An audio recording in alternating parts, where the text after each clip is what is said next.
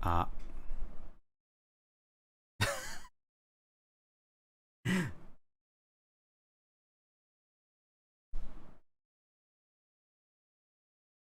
um,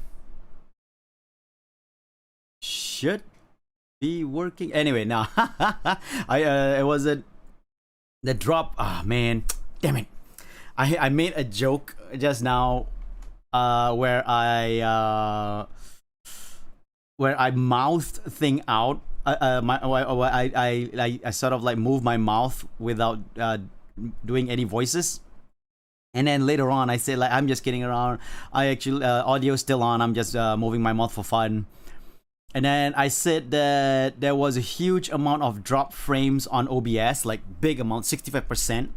And I was saying that I was gonna restart I was gonna restart OBS first, and I did.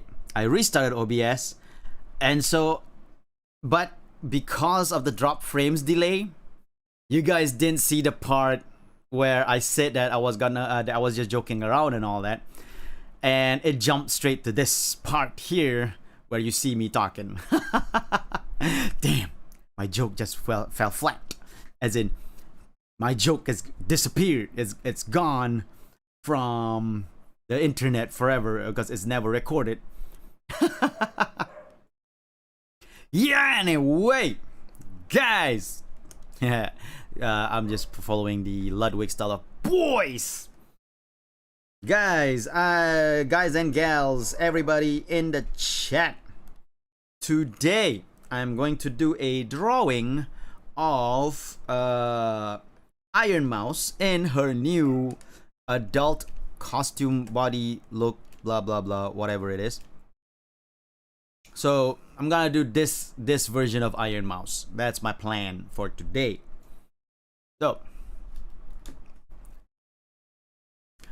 first things first, we gotta figure out a pose as usual, because I never really think about the pose until it's too late. My bad.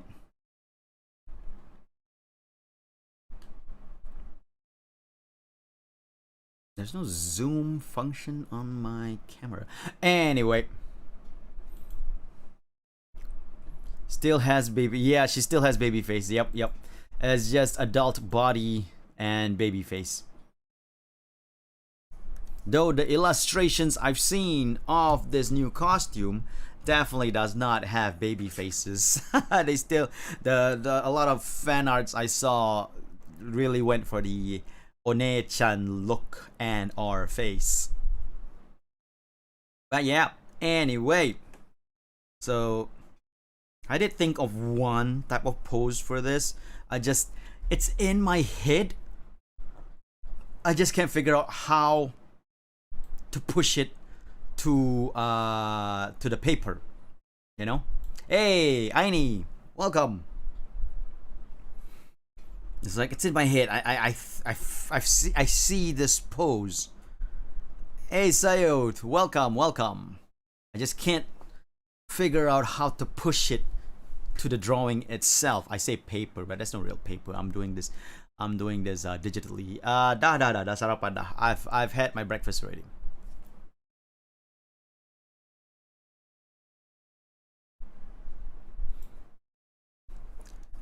I actually woke up at 2.5 hours before this, though that's actually much later than my usual wake up time. So you know.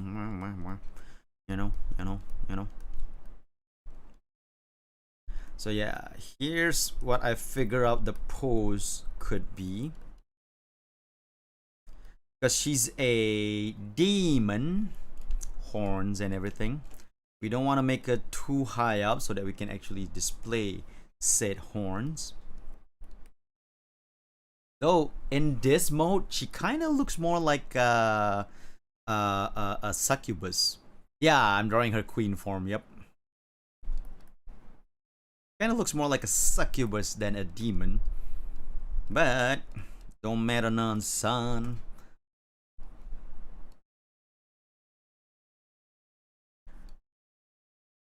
So yeah, this is too small. Too big. We need to because my idea has more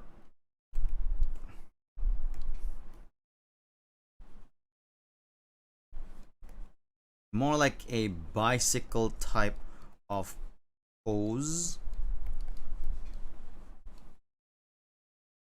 like so.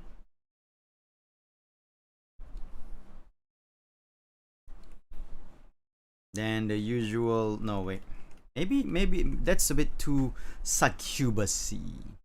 CSP updated. I'm trying to figure out the new wet wash. Oh yeah, I actually updated CSP just now. A wet wash brush? Huh. That sounds amazing. I'll check it out in a bit.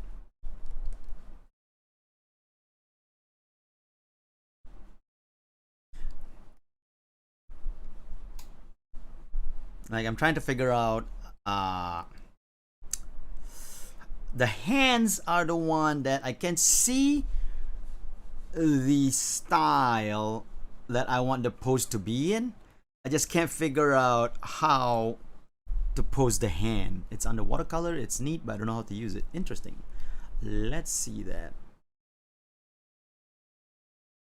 Wet wash, baby. Watercolor splash? No, wait, that's... There you are. Oh my god!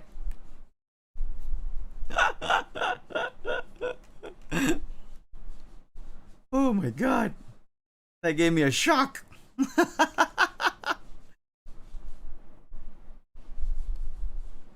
Yeah, so I think after I put a wet wash, I'll try out with some... oh god, it's so heavy. The wet wash is so freaking heavy.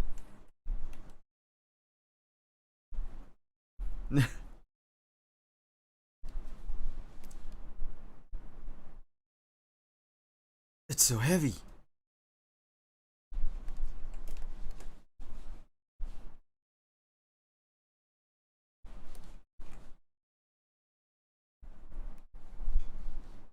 Oh, I see it. I see it. So this is wet washing. What if I added a little bit of crayonic colors? A little bit of pastel.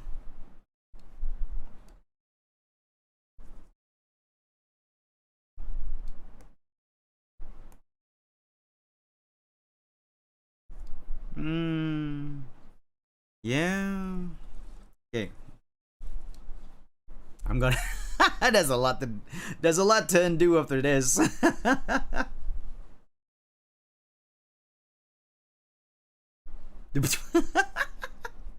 It's just covering it in water.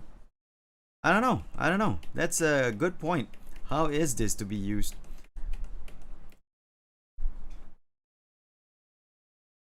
That's why I do it on a new layer. Probably does blend nicely. Hey, Daniel, welcome.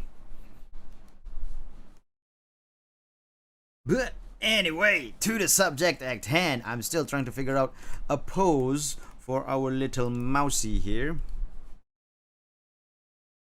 Like, even this one hand here is already weird to me the way it's posed. But I don't want to do the kissy face pose because that's just basically making her a succubus. She's not a succubus. And yes, Arif, it is Ironmouse. She is a demon. A daemon. This is queen version of Ironmouse.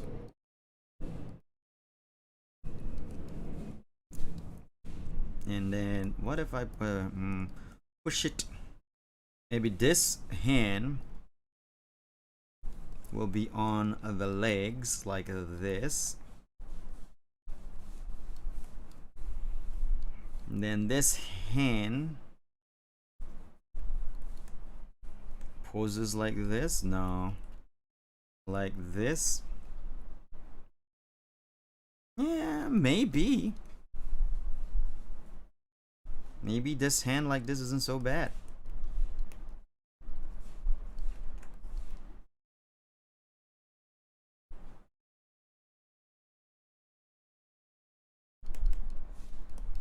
we have her hair flowing down. The horns coming from up here.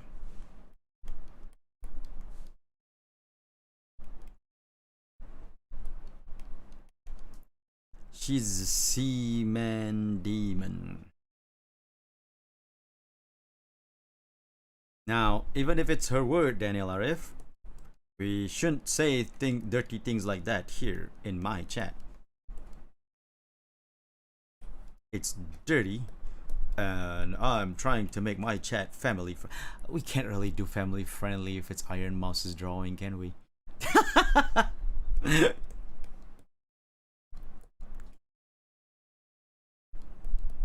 If we're drawing the queen version of Ironmouse, we can't really go family friendly. I know, Daniel. I was just kidding around anyway.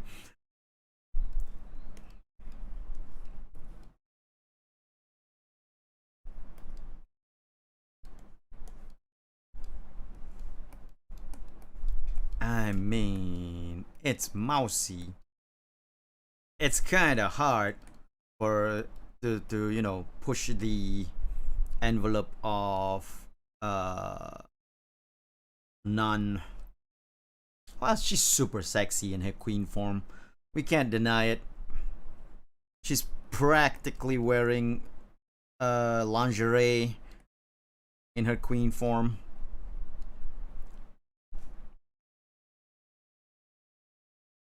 So, you know, I can't really tell people, hey, we gotta be family friendly here. It's like, at the same time, they're drawing Ironmouse's queen form. Can't talk about family friendly when it's like that.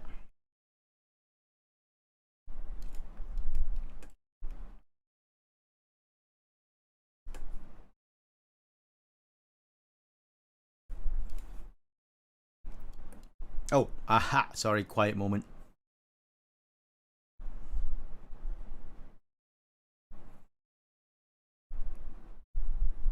Hey, Delaika, welcome to the stream.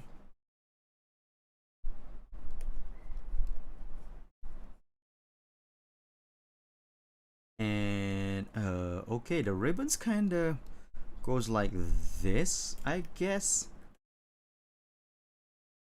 And then it kind of has the bow on this side here and this side here. Then there's a frilly sort of belt like skirt, belt like top here, but has extra frills that goes down. And then her skirt sort of like opens up here and goes here. Logic.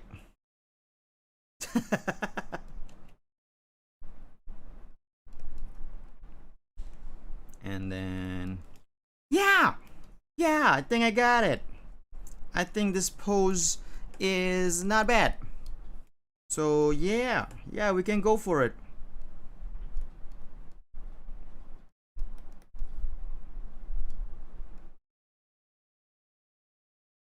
I just extend her leg a little bit more just to make it more longer, because her queen leg is pretty dang long. And this leg goes down here, but instead of going up like this, it goes outwards like this. So you can see the legs here.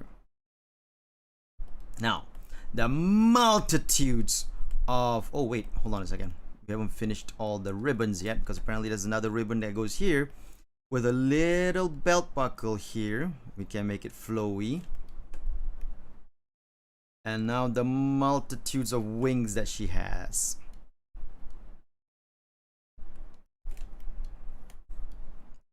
Wait. By the way, there's no real reference to a full body Ironmouse Queen mode, right? But I actually screen cap all her reveal stream and copy and pasted everything together like this. as much as I can.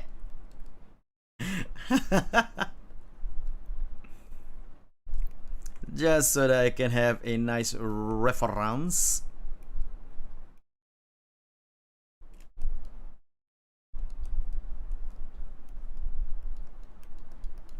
Okay, now she has wings here, and she has wings here, and I believe she also has a wing like, oh god, where was it?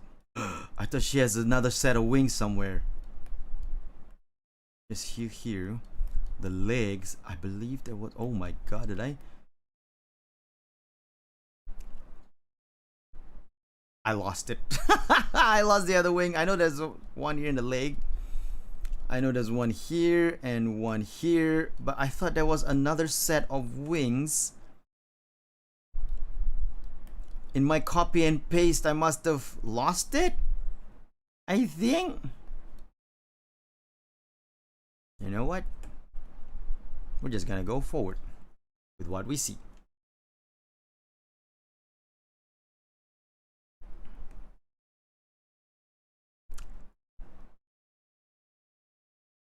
Wait, are those wings on her arms? It is on her arms.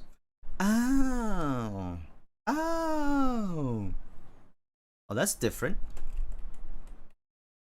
Actually, it's more logical, right? Wings should be on the arms when it comes to like winged creatures, birds and all that. They have their wings on their arms. Bats.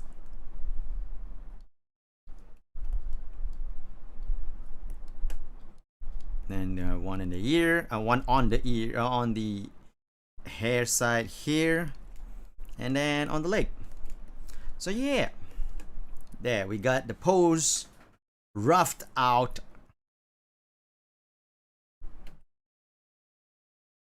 And here we go.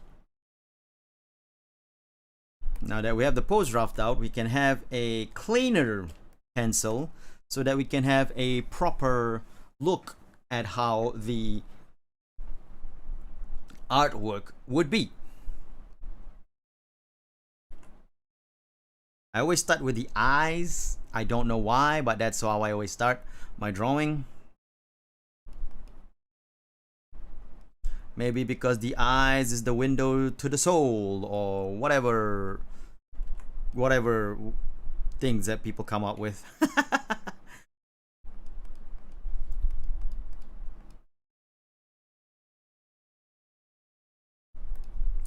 By the way, I forgot. As a reminder, looks like I got here just in time for the sketch. Yes, you did. As a reminder, I will be having a subathon next week on Twitch. A subathon, not a membership drive, so it'll be on Twitch. The subathon starts for 2 hours. Each sub will put in, each tier 1 sub will add an extra 5 minutes to my stream time. A tier 2 sub will add 10 minutes, and a tier 3 sub will add 25 minutes, but I will cap it at 24 hours.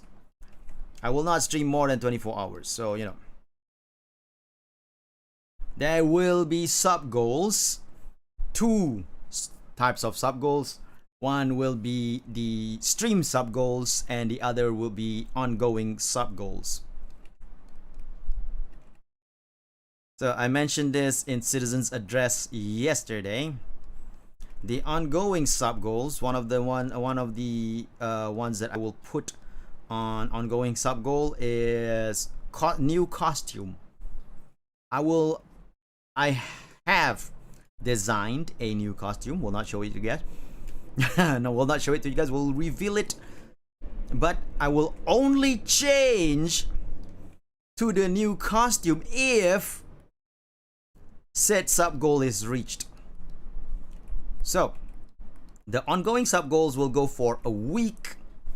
So if I ever reach the ongoing sub goal points, I will do whatever the ongoing sub goal says. But the stream sub goals, those are only sub goals that are only for the stream, for the subathon stream itself, not ongoing. So one of the big stream sub goal I am going to do is going to be eye reveal. That is correct. Eye reveal. I shall reveal my eyes. I've been going for 2 years without showing my eyes. Officially showing my eyes. But yes, exactly, Thundercharge. I will only do a singular eye reveal. Yeah, my photo is legit online, but I'm not talking about real eyes. I'm talking about eyes under the mask.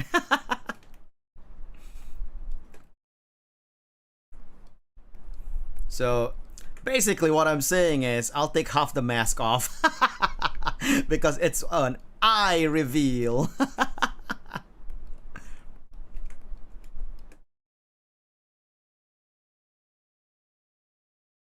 So it's my virtual eye, just so you guys know, not my real eyes.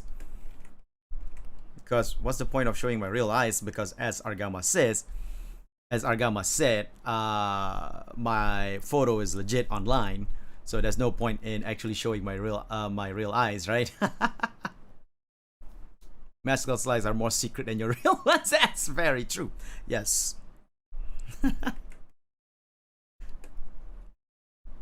Wait, I want to make her smile. You know, I can't draw baby face. And now that I see it, this is very adult face. Ironmouse that I drew here. So it's like, huh? How am I supposed to? I can't seem to figure out how to draw baby face with this kind of seductive pose and body. So we'll just go ahead with this one.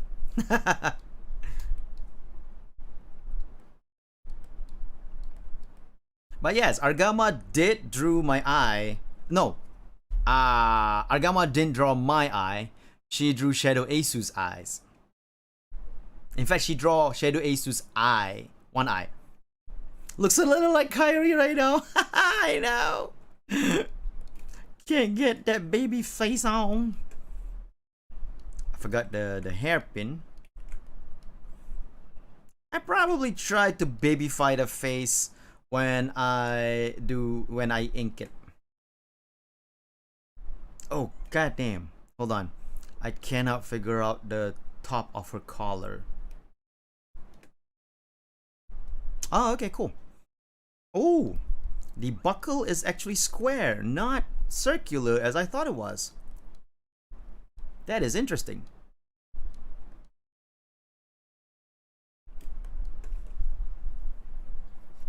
I did an ace. Oh yeah, did you? I did not know you did an ace, Brian. I remember that thinking.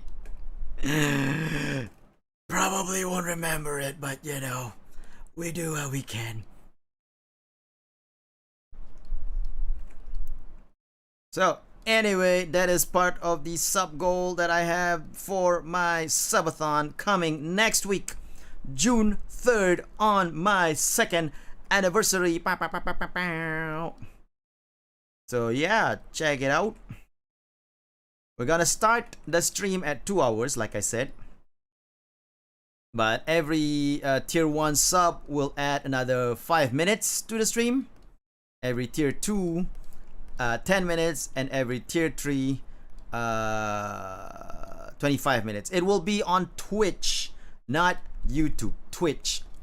So it's not a membership drive, it is a subathon. Probably still in my Discord. I gotta check it out. Probably in that channel.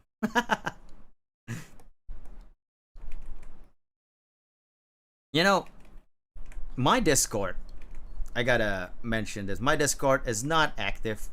People can see that. People in the Discord can see that. Yeah, it's very quiet. But I'm just wondering, because I do see people actually upload fan arts. of Asu on Twitter, especially. No, wait, it should be like a bit rounded. There you go. That's more logical. Anyway, so I'm wondering, should I include a channel on my Discord for people to submit fan arts of me? Because I don't have that. I have like an art museum that people can submit whatever art they have. Okay, hold on a second. I'm just gonna reply to my Discord. Reply to a message.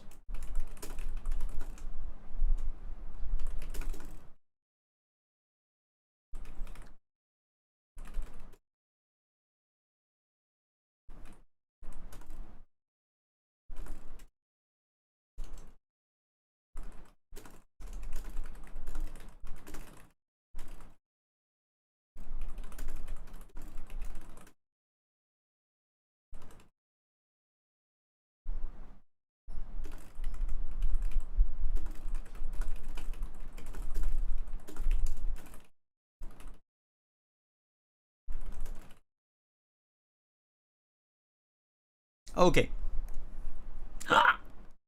Sorry. When I came back, I double clicked it by mistake. I have one of those channels, but honestly, people only active in my Discord actually posts in there anyway. Right? My funny enough though, the active channel in my Discord is the promotion channel, where people can promote their streams or videos they upload or something like that. That's where people are most active. But everything else is quiet as heck. No response. My community. And that's why I removed. Ah, I see.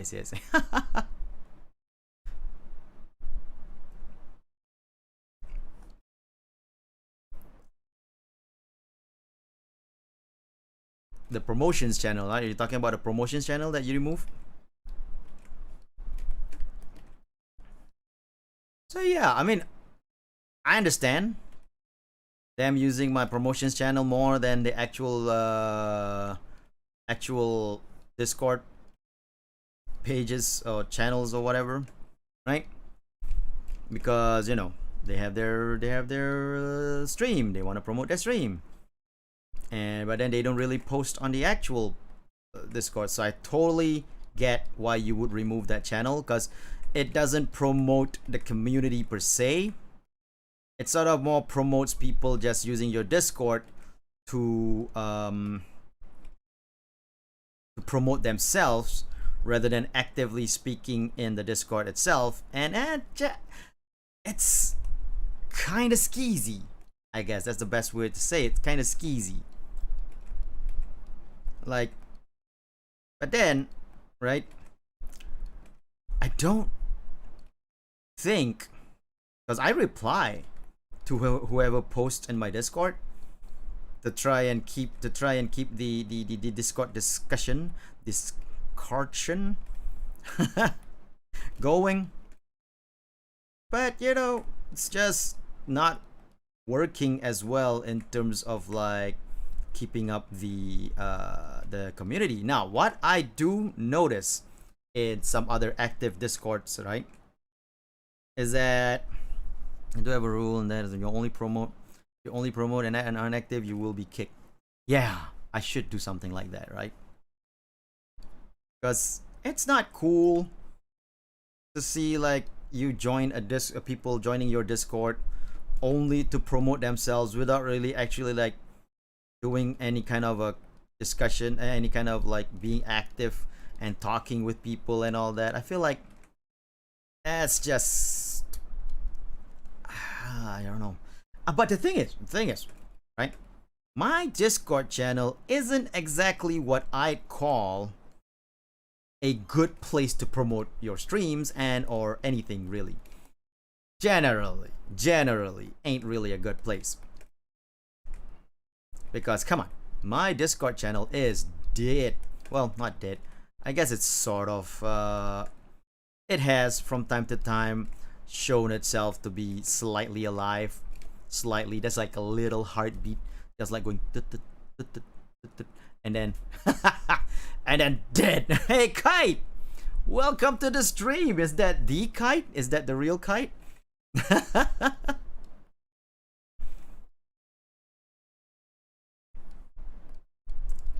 So yeah, I do notice one thing though. Really active Discord, like super hyper active Discord.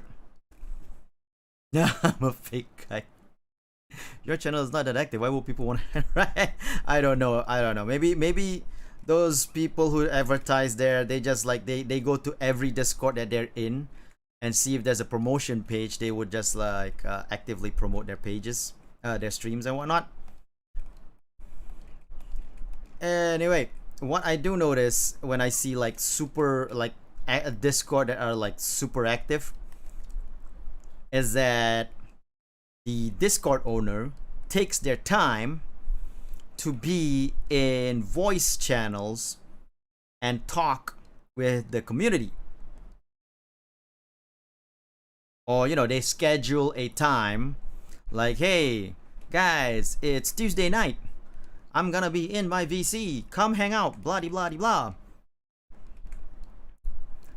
And I'll play a game and maybe stream it on Discord, or maybe we'll watch a movie, da di da di da, all that kind of stuff, right? Like Yui does that, and it became super active. Her channel, her server is super active, and Silver Veil does like a meetup on her Discord channel once a week, I think, or maybe once every 2 weeks. I don't know. I'm not sure. And I see Dora Dia does that as well.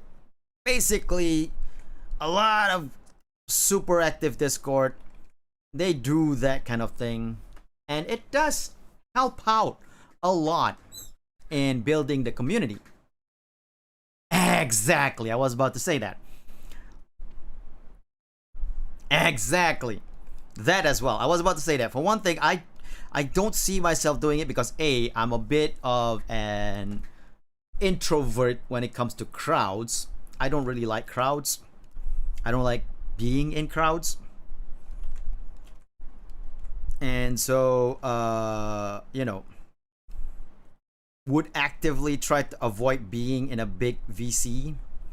I would join a VC if there's like a small number of people on it and it's people that I want to talk to, right? But when it's a huge VC and there's too many people in there and I don't really want to talk to all of them and all that, I go like, yeah, I'm not going in.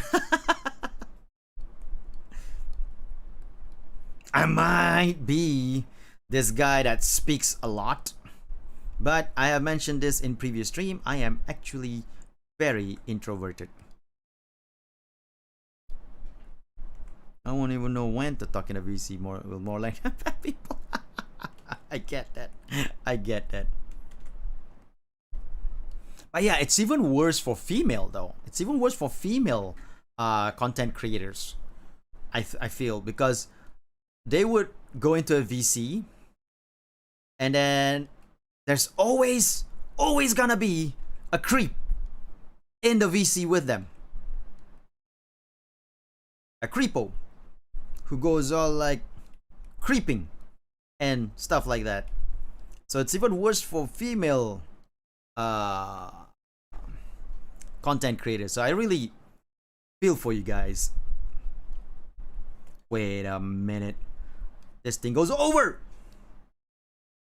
So if it goes over, you can't make it go straight down the cleavage like this. It sort of has to have a bit of a logical sense of going straight down like this and then goes down like that. Ah, logic. Physics! Not logic, physics.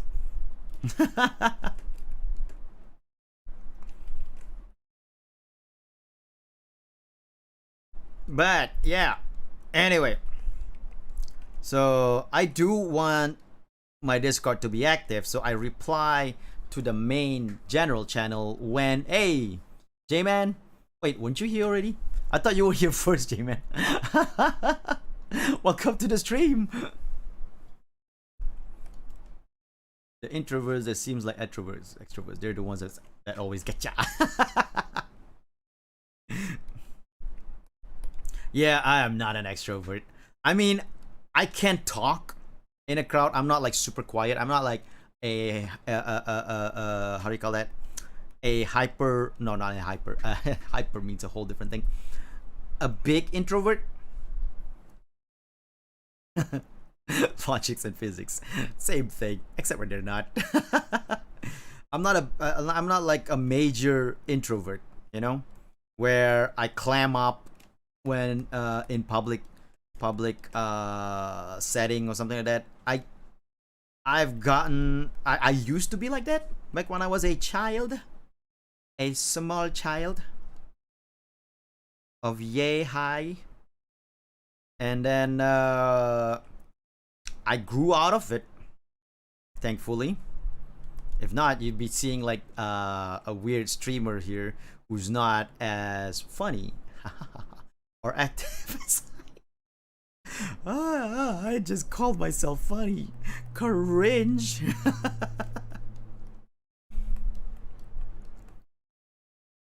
Anyway, yeah. So I would be all like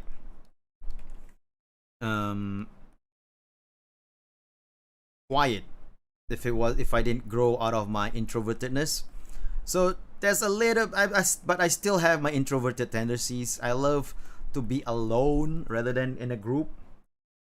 Cringe. And there's also the fact that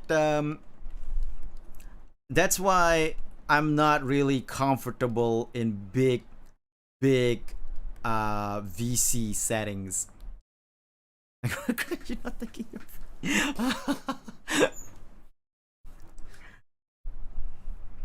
online. I'm sorry. Exactly, Kite.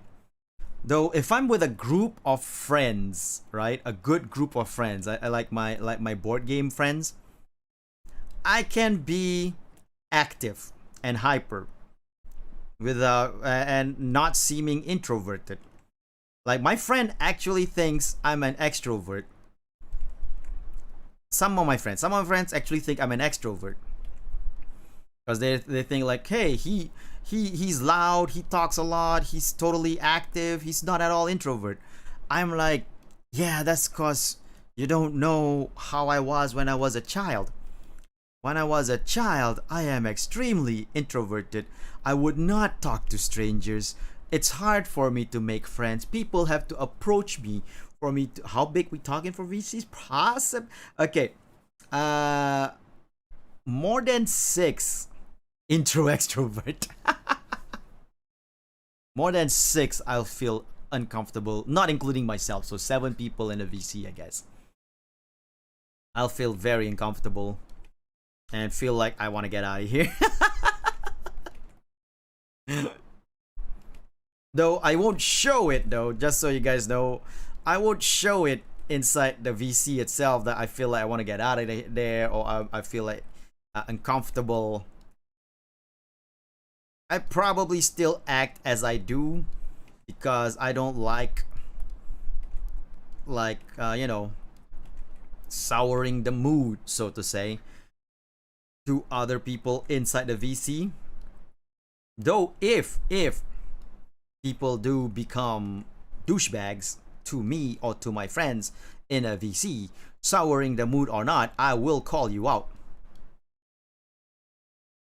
I will call you out in the VC and make sure you feel as uncomfortable as my friend or myself does for your douchebagginess. In a VC with 15 to 20 other randomly people talking almost every week. Wow, nice. Hey, Tommy, welcome to the stream. Excluding friends? No, I wouldn't say excluding friends, but say that I'm in a VC with friends of 9 friends. I'm okay with that. Oh, 10 people collab, that's a different thing. See, with the 10 people collab, right? You have an activity. I'm good with that. When there's an activity happening, I'm actually very good with that. I'm comfortable with that because the activity keep us all like busy. But when it's just hanging out, that's the one I have a problem. When it's just hanging out, just like, hey, what's up, man? What's up? Yeah, how you doing? I'm doing fine. What about you? And you? And you? And you? And you? And you? And you? And you? And you? Get it?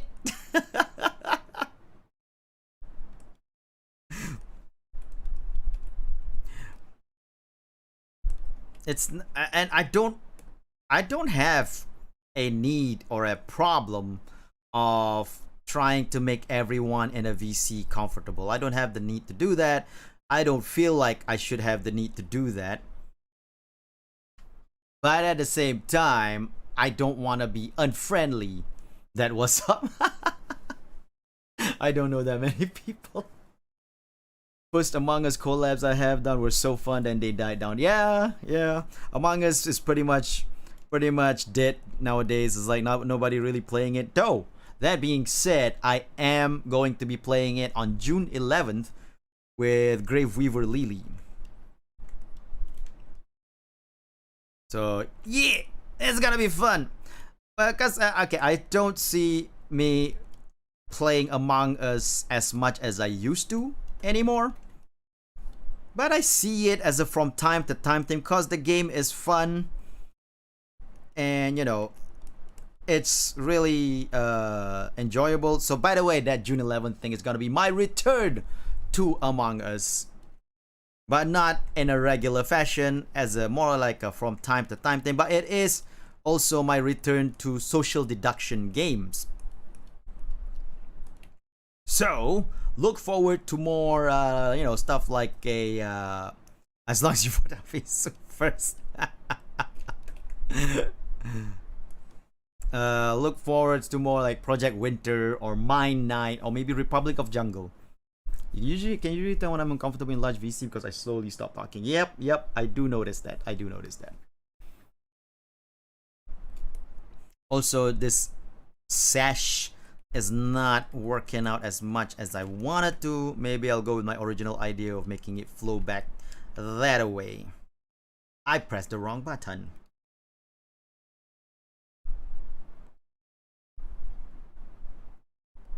Oh, right.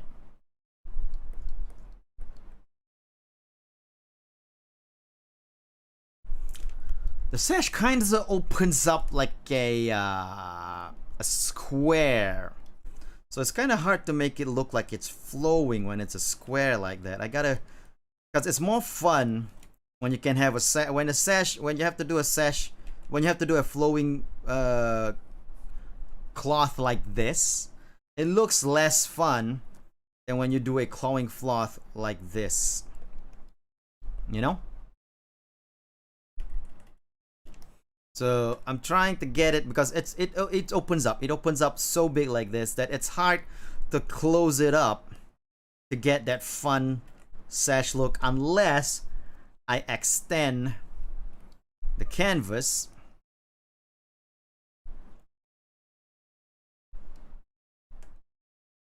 like this. Then you can see the cloth flowing that way. Then you can see, that looks fun. That is a fun looking cloth. What a fun cloth time. But I don't want to extend the canvas.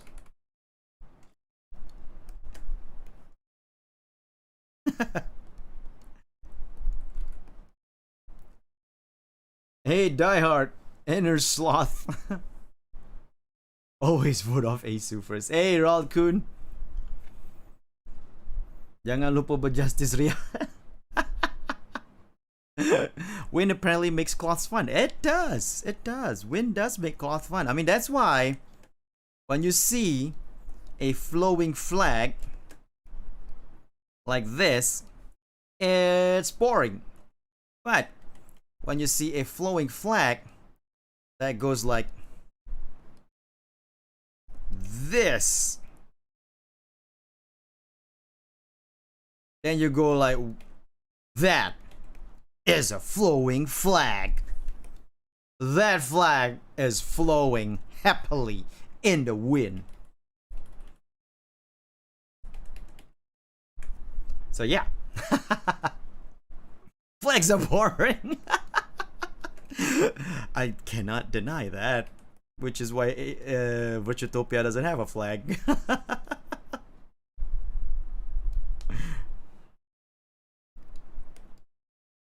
I purposely made it so that we won't have a flag because I find flags boring too.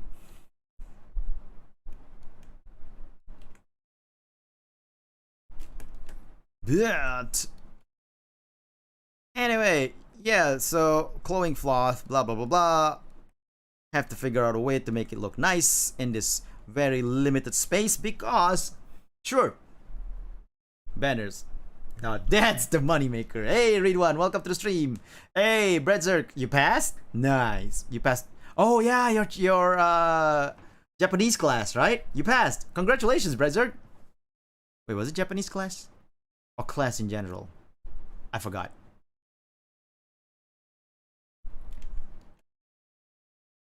You find interest in vexillology. That's the study of flag designs. I have to say, no, I do not have any interest in vexillology. Not because of anything, but more in the sense that I don't really look at flag designs and go like, that's interesting. I look at flag designs and I literally only go like, that's a flag.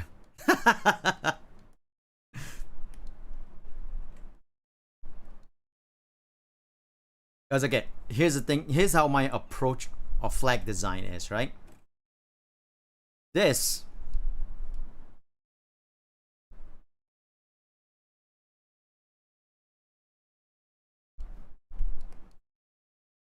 the American flag, right? I think it can be really cool with all the symbolism. Okay, this is the American flag, right?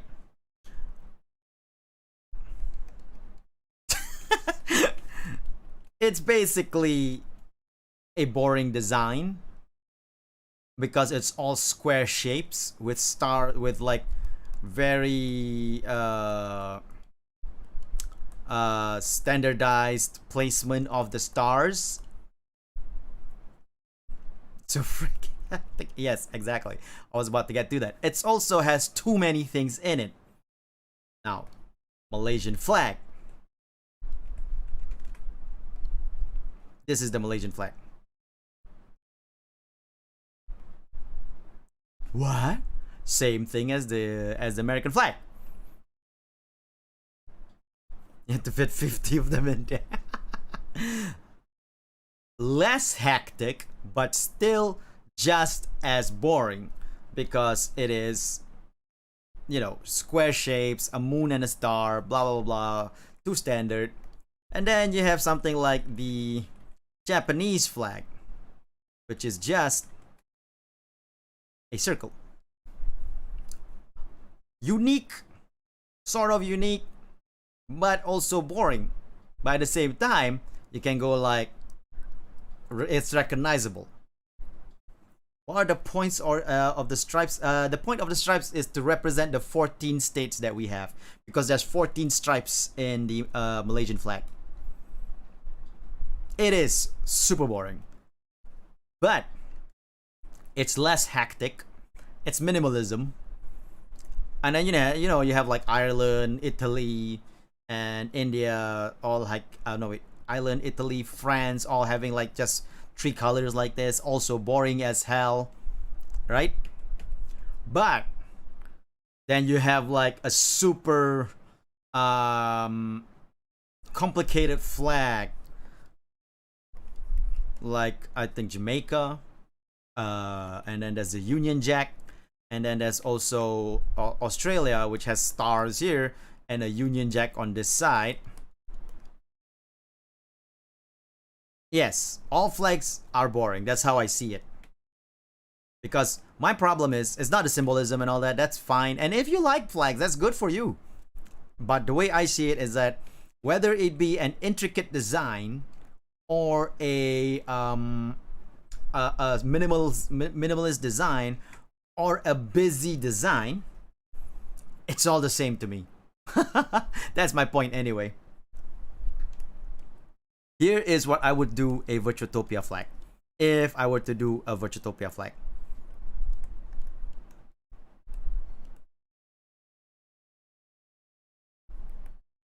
Boom, boom, boom, boom, boom, boom, boom, boom. Explosion.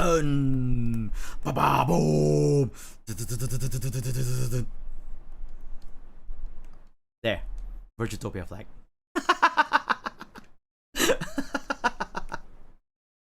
Essentially a flag that a 6-year-old would make. You prefer medieval banners? Yes, medieval banners are much more interesting because I also like that the fact that is that your face in there? Yes, yes it was.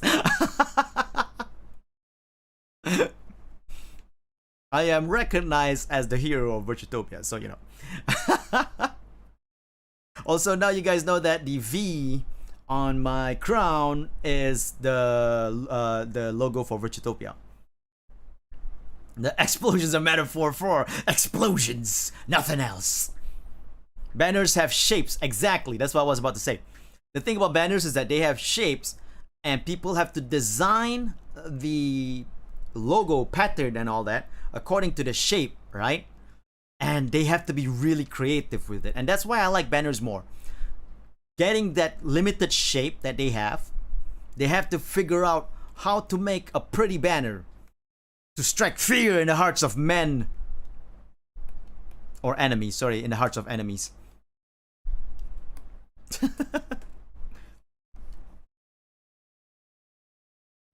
But anyway, that's how I see flags as anyway, and that's why like I said, if you do love flags, all the power to you. That's awesome for you.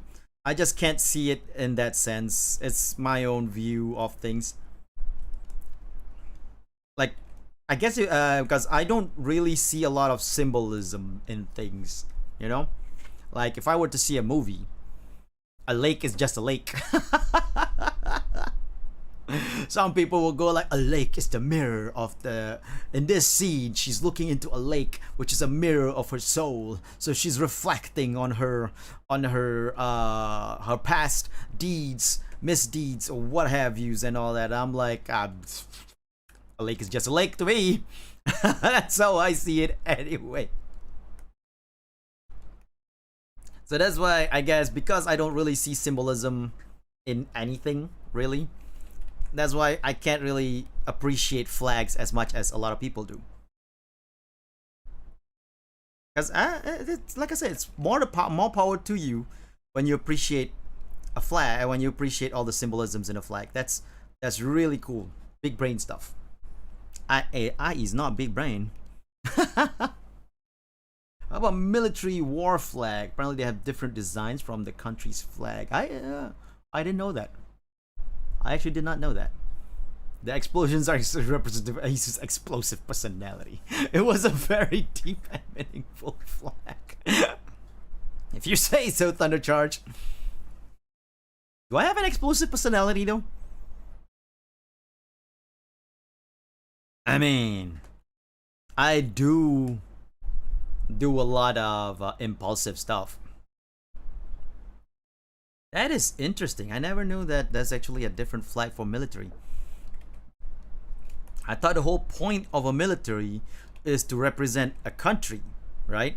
So you would bring in the same flag that the country has because of that. That is interesting.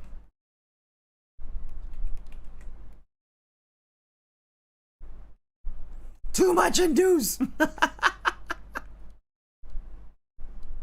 Good thing this is not speedrun art. If this is speedrun art, I would have lost so many points. Speaking of points, did you guys know that there's a point system now in this channel?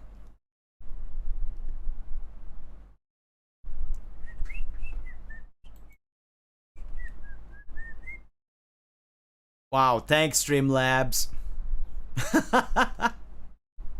It's just to play stupid games like gamble and all that stuff. There you go. Streamlabs taking its own sweet time. Yep, there are points in this channel. If you're active, you will get points every 5 minutes you're here or something. I don't know. I forgot how much I said it to. But you can play games like Gamble and Heist. I think you can play Heist. I'm not sure. But you can play Gamble, I believe. Yeah, so you can gamble your points to get more points. In the future, I'm planning to actually make it so that you can actually get these points to be redeemed for things I will do on stream. J-Man, 177.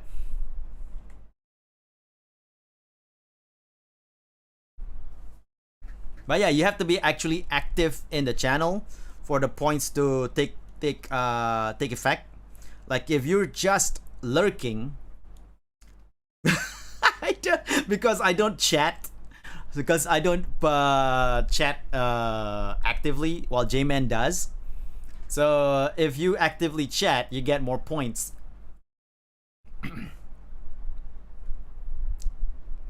But yeah, in the future, I wanna do like actual redeems with these points, where you can redeem like me saying something or me drawing something or something like that.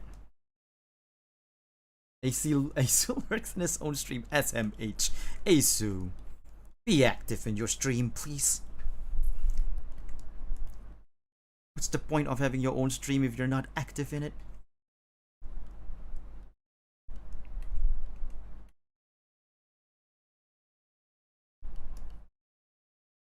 But anyway, for now, the redeem for the points is only for whatever Streamlabs have, which is, I believe, Gamble and Heist. Chatting for points. Kind of funny if you could gamble points for predictions like you can on Twitch. Will Asu? Oh, that's actually a great idea. That's a great idea. I think you can start a heist like this. I'm not sure. Wow.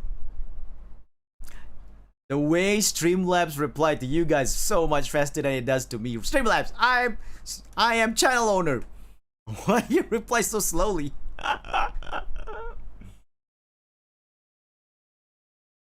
Thank you, Pachina Silama. Totally okay. You don't have to be active. The points right now is pointless anyway.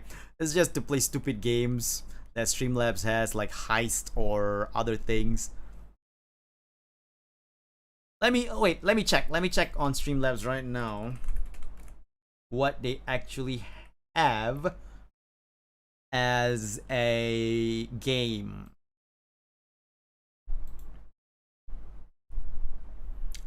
I believe Streamlabs submits to no authority. Streamlabs is planning a coup. Let's see, Cloudbot, that's the one.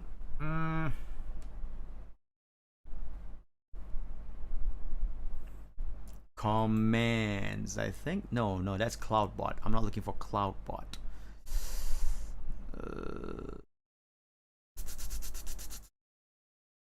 Modules? No. Okay, that's a. Oh yeah, it is Cloudbot. Okay, yeah, here we go. So there's an 8-ball game, and after you put the 8-ball, you put a question. Allows viewers to ask questions to 8-ball. And then there's the slots mini game, where you can put slots and put a point, put how much points you want to put in. Allows your viewers to potentially earn extra points from spinning the slot machine. Then also a duel allows viewers to duel with each other for points. And then there's the gamble mini game, allows your viewers to gamble with their loyalty points by rolling a 100-sided die, which is you put a exclamation mark gamble and how much points you want to put. And heist also you have to put points. Oh, okay, so you just don't start a heist. 8-ball, will Asu use undo in the next 5 minutes? I'm debating if I want to record a game let's play video for YouTube. Why not? You know.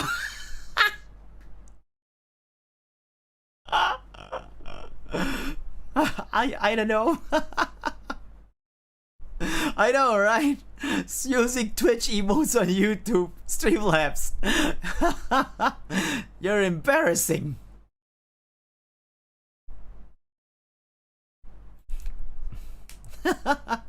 Let's try out the gamble. So say that I gamble my 80 points. Ba-boom! It's gonna take about 5 minutes for Streamlabs to reply to me. Apparently Streamlabs a dick to the channel owner. There you go. I rolled 50s. Oh, wow! I just got 160 hero merits. Now I have 247 hero merits. By the way, the name of the points is hero merits. Game 10? Double or none? Hold on a second. I will double or nothing, but I'm just gonna like continue drawing for a bit because I haven't really done any drawings for a while.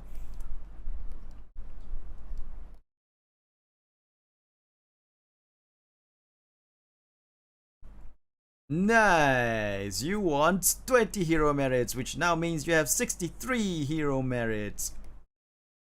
Nice game you're playing there, Asu. Asu is playing Dot. That works more on Twitch rather than on YouTube. On YouTube, it just... they don't read the category on YouTube, sadly.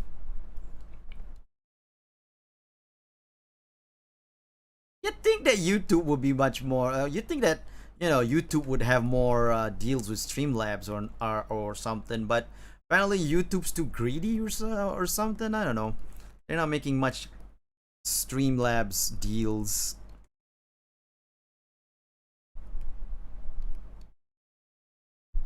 Hey Nicola, thanks. I'm glad you like it.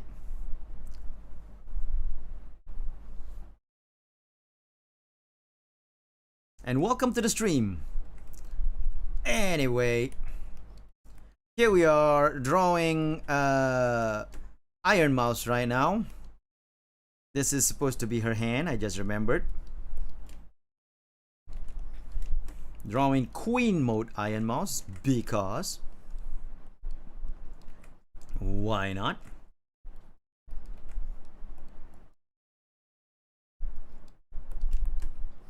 This will be a full drawing and with shading and all that, so it's not gonna be a doodle. Now the question is whether I want to do cell shading or soft shading. YouTube's way behind in the streaming game, not like it wasn't obvious. That's true, very true.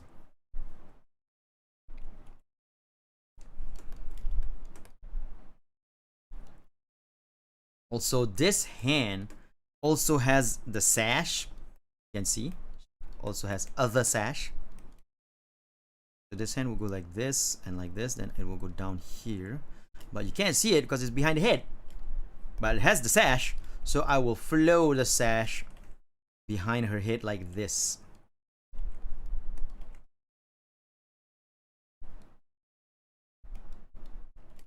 There you go.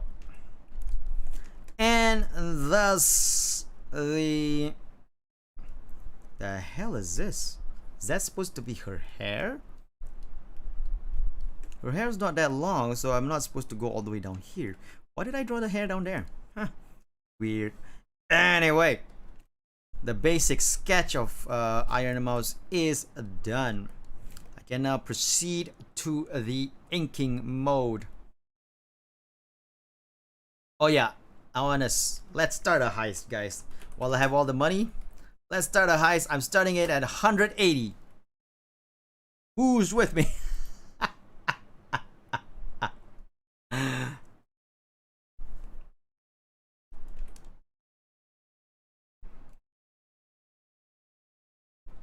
You don't have to join at 180 as well. You can join at a lower price if you want to.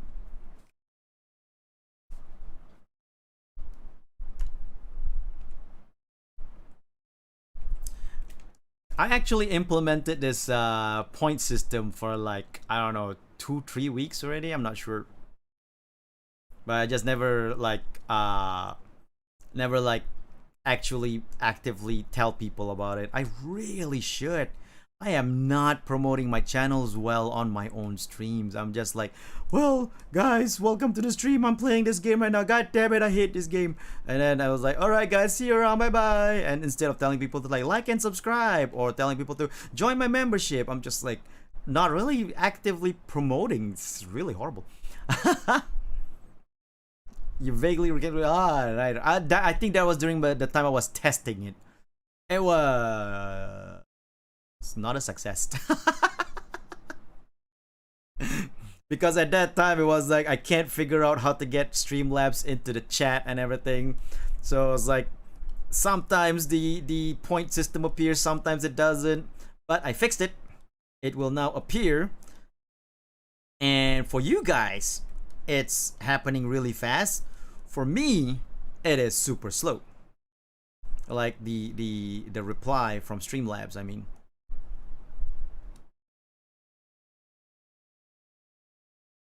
But anyway, yeah, I'm not doing the pencil soft line art for this one. So I am actually doing the ink line art. So it's gonna be harder, a harder line art instead of the softer line art that I would do like I did with the Argama drawing, the Harane drawing, the Cherry drawing. Okay, the entire crew, ooh, nice. We all escaped and we celebrate with a chest full of gold and belly full of rum. Well done, everybody. We all did it. The heist was a success. Davy Jones will not be getting any of us today. You can see the difference already. Yep.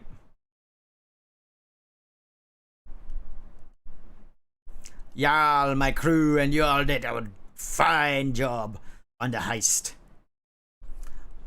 Celebrate thyself with all these points that you got. And when I implement the personal redeem, then we'll all have a lot of fun. Now, I might want to actually learn how to tie in Streamlabs redeem with like alerts on YouTube and Twitch. So that, okay, because YouTube, you don't have that, you know, when you redeem something, it appears on the alert. Sadly. On Twitch it does. But I do want to try to like implement, like to learn, like, I don't know, I probably have to learn some kind of CSS programming or something. But I do want to try to do something so that alerts will pop up on the screen whenever people want to redeem something, like here Asu say this with their channel points, or here Asu draw this, here Asu die now. Villain! Did you join my stream only to kill me with my redeems? But it is justice redeem. I must kill myself.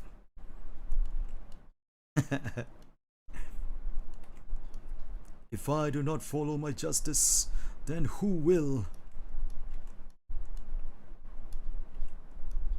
Bound by his own justice.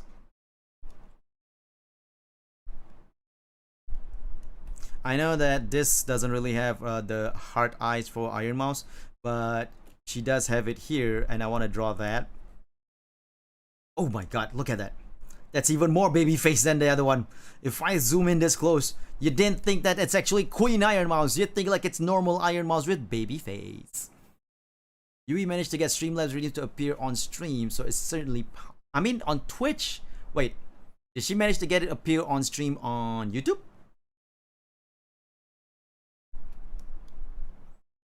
Because on Twitch, it's integrated with Streamlabs. Streamlabs is damn good with the Twitch deals. Not with the YouTube deals. Which is why my subathon is gonna be on Twitch.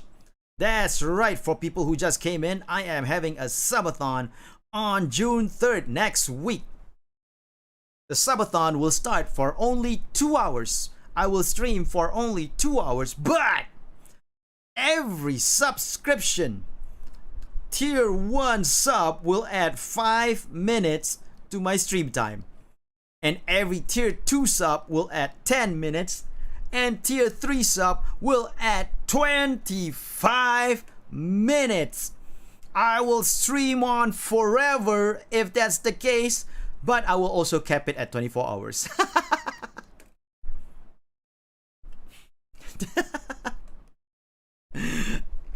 The max I will go is 24 hours, but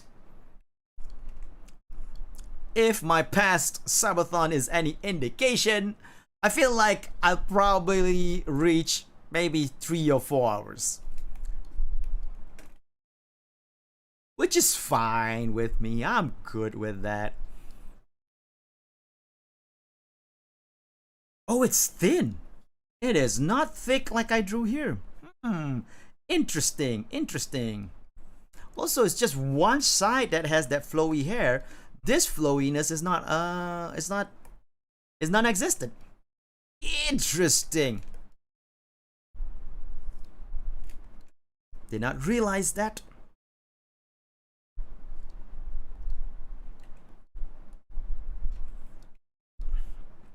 These strands of hair is not as long as I thought it was. Now, I do remember that I said that during the inking phase, we'll try to draw her with a baby face. I will try my best.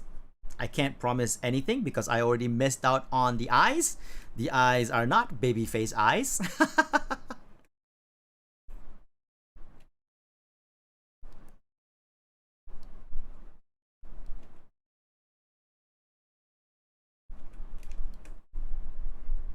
So I will try my best, but I cannot say that it will be a success.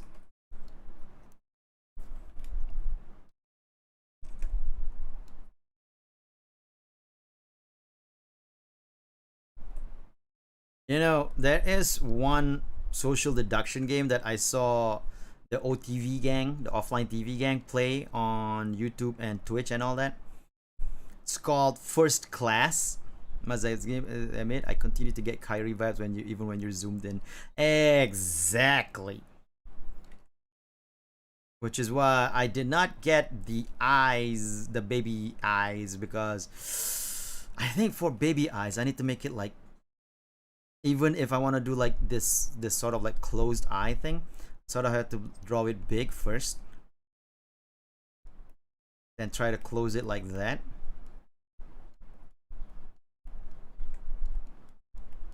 Then this will look more baby eye than this one.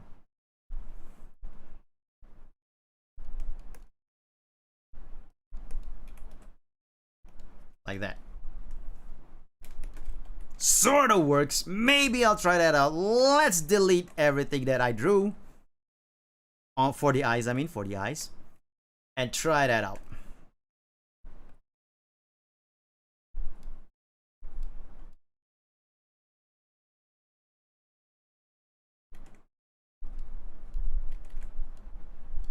Good lord, so much undos.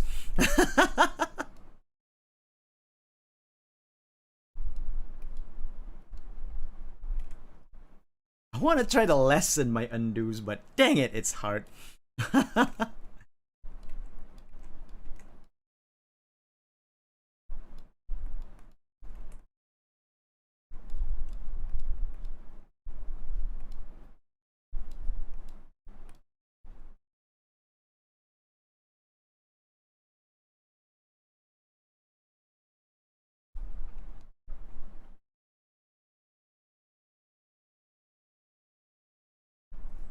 There you go. More baby face here. Slightly more. But it loses that seductive look that I had. So I'm gonna try to add a bit more here to give that seductive look. I think it's a success. I don't know. Let me see. I'll accept that. I'll take it.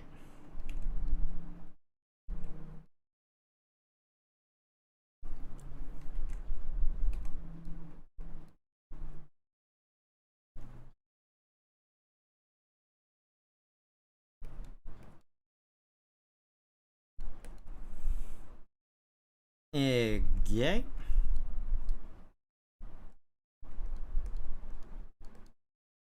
I think you can do it if she just you can do it. She just has big eyes. She does. She does have big eyes. I just didn't do it big enough.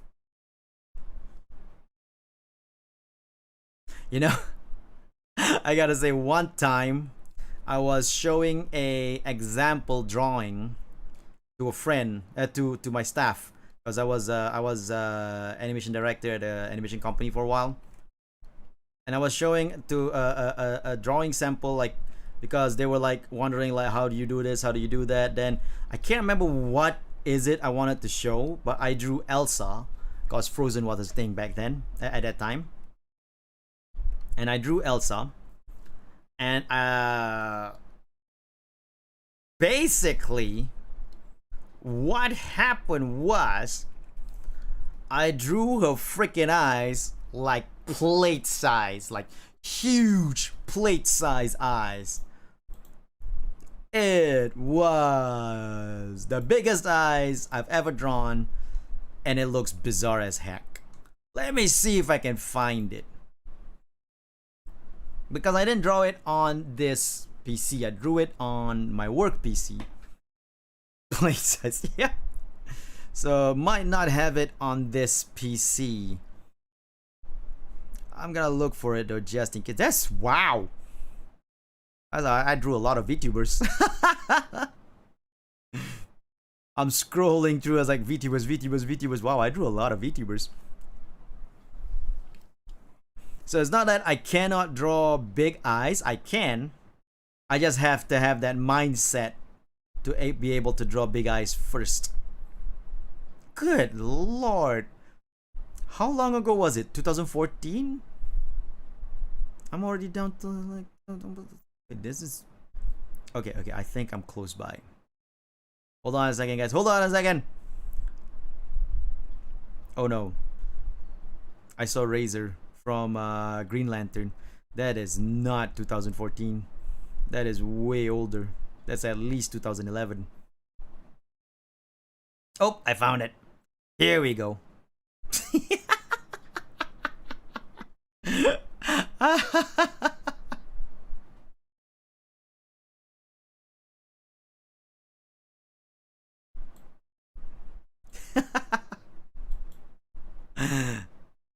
Those eyes were huge.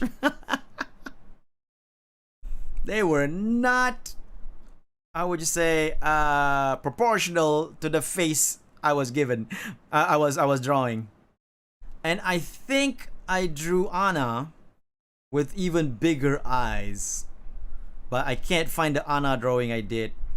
Oh wait, there's a PSD. Oh wait, here we go.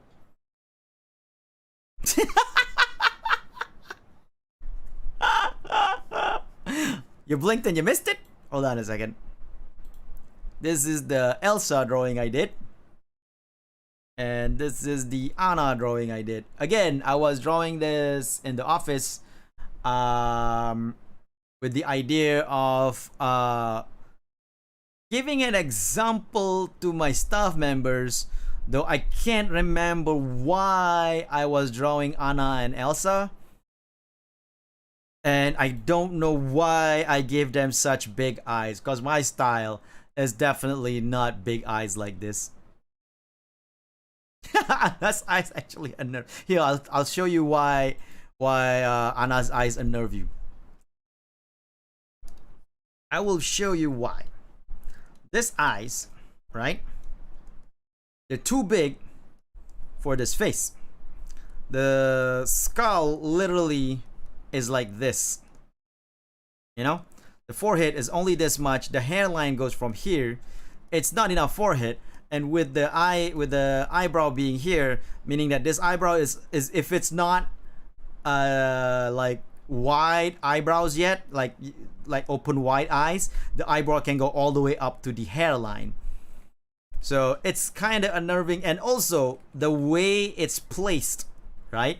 The way it's placed, the shape of its placement is placed in a way that doesn't make sense proportionally, because you have such short frame here but long frame here. So because of that, it makes this whole thing seems more like an alien, so to say. See? That's why you're unnerved by Anna's shape. Whereas Elsa, the shape fits.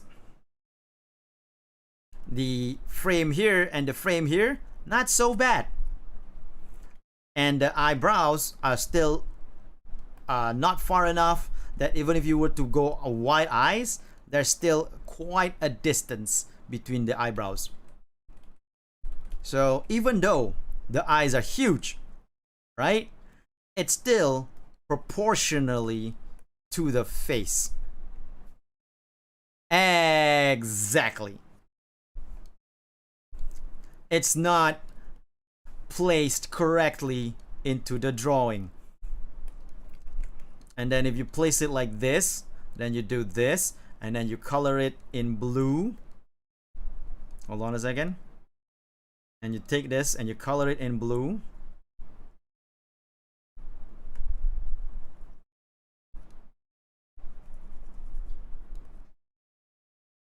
Maybe with a light blue on the outside here.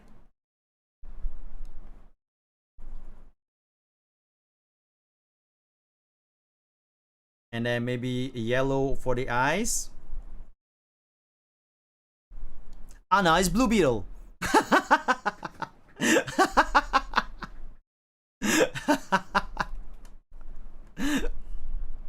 Yeah, anyway, let's continue on.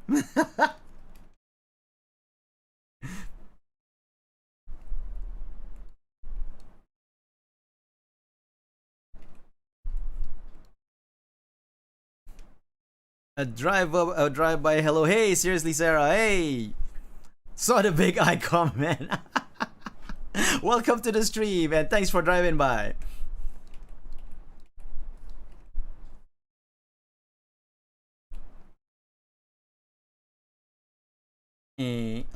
Wait a minute. I'm not drawing this right. Now, I know I'm not going along with the given pencil sketch, but that's because I'm still trying to get it more baby face like.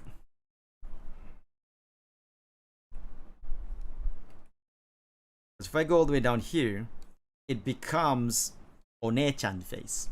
But if I give it more a rounded corner for the chin, and also not all the way down there, it looks a little bit more baby face than normal, and what I usually draw.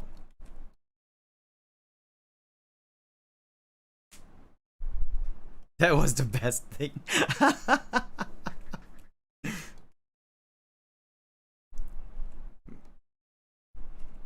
But anyway, so I can, the point is I can draw big eyes, but I have to get to the mindset of drawing those big eyes in the first place. You know, back when Tumblr was a thing and I was like drawing, and I have an art Tumblr. It's still around. My art Tumblr is still around. You can probably find it easily. I used to do this thing where I draw. I always wanted to do this thing where I would do an activity where I would draw every day. But usually after I do like a week or two, I got bored.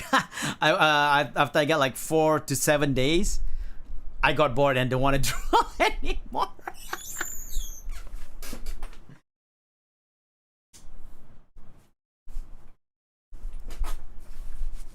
It ain't a good thing, I can tell you that. Also, I was turning on my lights because it's about to rain here and the whole place is getting darker, and because of that, the tracking was not seeing my mouth moving and you didn't see me lip syncing. I was basically talking to you guys through the mind of Professor X.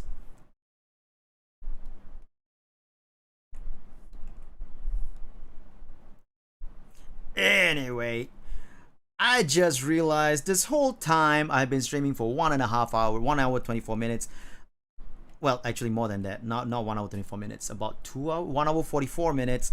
I did not put on any kind of music. I apologize. I hope you guys didn't feel so bored without the music playing in the background. I will turn on music in a little bit. we will find some nice lo-fi copyright-free songs or something to play on, to play in, to play with, to phrasing.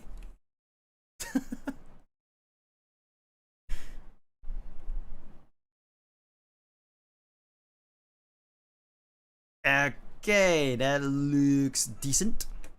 Not the best, but decent.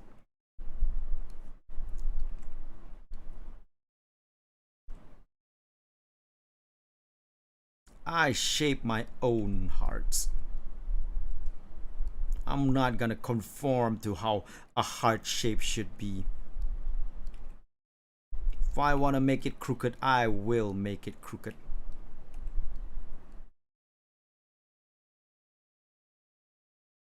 It is not an excuse because I draw crooked hearts.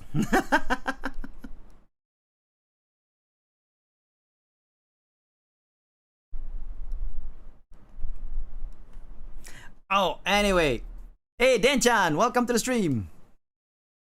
Note to self to add telepathy to your repertoire. I didn't even notice there was no music. Ah, that's because I've been talking non-stop. I just noticed it myself when I kept quiet, and when I was like keeping quiet just now. I was like, oh, there is actually no music. When I talk non-stop, at least you don't get bored because, you know, there's noise, right? But if I were to be like,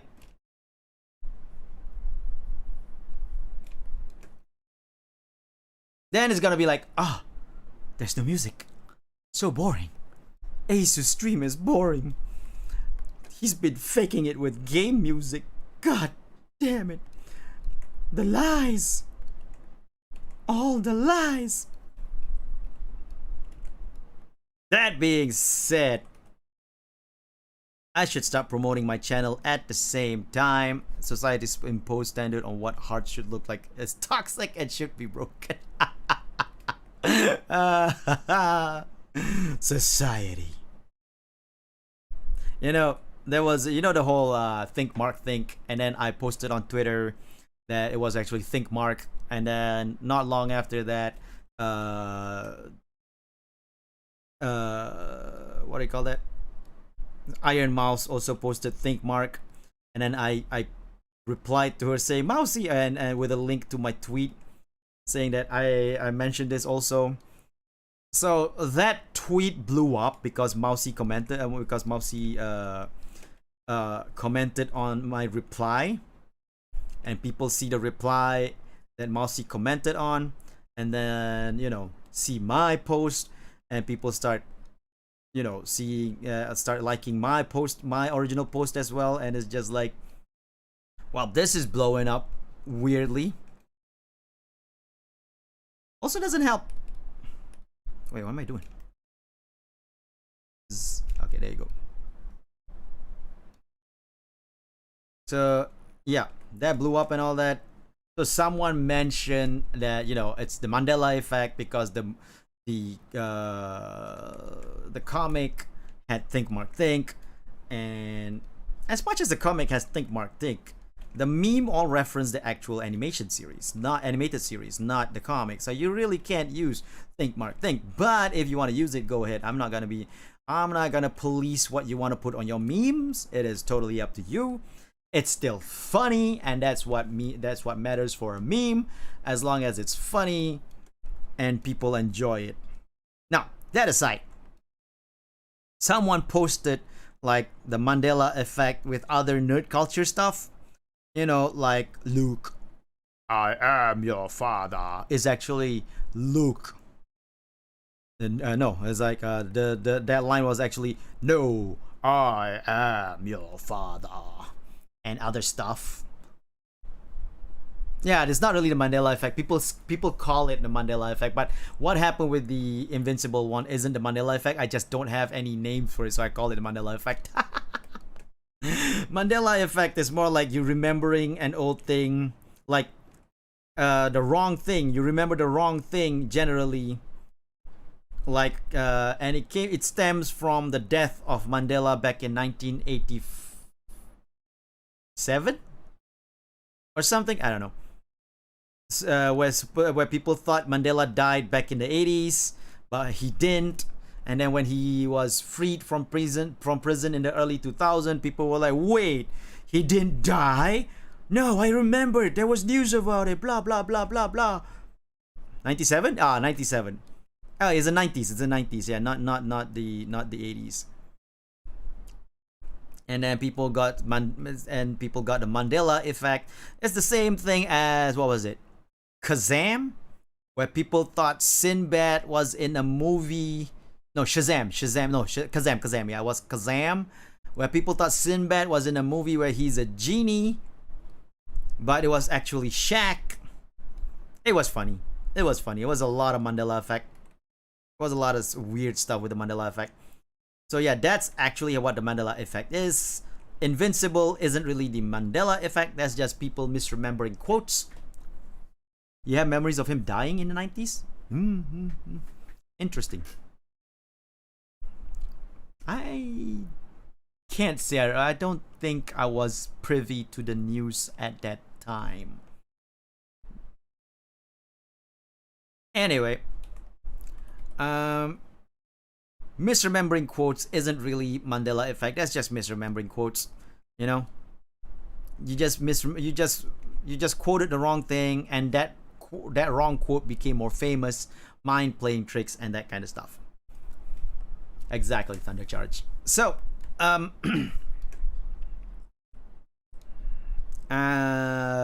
so yeah, this invincible thing is not really the Mandela effect. I just call it the Mandela effect because that's the only thing that's kind of close to it. Like people saying about how look, I am your father, and no, I am your father, is the Mandela effect, but it's not really Mandela effect. You just misremembered the quote. You just remembered the quote wrongly. It has nothing to do with the Mandela effect.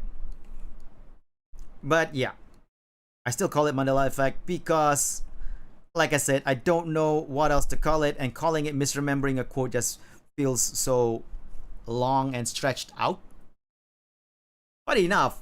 Calling it Mandela effect when it's not the Mandela effect will make that the Mandela effect of a Mandela effect. I delivered newspapers back then, and when I heard he was alive, I was like, "Whoa, what?" Understandable.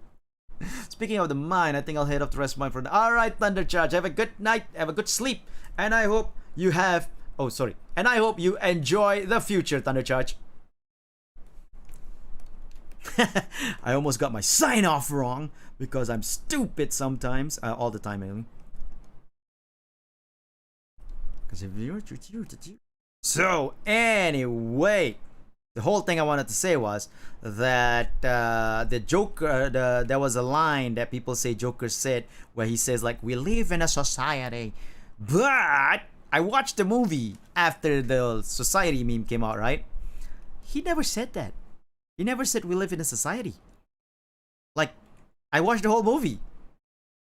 And I'm like, on a plane, mind you. I watched it on a plane because I was on my way back from Japan.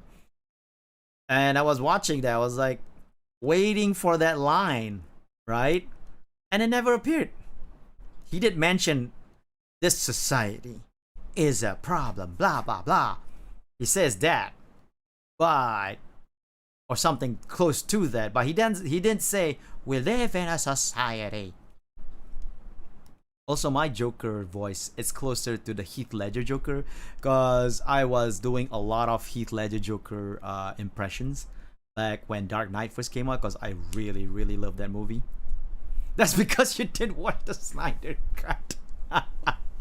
There's a Snyder Cut of the Joker. Yeah. Hey, Danger. Welcome to the stream.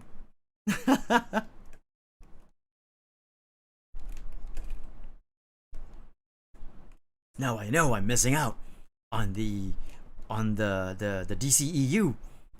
I didn't know there was a Snyder Cut of the Joker.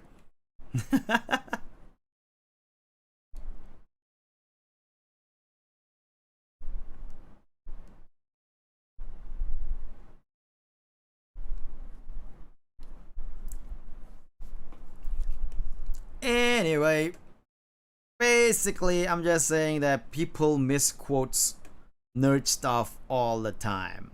As much as people says like nerds are so smart, they remember everything. As like, yeah, no, they don't. They misquote things all the time. So no, no, they don't.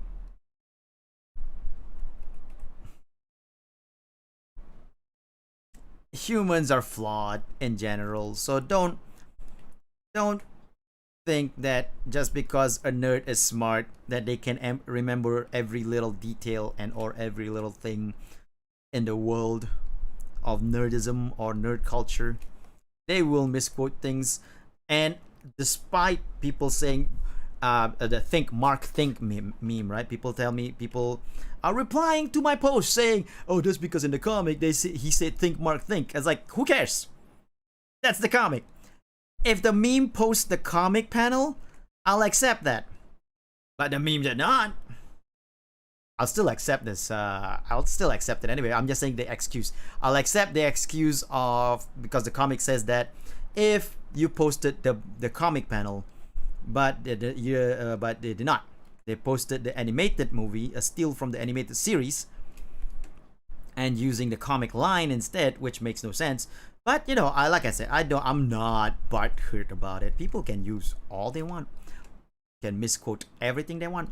Just don't tell me that, oh, this is because the comic says this. It's like, no, does not matter, son. Mark Hamill will always be the Joker to me. Yes. If he was taller, he can totally play a live action Joker. That's the only problem I see, that people don't cast Mark Hamill, and also younger. He's much too old these days. But yeah, those two will be the only reason why I see people don't really hire Mark Hamill as a live action Joker, because he's not tall enough to be the Joker. He's about my height. So yeah, I'm Luke.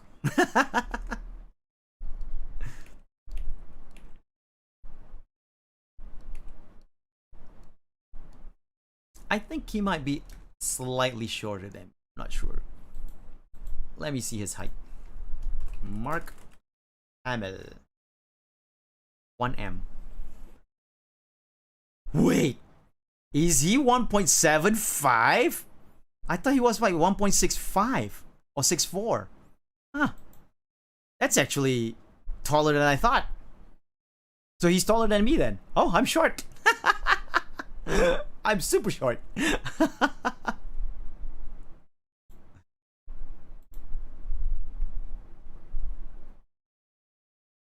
Did he play the Joker in the TV show, in the Birds of Prey TV show?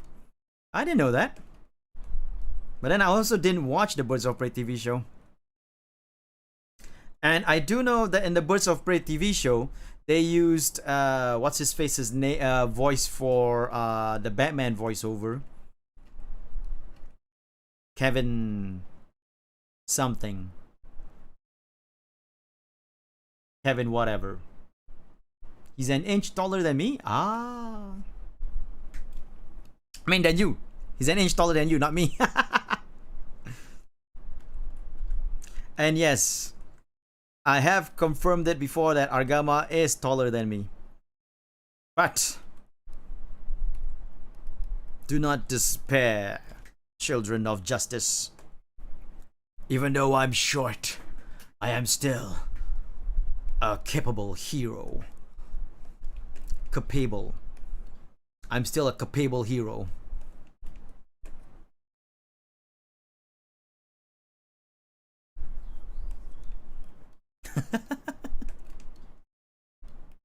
Culpable hero. No, what am I talking about?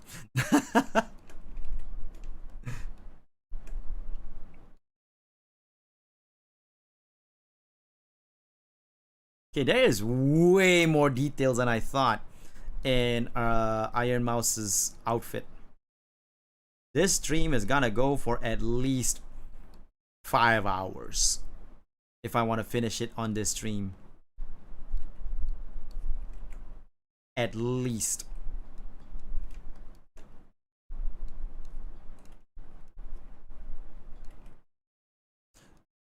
But yeah. You know, I always thought of myself as like, you know, sure, I'm short, right? But shortness should not be the deterrent or should not be the determining determining factor of a hero's capabilities. You know, height should not be a determining factor. Because the way I see it, comic Wolverine is short as hell. Shorter than me even. By 2 inches.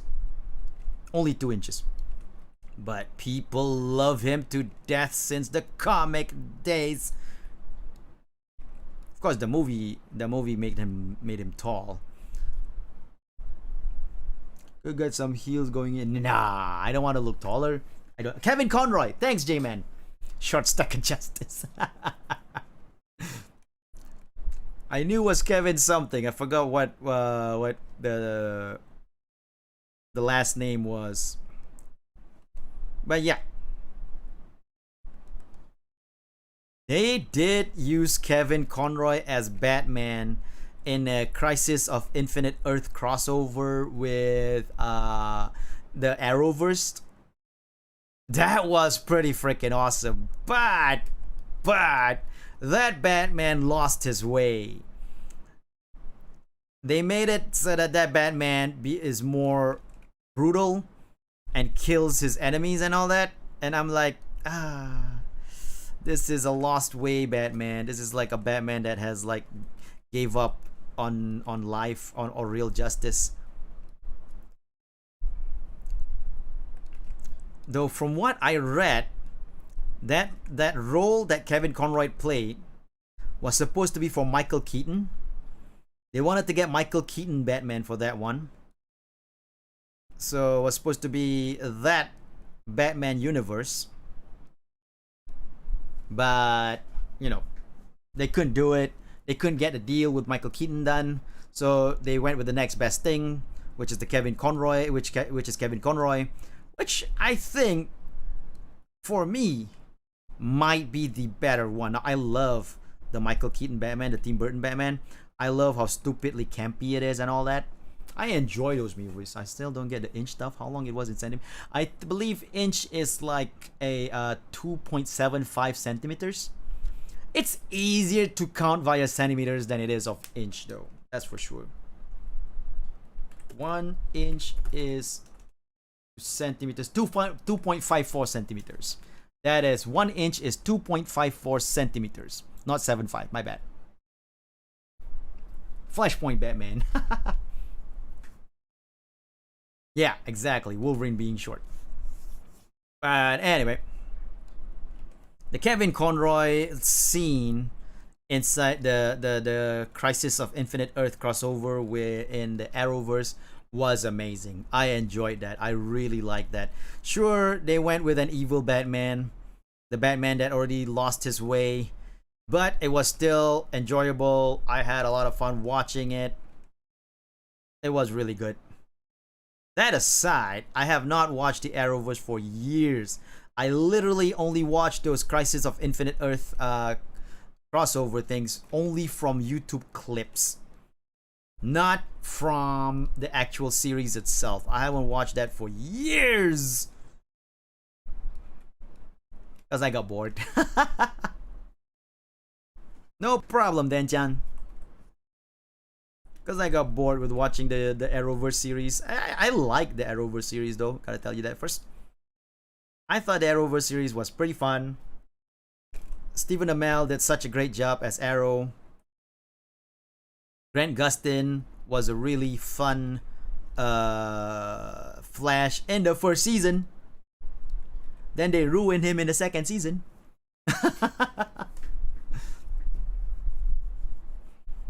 Yeah, exactly. That would be great. I think they're planning for that. They're planning for that Bruce Wayne as Michael Keaton as Bruce Wayne. Because I think the Flash movie, the one with Ezra Miller, was gonna be a Flashpoint series, a Flashpoint movie. I believe that was the plan. and I believe they got a deal with Michael Keaton. Keaton. For that particular old man Batman idea. But this was a news back in 2019. Warner Brothers has since then did a lot of changes to their movie rosters and all that. So I don't even know if that's in the plan anymore. The world is upside down. Everything's topsy-turvy. Cats and dogs living together. I can't remember the full quote from that, but also, yes, showing my age.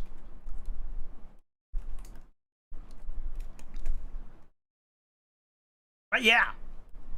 So, if that plan is still in place, we might be able to see old man Batman with Michael Keaton playing that in the near future.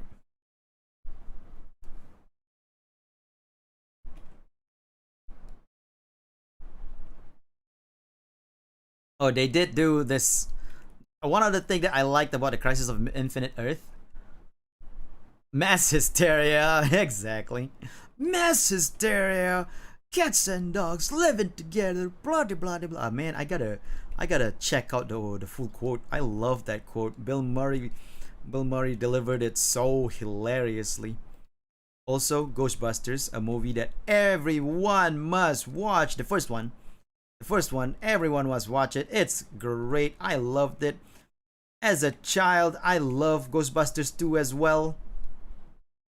As a child, then I rewatched it again as an adult, and I go like, okay, it's not as bad as people say it is, but I can see why it's not as good.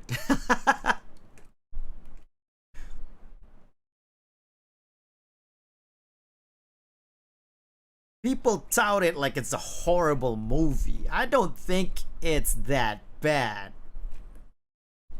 Even though I rewatched it, but it might also be nostalgia speaking. So, you know.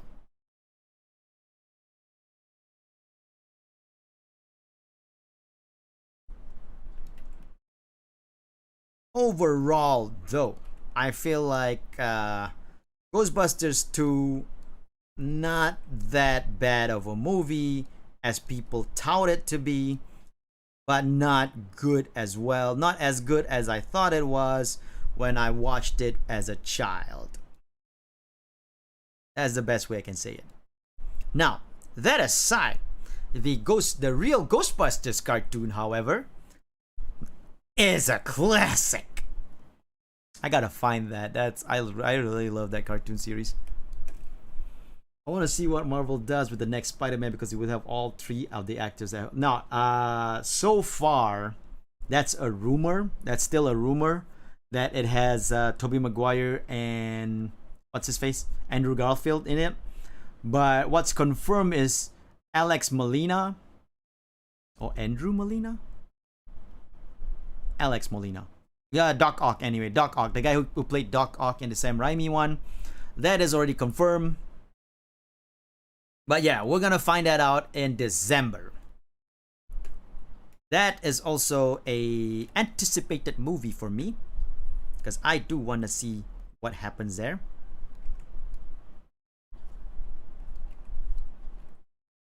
Oh, hold on a second. If the shoulder goes up there, the chest has to be slightly tilted to follow the shoulder. Has to be slightly tilted like this to follow the shoulder's movement. No. One chest, not both chests. This chest.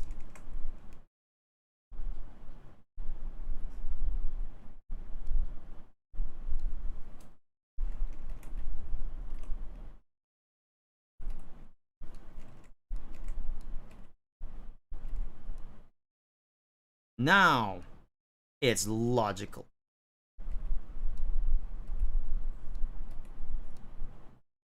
physics.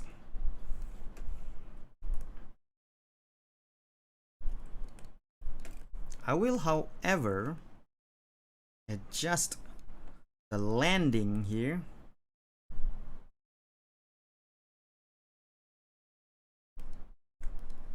There you go.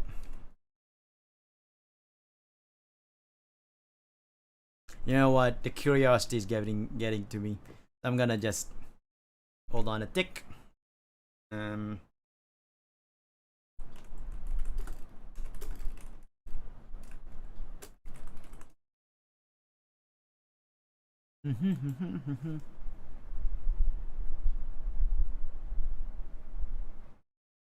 Why worry? Each of us is wearing an unlicensed nuclear accelerator on his back. Humans sacrifice dogs and cats living together, mass hysteria. Okay, that's the line. What's the full? Is that the whole? Is that the full line though? I thought that was like a longer line than that.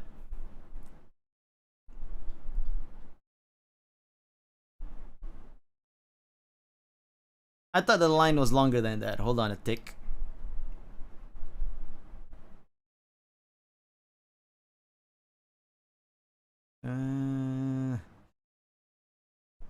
You believe in UFOs?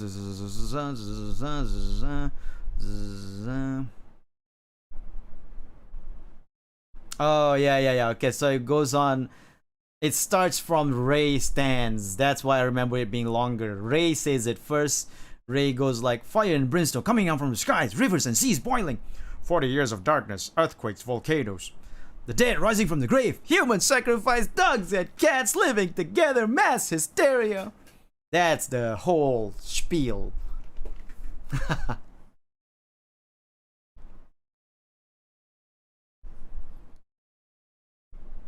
The reason why I remember it, why I think it was longer was because I thought it was just Peter Venkman saying it by himself, but it was a combination of all four of them speaking.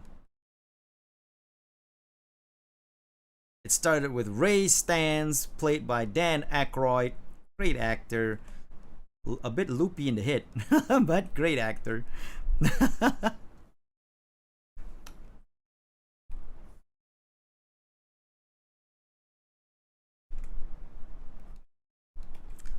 I can't remember this one movie I watched that had Dan Aykroyd in it.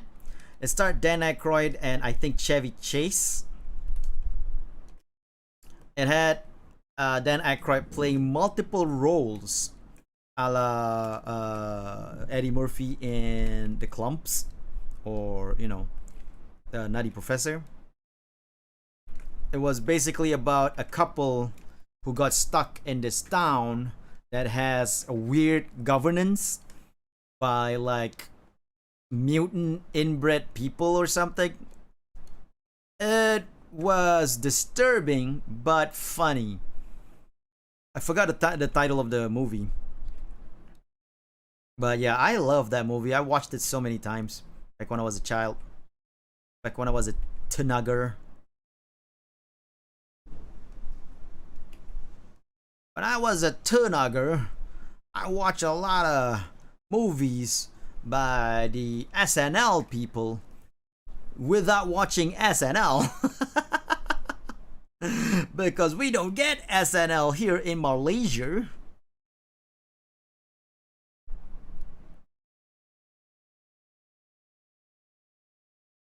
But I was watching the Blues Brothers. I was watching Ghostbusters. I even watched The Golden Child with Eddie Murphy, who was an SNL cast member.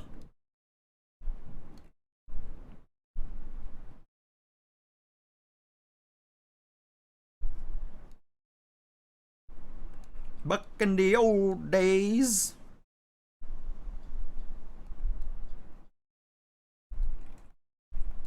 Funny enough, these movies actually came out when I was much younger than a teenager. Nothing But Trouble, yes.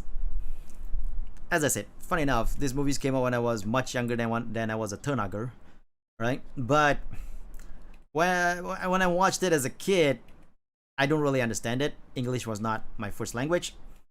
But as I get older, I re-rented the movies and rewatched them because I was like, hey, I know Dan Aykroyd.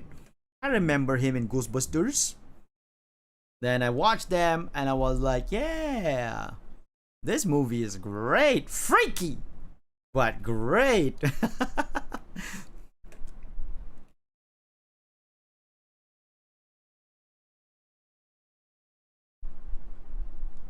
That's how Nothing But Trouble is. It's freaky. It's a freaky movie, but funny as heck. I recommend it. Even if you're not a Chevy Chase fan or you hate Chevy Chase, it's pretty funny. I recommend it.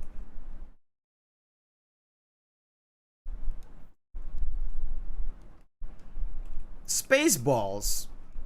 I mean, we're talking about 80s movies, so I gotta talk about Spaceballs.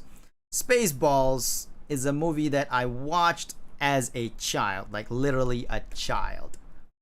I was, I think, 7 years old when I watched that for the first time. Thanks to its slapstickiness, I like Spaceball as a child because there's a lot of like it's Star Wars, right? I already watched Star Wars at the time, and it's a parody of Star Wars, and I enjoyed it. I liked it. I was like, oh, this is funny. Oh, I remember that part in Star Wars too. This is funny because they made fun of it. And so, anyway. Now, of course, when I watched it as a child, I don't get the little intricacies of the jokes inside Spaceballs. I only love it for the absolute slapstick humor that it is. Later on, as I get older, I rewatched Spaceballs and finally understood a lot of the intricacies of the movie.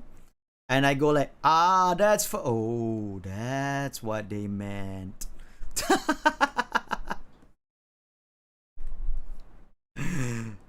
Justice lost his innocence that day.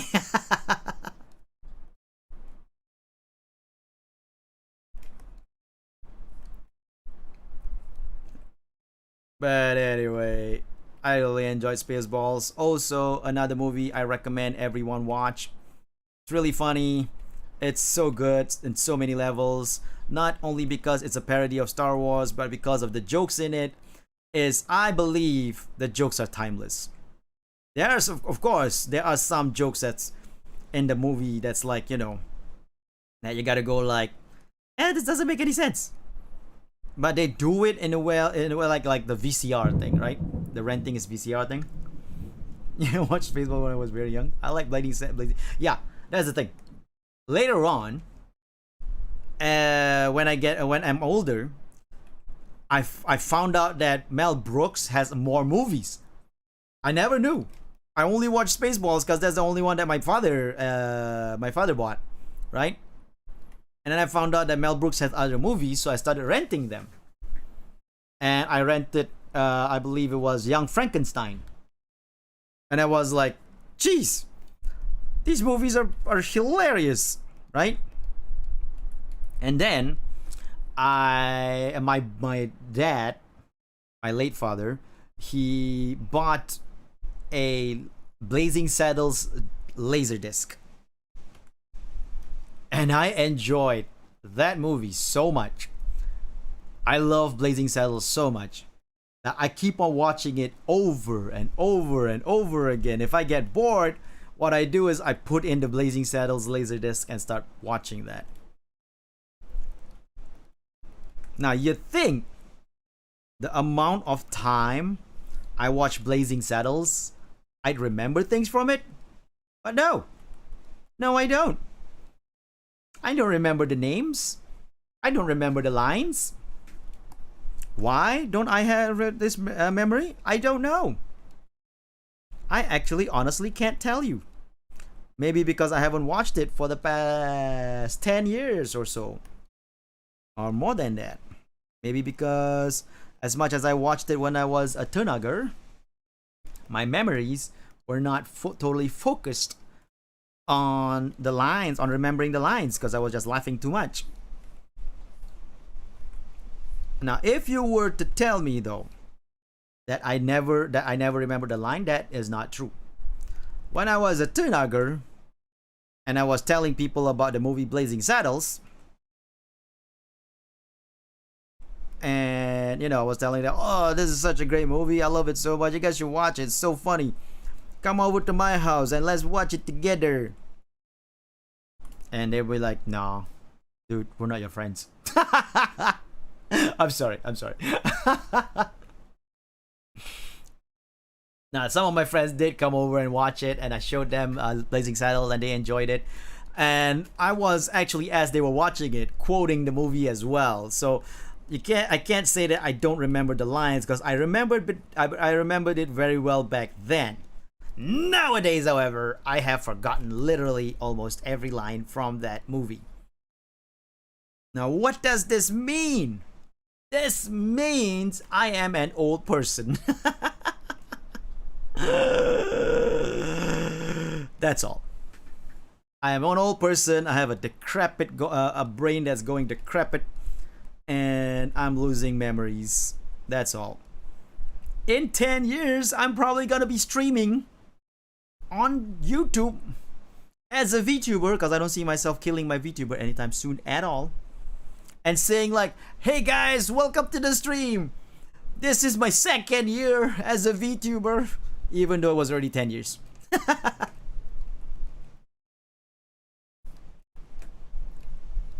I can see that happening because my brain is decrepit. The merchandise skit in Spaceball is such an in-joke between Brooks and Lucas. I don't think anyone watching it would have known the gravity of it. This is very true. This is superbly true. I agree 100%. The thing is, though, I don't think Mel Brooks himself even thought about the gravity of that joke. Because I know that he was making a joke about merchandising and all that, and it's a funny thing. He didn't, but I don't think he himself knew what a huge thing it was gonna be. Like the gravity of it, because the gravity of it is so big. Like people just think like, yeah, merchandise Star Wars for kids, but as those kids grew, they continue wanting those merchandises, and thus it became collectibles, like much bigger gravity than people thought it would have become. This is not a cloth, should not have a fold there. So I don't think even Lucas or Mel Brooks even know the gravity of their joke at that time.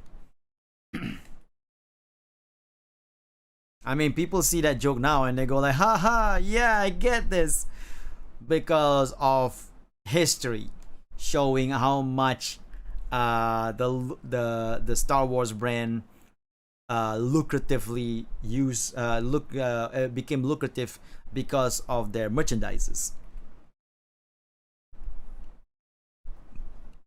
So people have seen it happen.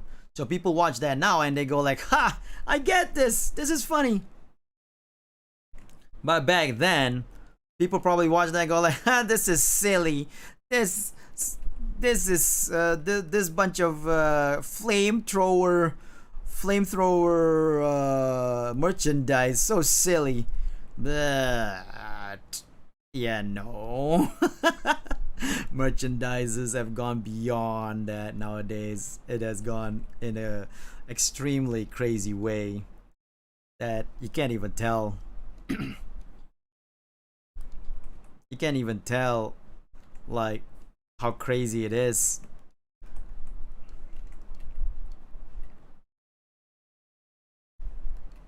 But yeah, basically, I don't think anybody thought about the gravity of the situation back then. Merchandising.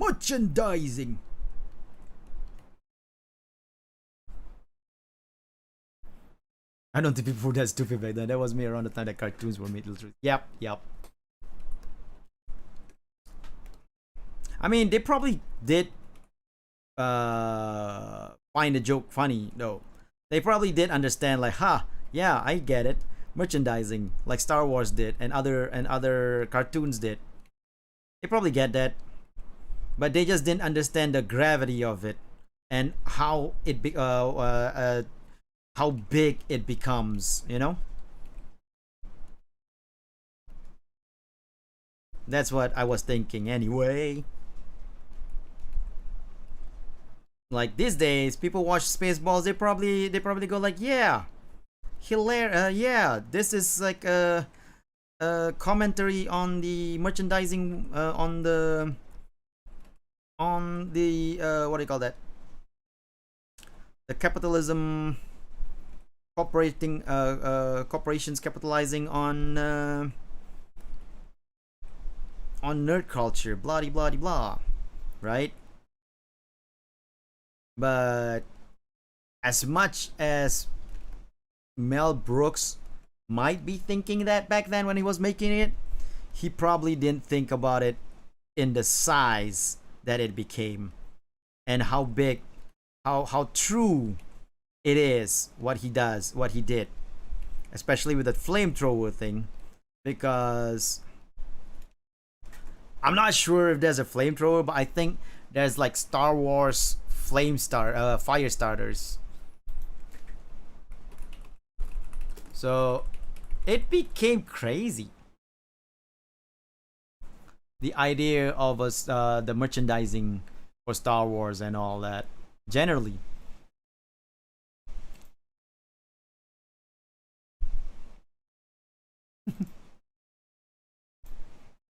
Sorry, I was reading Twitter for a bit.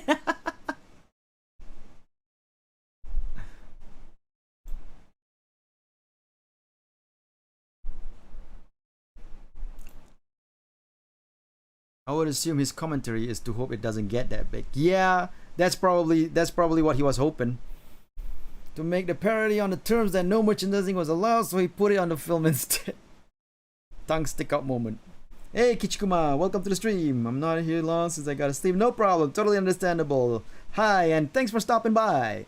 Hope you have a good sleep and rest and enjoy the future, Kichikuma. My salute didn't go all the way in, but that's fine. Anyway, let's continue on. I've been working on this too slowly. It's already like 2 hours and I haven't finished inking yet. And no, it is not because the details is extensive. It is definitely because I've been jabbering about nonsense as I usually do in these drawing streams, but people seem to enjoy that, so I can't really complain. Thank you everybody for enjoying my nonsense and my jibber jabber.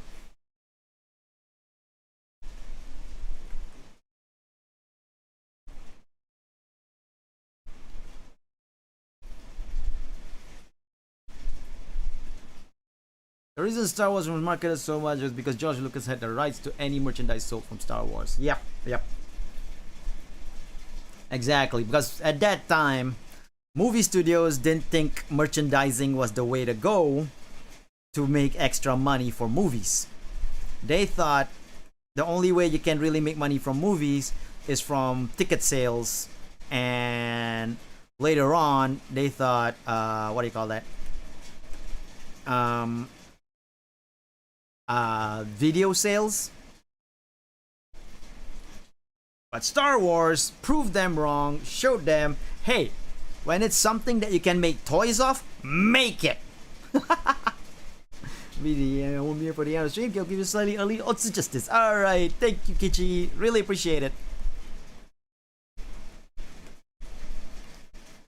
Like, okay, we can't really go like, when Harry met Sally, here's merchandise from When Harry Met Sally. It's gonna be weird. Nobody's gonna buy those. As like, what merchandise you selling? Oh, we're selling When Harry Met Sally bed sheets or When Harry Met Sally mugs. Probably nobody really gonna buy those. But if you have something like Short Circuit, right? Johnny number 5, you gotta make Johnny number 5 toys. I mean, come on! You can't show me this great movie about a robot that gains sentience and go like, nope, no toys, no merchandise. Hey Dora, welcome to the stream. I mean, can we say anything else? Asu, we merchandise also? Exactly. We got a toy deal. Same. I gotta admit, yes, I would totally take a toy deal if I can. Boing boing, yes, boing boing. Hey Shamiho, hey Meki, welcome to the stream. You need more input. A Marvel or Lucas would sell to Disney, but only if they kept merch rights. Yeah, right. If Marvel or Lucas does that and sell and keep the merch rights, they're still gonna be pretty damn rich. But Disney probably won't take that deal. Disney probably will go like, yep, we want the merch rights, because thanks to the years of merchandising, Disney has been doing merchandising since the start as well. You know, Mickey Mouse toys, plushies, dolls, whatever.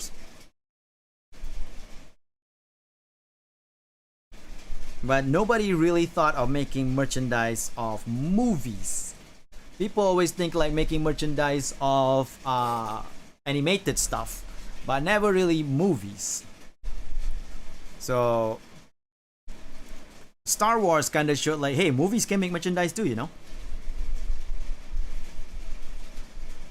And it did pretty well. It did so well. But like I said, not all movies, of course. If you were to do a Sleepless in Seattle merchandise, you gotta find the right merchandise. Maybe a Sleepless in Seattle perfume or whatever. But you can't make like a figurine of Tom Hanks in Sleepless in Seattle and go like, yeah, this'll sell. Nobody's gonna buy that. Right? So you gotta be smart. But that's why I don't think many movies had that fan base before Star Wars. That's true. That's also very true. But, you know, generally, like I said, my biggest problem is the fact that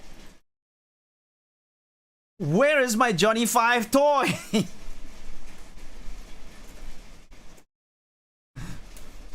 Back in the 80s, I never really seen a Johnny 5 toy back then.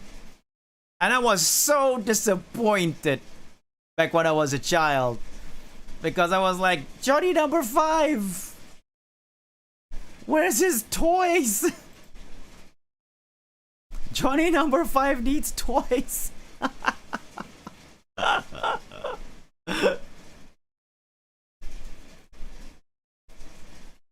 Since we have a tech now, I want a batteries not included drone. Ah, that would actually pretty cool, yeah. We gonna finish everything? I'm gonna try. Hey Apex, welcome to the stream. I'm gonna try to finish everything today, though no promises, because, you know, I am a lazy person and will not stream more than 5 hours unless I feel like I could.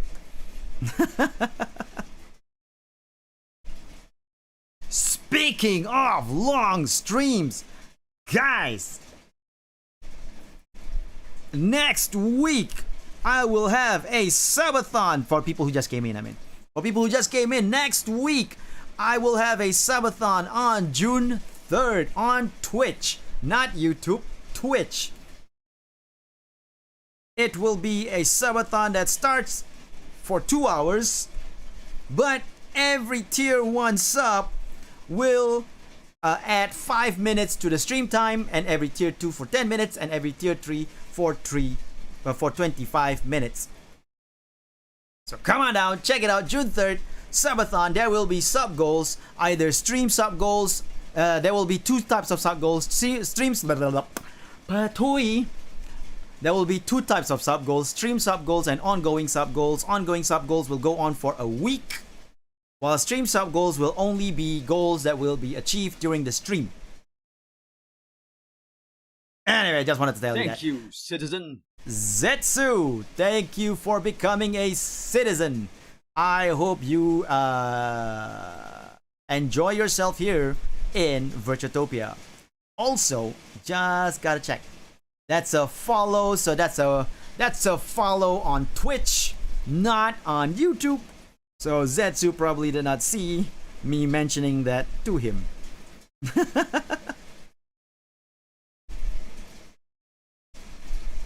Also, I don't know why there was no sound coming out from the alert. Or at least, oh wait, there was sound. Yeah, yep. My headphones are my headphones are screwing up.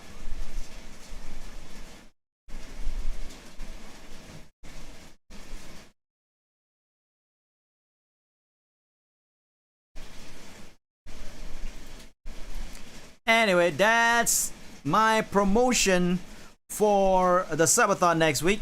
It is also raining really hard here right now. You can probably hear the pitter pattering of the rain from the outside of my window. I hope you guys don't mind it so much. That's why you followed? Ah, nice. Thank you so much, Zetsu. I really appreciate it. You want to be held hostage or something by chat? No. Not really being held hostage because I will cap it at 24 hours. The subathon will be capped at 24 hours. It will not go longer than 24 hours. That aside, my past subathon experiences have told me that it will never go even touch 10 hours.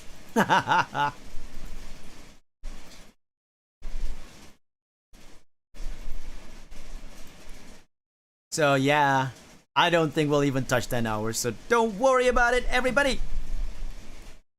Perhaps RTX voice can... Yeah, they can. RTX voice can, but RTX voice sort of screws up my the sound on Discord sometimes. So I tend not to use it. I know I can use it right now because I'm not on Discord, but at the same time, I don't want to turn it on, turn it off all the time. Because I've had experience on Discord where I was playing a game with, I believe, Argama and Dapperly. We were playing Raft, and suddenly they hear a high-pitched noise. A high-pitched noise. And it was coming from me, but I can't hear it because I don't have my my sound from RTX voice replay to me. So I didn't know I didn't know that it was happening to them. But then it was, what I found out was it was from the RTX voice module. So I had to turn off the RTX voice on Discord in general, so that those sounds don't the high pitched noise don't, you know, play and thus not disturb my friends' earbuds.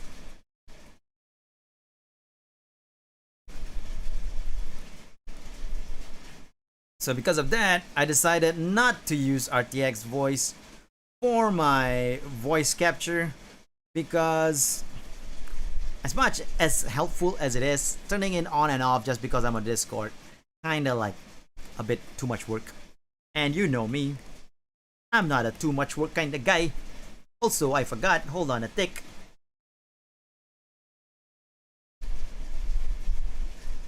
There should be another ribbon here that goes about like down here.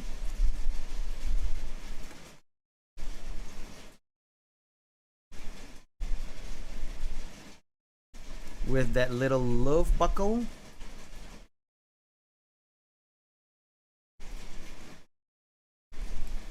And a flowy belt. Or belt piece.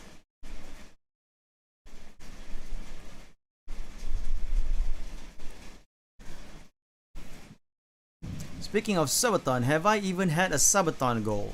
That's a good question. Have you ever even had a subathon, Mikey? I can't remember seeing you do a subathon stream.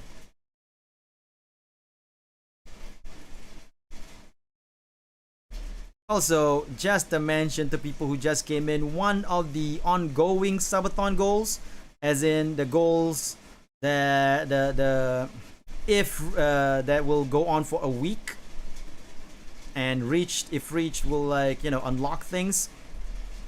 One of the ongoing subathon goal is I reveal. I will reveal the I be under this mask of mine. And I reveal. Now, don't put your hopes up though. Like I said, if my previous subathon was any indication, most probably most of my subathon goal will not be reached.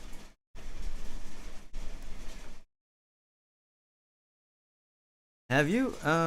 When was your last subathon? I believe it was October, right? I think so. I think it was October of last year. Either October or September, if I remember correctly. What am I doing? That part is not a cloth. It's not cloth. That part is skin.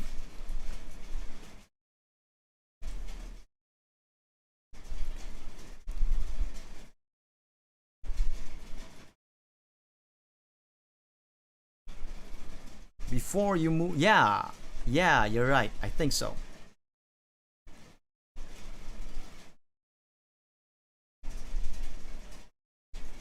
Maybe in September.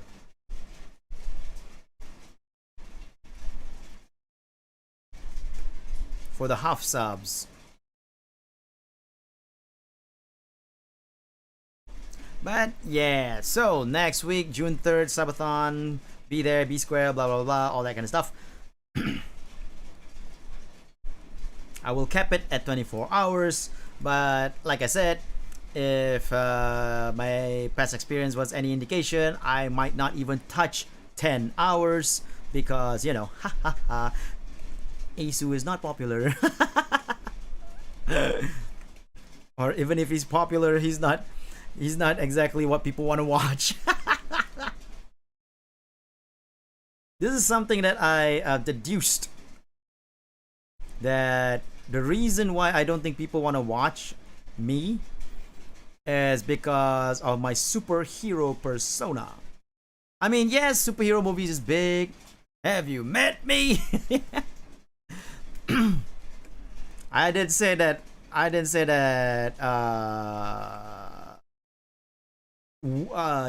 In comparison to other people. I didn't say in comparison to other people. I'm just saying generally, I'm not a popular guy.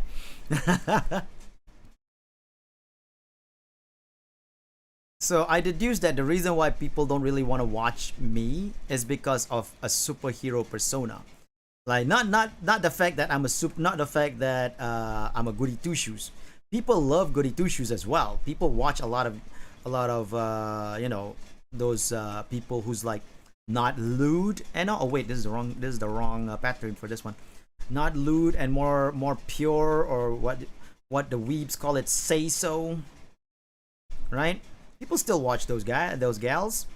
There's still a lot of those gals that actually get people actually get a lot of viewers. But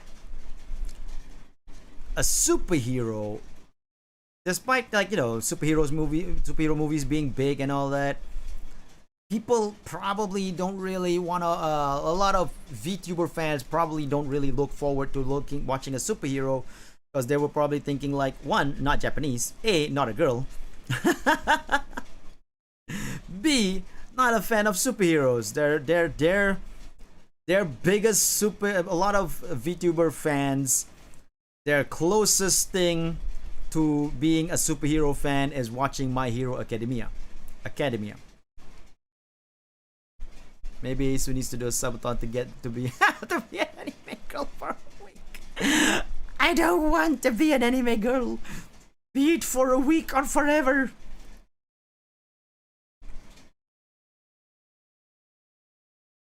But anyway.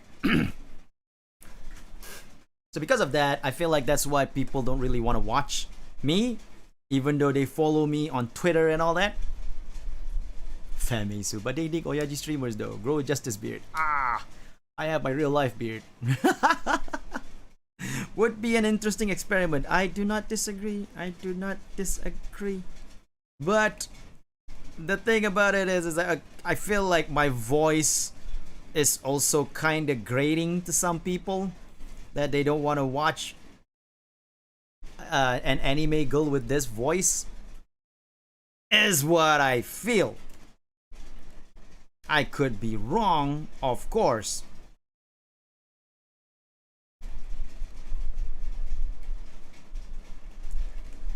Anyway,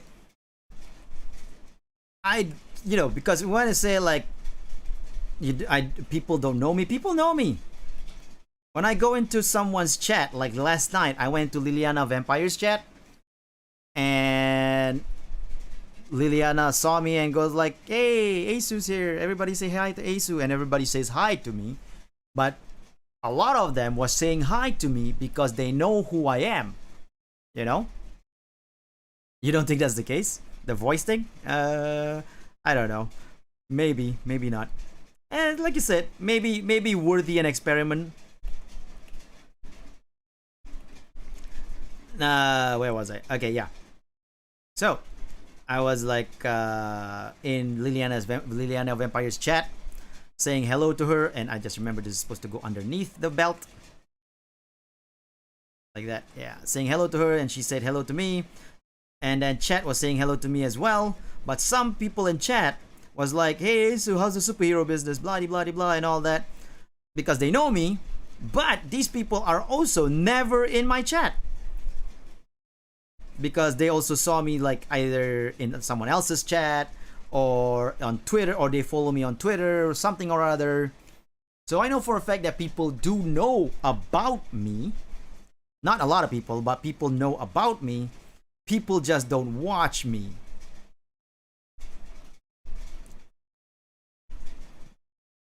I think it will be off-putting to some at first, but honestly, there are popular enough guys with female models. That's true.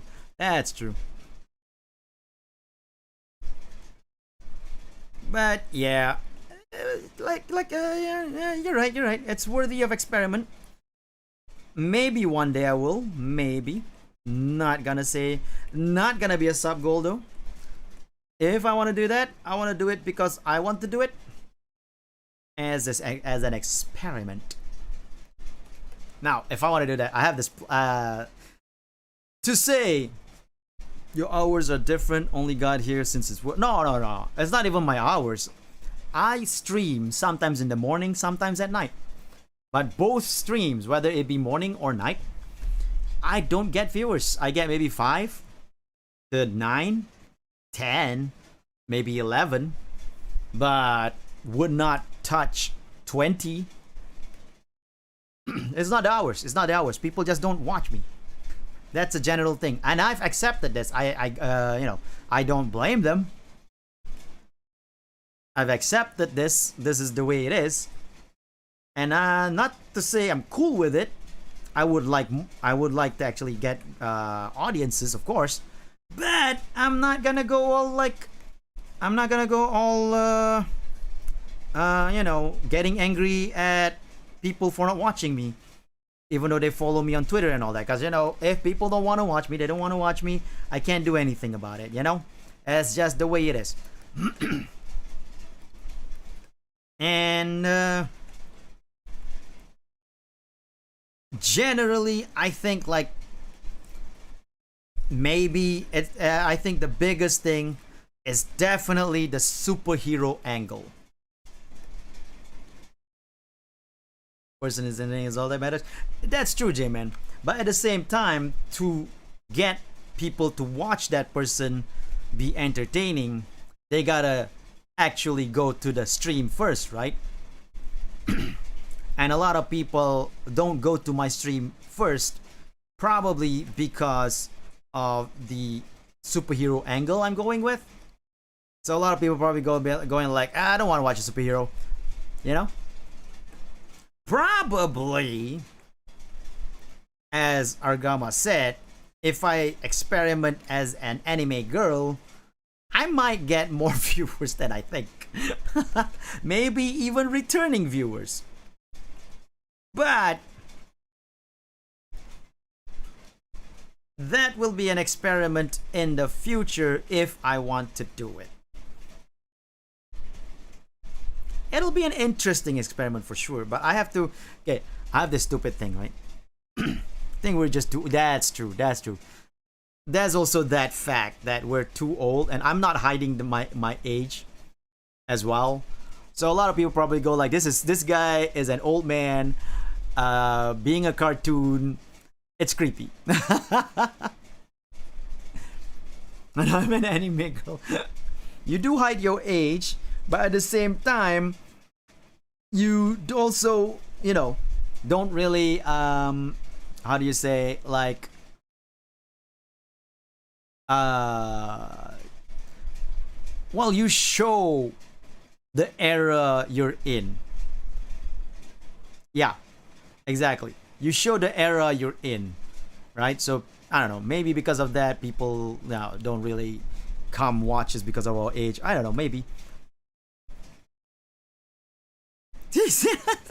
What? Wait, they say 24 is old? Good lord, kids. You know when I can't. Okay. Here's the thing. Kids these days, they say like, oh, I'm getting older because I'm turning 24, or I'm getting so old because I'm turning 21. And I've seen this on Twitter. People complaining that they're getting older because they're turning 21. And I gotta say, when I was that age,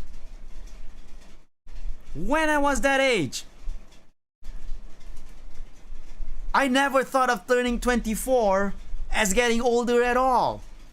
When I was turning 30, I start thinking, wow, I am getting older. Sure, but not 24 and not above 25 even. Until I reach 30, then I start thinking I'm getting older.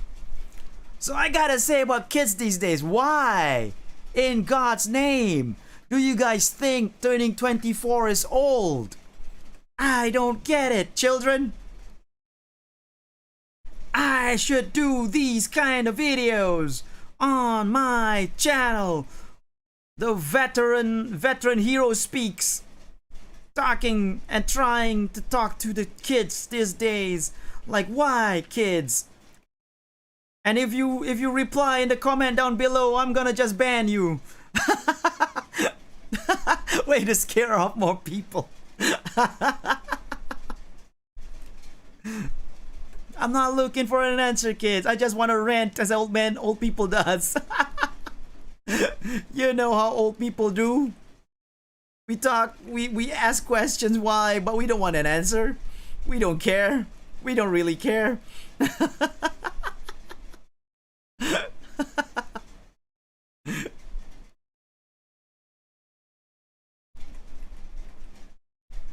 We just ask questions so that we can complain and whine. It was never about connecting.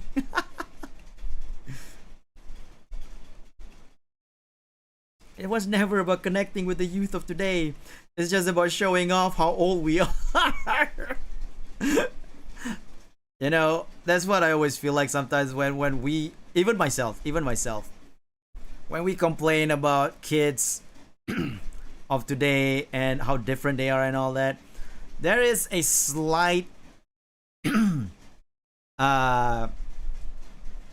slight feel there, a feel of superiority, you know. You just like some people, maybe not for everyone, but for me there is a slight feel of superiority, like complaining about this and showing to the kids how old I am and all that, how I know these stuff from the old days, makes me feel slightly superior than these children. this youngins. Now, I'm not saying that it's a good thing. Of course, it's not a good thing. It's never a good thing to make yourself feel superior to other people. But I can't deny the fact that I do have that feeling. Grandpa Ace. Get off my lawn. My husband proposed to me. Oh, nice. That's great. I am older than most of the community and was always around older people, so I act older than I am. Ah. But anyway, that aside, maybe age is a factor as well why people don't want to watch me. Maybe they think I'm creepy because why is this old man trying to be hip with the kids by, by doing this VTubing thing. VTubing's a young man's sport, old man. Or something. But here's the thing about me, right? Technology. I've always been interested in technology and its growth. And VTubing is a technological marvel to me, I'm just really boring and I have nothing to say. Nah, you're not, J-Man. You're cool. But we get the monies when we are older. Yes. I'd say it. I dated before it was cool. Yes, you did, Argama. Yes, you did. But for me, the reason why I went into VTubing is because of the technology behind it. Because the technology of VTubing is such an impressive thing to me, Watching Kizuna Ai for the first time blew my mind. I was like, damn! Anime girl speak! This is amazing! Right? And I was like, this is really cool! And I start researching about the technology, and I got lazy in trying to do a Blender model, and I found out about Live 2D, and I was like, that's easier than Blender. So I went into Live 2D. And later on I did do a Blender model, but it sucked and I don't have any blend shapes for it because I don't know how to make blend shapes in Blender. It's easy enough to make blend shapes in Blender, I've learned later on, but then I got too lazy. And then, generally, the reason why I VTube is the technology. But if I can make money out of it, I'll take it. I'm not gonna deny that. For Blender. Hey, Hijiri, welcome to the stream.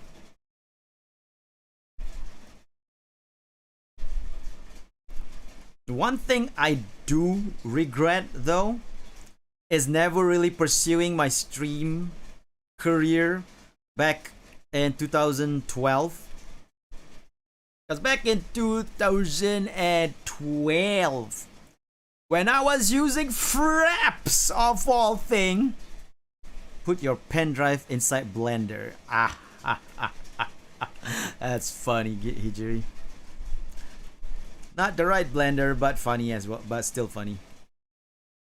Anyway, back in 2012, when I was still a human being, alive in the world of Earth and reality. Not virtual reality, but actual reality, the physical realm, so to say.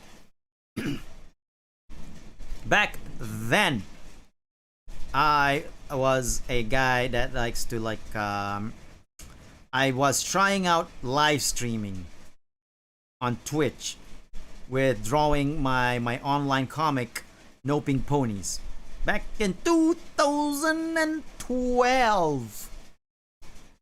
Can't say I just hate time-gated games. I understand. I totally understand. Time-gated games sucks.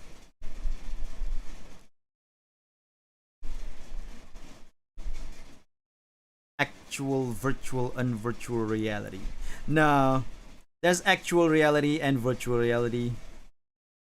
That's what I know. Anyway, back in 2012, I was streaming on Twitch, drawing my online comic No Pink Ponies, right?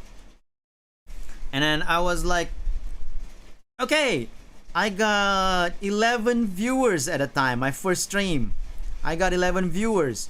I thought that sucked. And I thought, like, well, I guess people don't want to watch me stream. Now, as I found out, getting 11 viewers on your first time without telling people or promoting yourself is not bad. It's actually not bad.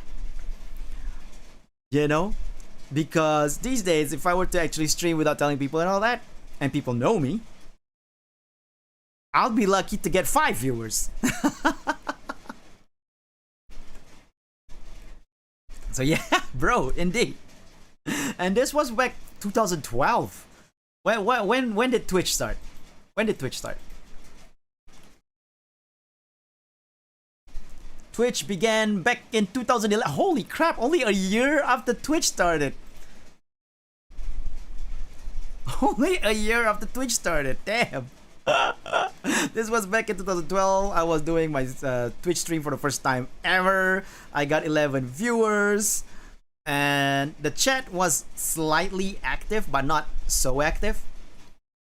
And I was like, wow, not a lot of people watch it. I guess people don't really want to watch me stream. So I stopped streaming. I mean, from time to time, I would still stream. But my stream was basically, if I want to put a number on it, it's like once every 6 months. Might be why. Exactly. And so I never really pursued a streaming career at that time. And that's one thing I regret after I start VTubing. I regretted not pursuing my streaming, Twitch streaming from then. I'll still become a VTuber if VTuber became a thing in this reality, because I love the technology behind it. I would totally change myself from a what do you call this? A face cam. No, I wouldn't be face camming.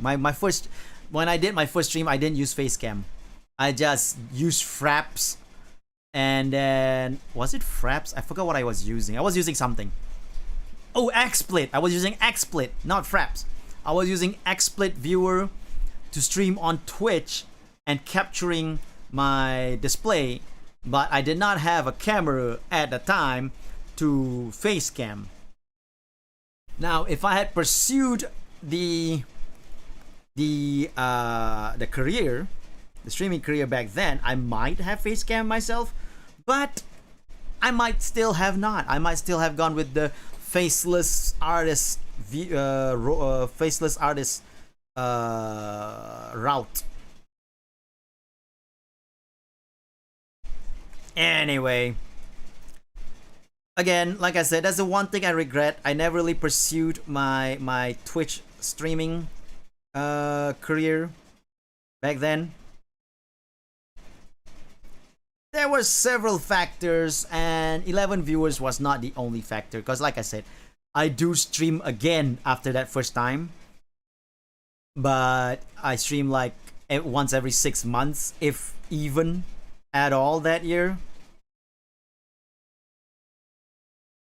So, you know, there was some streams here and there that I made, but I never make gaming streams. It was all just art streams.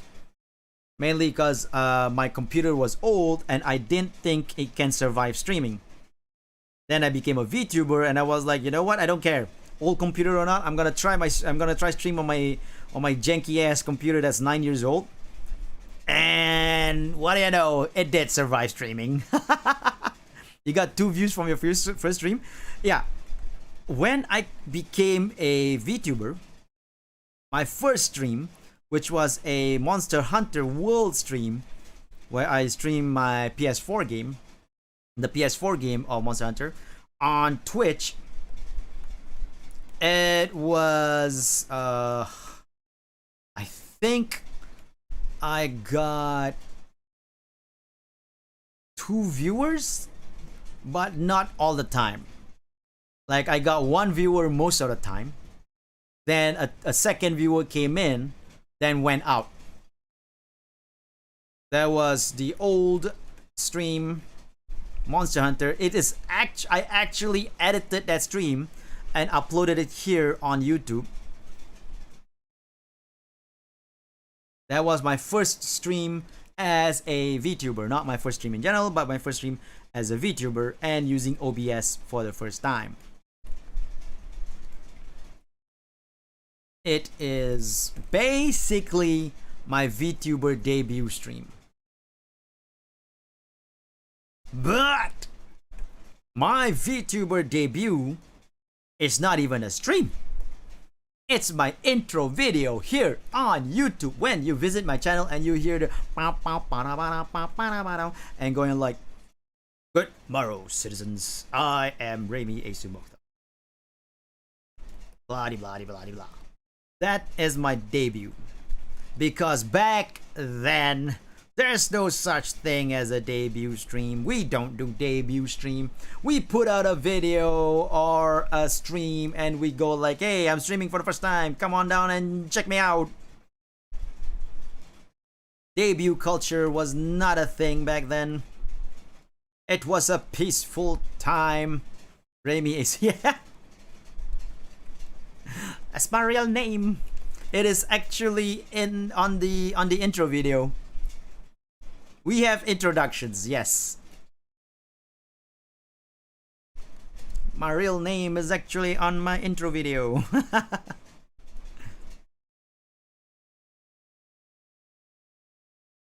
But anyway, that was back then. Now debut culture is a thing. So people want to debut before they stream.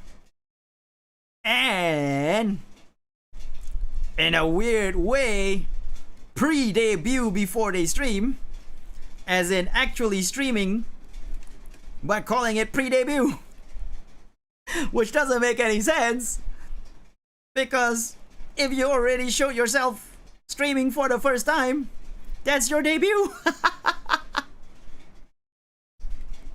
Now, Arkama made I had an idea to actually finally make a debut stream. That's right, a debut stream where I will stream introducing myself to the masses, saying who I am and all that. And then, not a re-debut, debut stream. I will re-debut, no, sorry, a debut stream, and then when people ask me, what about the past 2 years? Well, that was my pre-debut. I had a 2 years pre-debut.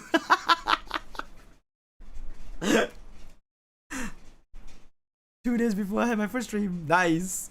That is your debut tweet. No, I mean that's your debut stream is your first tweet, your first stream.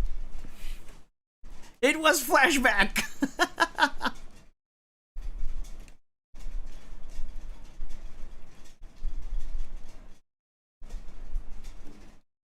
Funny enough, the people that made debut stream a thing is really not really the big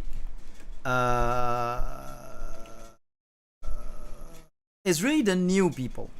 The new people that doesn't even know Kizuna Ai. You know?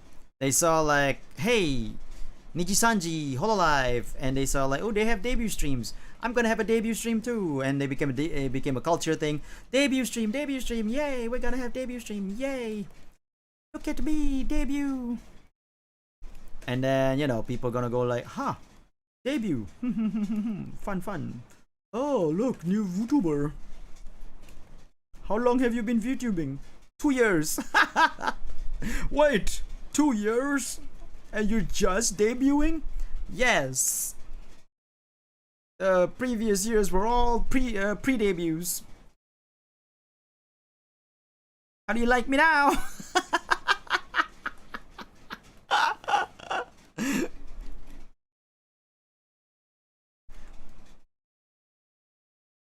So yeah, annoying orange.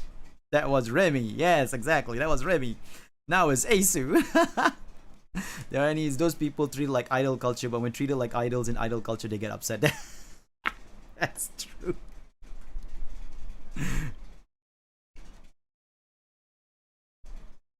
That is very true. There's also the fact that the fans treat these idols like the VTubers like an idol culture thing, and then but then when the VTuber doesn't really reply to them or interact with them, they go like, "Wow, this VTuber's mean. They don't want to interact with their fans." But then in idol culture, they can't interact with their fans. That's the whole point. Also, I got it wrong. This is not the hair. This is the sash. My bad. No wonder it looks so weird.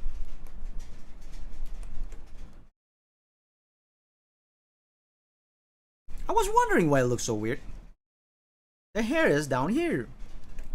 Here is the hair. Where is the hair?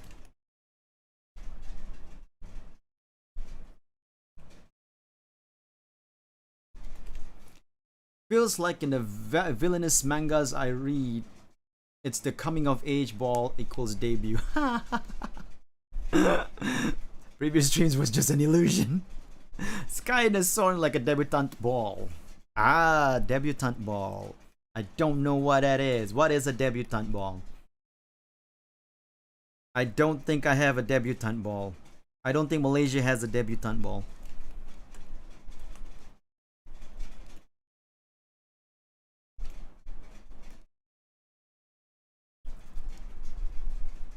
What is that word? A debutante.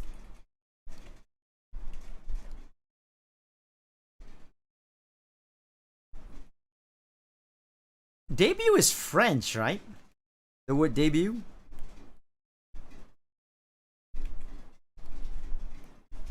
Like any other non-French person or non-French speaking person,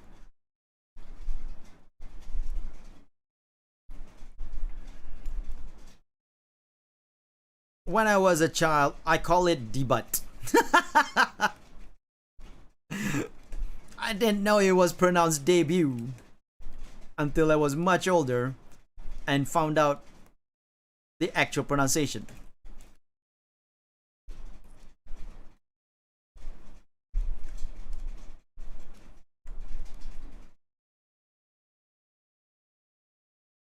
And I would say like, oh, that's the Nirvana debut album.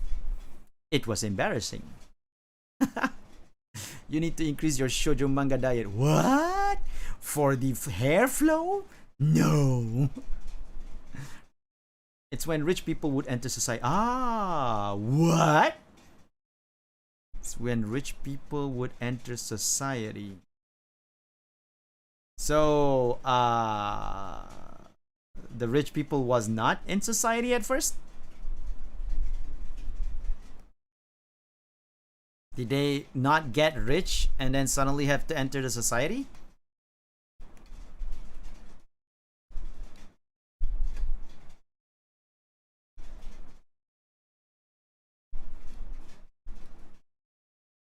Rich people exist?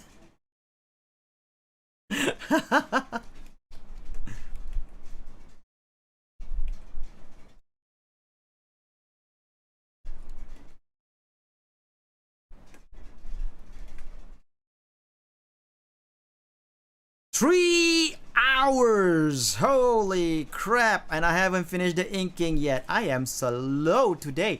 But I am also chit-chatting like it's no tomorrow. There's no tomorrow. So I blame myself for my slowness.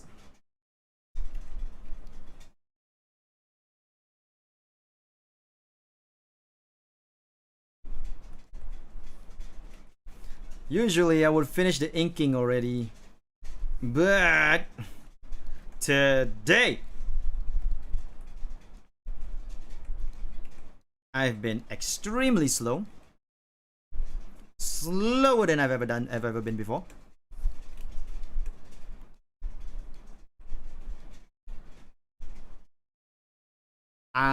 I might go cell style coloring. In old times, rich people, when they become marrying age, would enter.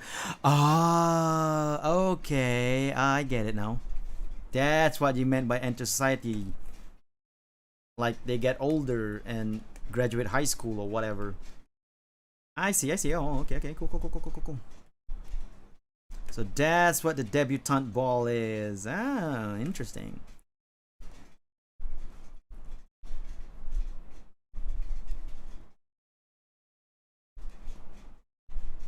I learn new things every day.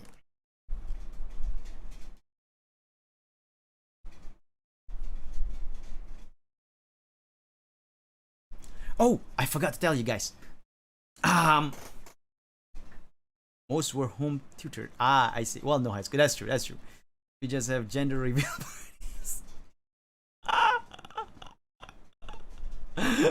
What about that? A gender reveal stream. What if I do a gender reveal stream? Guys, let's see what the smoke says my gender is. Oh, pink. I'm actually a girl, I guess. I respond to the pronoun of she, him. Thank you very much.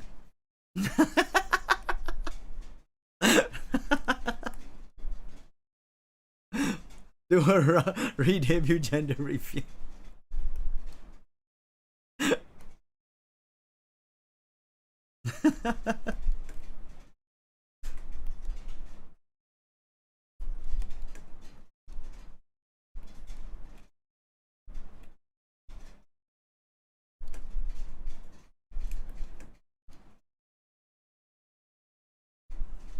Oh god, no. I think it was more for women to find a man, since even teenage women could be wooed by middle-aged men as long as they were... Ah, okay. Middle-aged men are creepy. Got it. I mean, old school middle-aged rich men, they're creepy. This has been shown in almost any Charles Dickens novels. I bet Charles Dickens himself got creepy in the end. God rest his soul.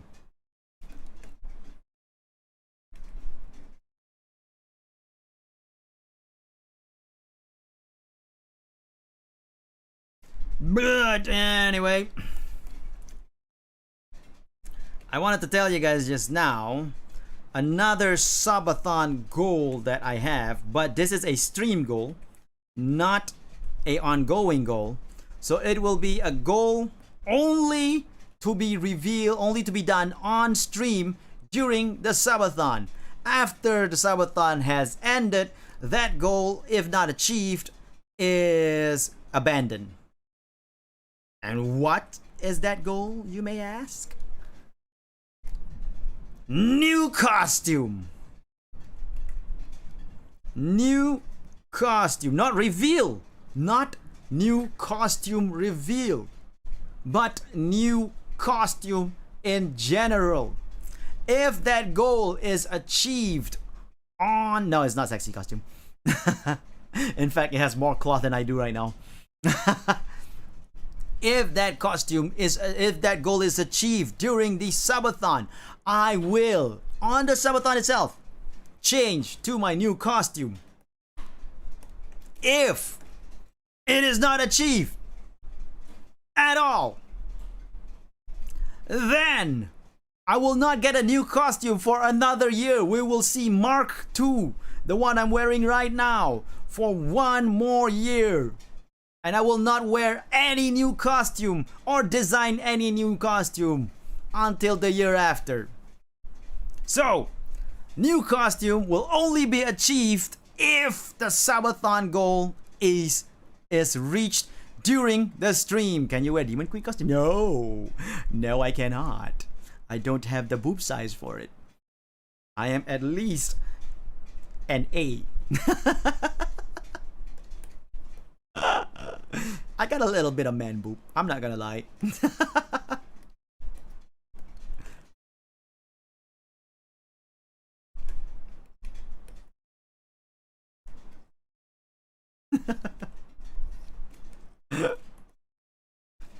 Not an 8. A cup.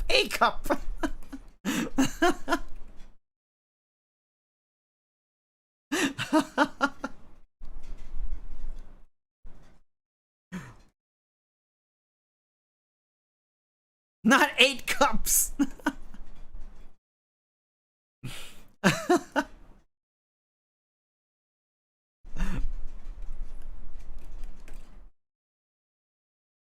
Anyway, yeah.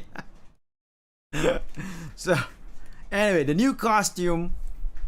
It's all up to you guys as my viewers.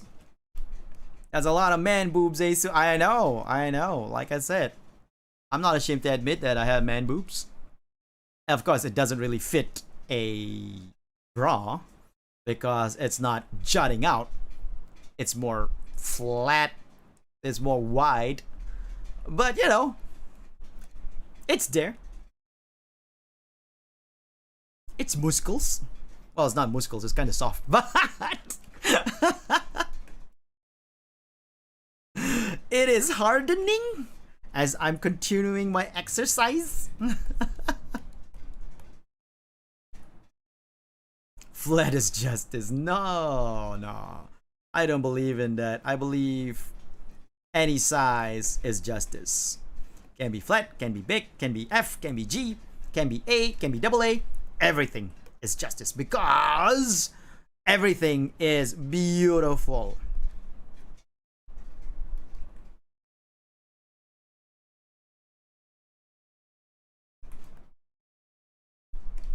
Except for botched boob jobs. That's just not beautiful in general.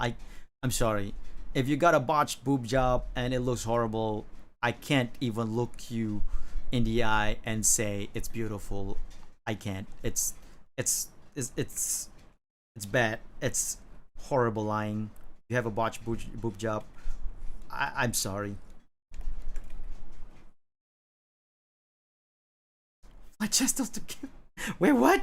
Why am I putting flat chested girls to shave? What? Uppercut.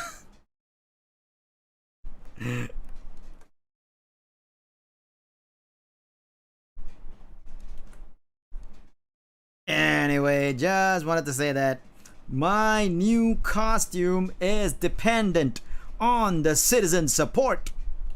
If you guys manage to reach the point, the sub goal point for me to wear my new costume for the next year, then and only then will that costume be revealed on stream.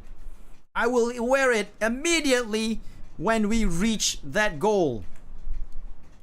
But if not, if we do not reach the goal, there will be no new costume for the next year. This Mark II armor will maintain as my costume for one more year.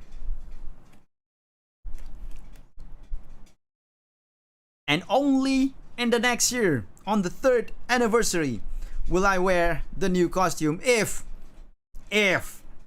Mark II maintains for one more year. Anyway, I think, oh, well. I was about to say I think we're almost done. And then I just noticed I did not put the lace on this side.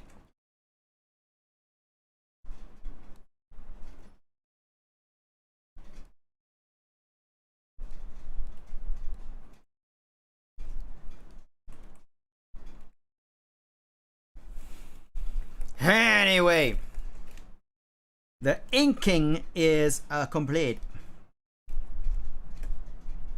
Oh my god. Now that I turn off the pencils, I see that she has a flat butt.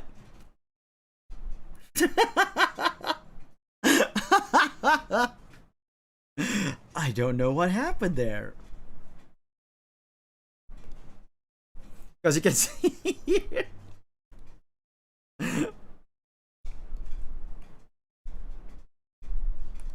The butt goes here and then goes down here and sort of like goes.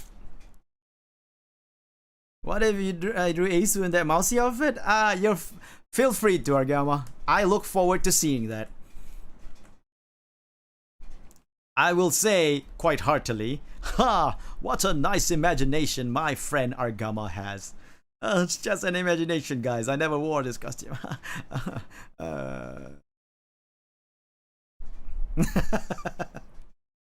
Okay, logically speaking, the butt should be like this to reach that section there. But the butt goes up like this. The waist needs to go like this. And if the waist goes like this, the belt needs to go like this.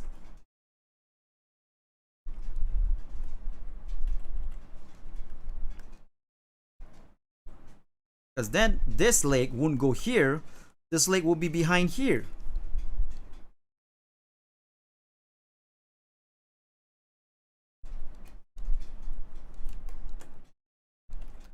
Logic.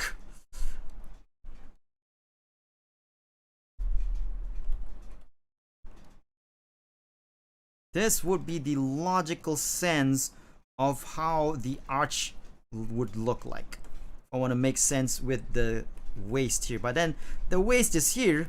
Then the skirt won't be appearing here. The skirt will be down here. Not here. This is too much. This is too much skirt.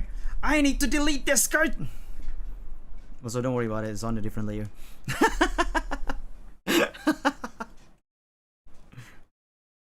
But does her new model have a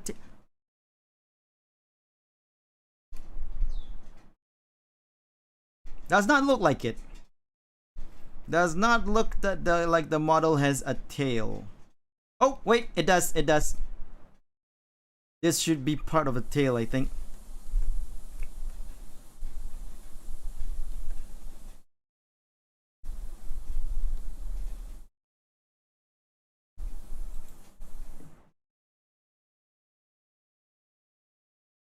Fudge sickles!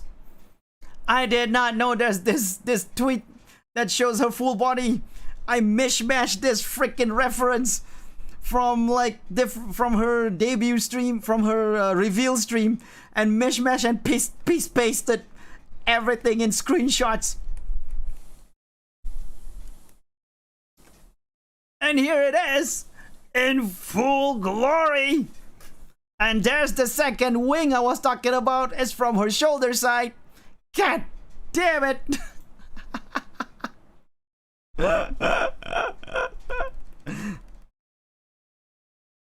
Looks like we ain't finished yet, boys and girls. We need to do some extra stuff here. So, first things first, like I said, I am going to add this bumpity bump.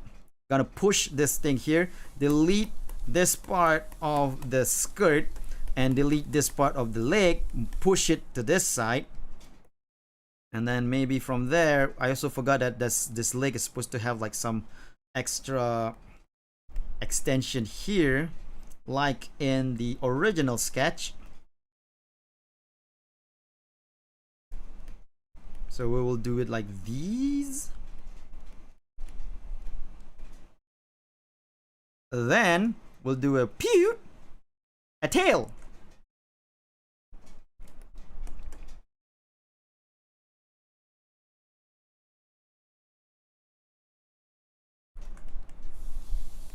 The tail will go here.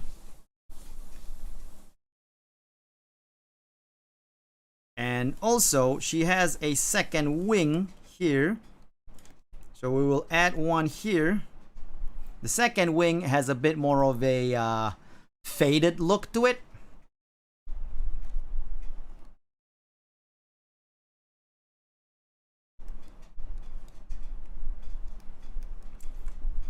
Like a little bit of a torn area.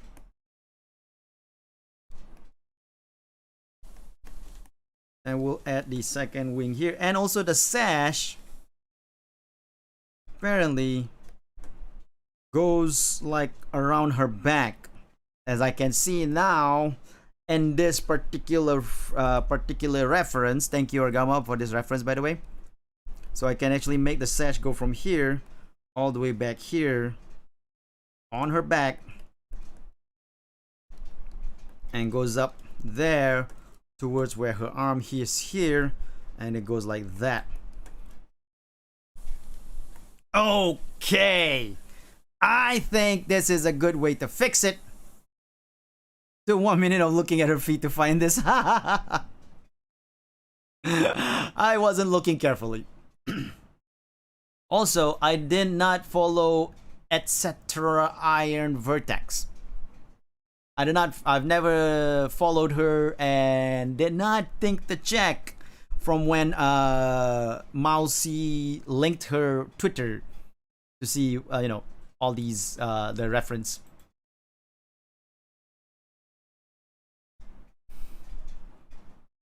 So, that aside, so we have a wing. This side wing should be covered here because it'll be behind the arm, but I can actually have like maybe it's like an opening here, like that.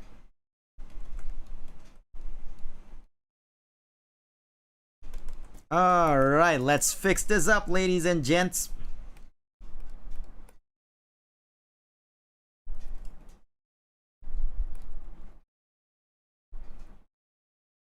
Now to fix this, what I do is I actually like lower the opacity for the previous drawing. You guys get to see me actually do a live fix. I just gave you the Mousy retweeted this.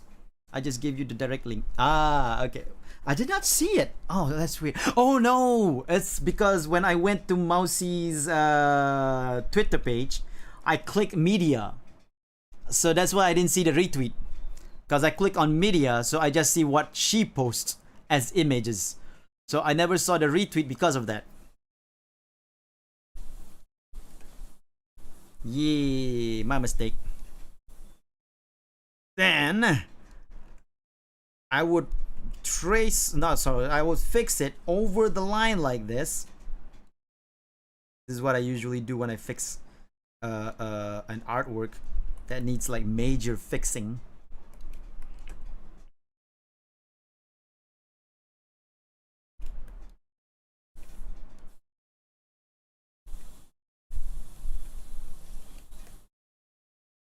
This shall have a bit of an extra to go up from here to here.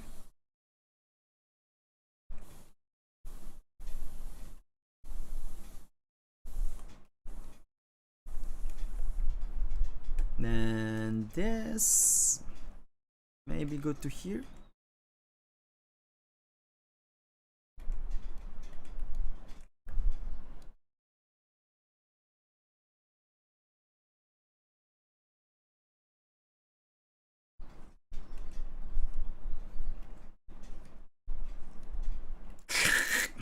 There you go. The line refused to go where I wanted to go.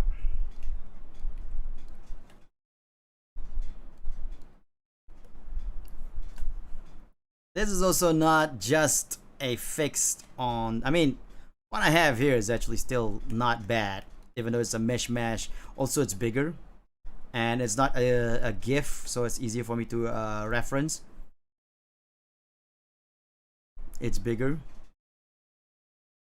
Anyway, it works pretty good for a mishmash, but yeah, for some weird reason, I don't. For one thing, I guess maybe because the positioning of the hand changes because of the screen changes. I didn't really see the sash going behind the arms because of that, and the tail as well. It's probably like the tail was over here and then off screen, so that's why I never really noticed that. But you gotta also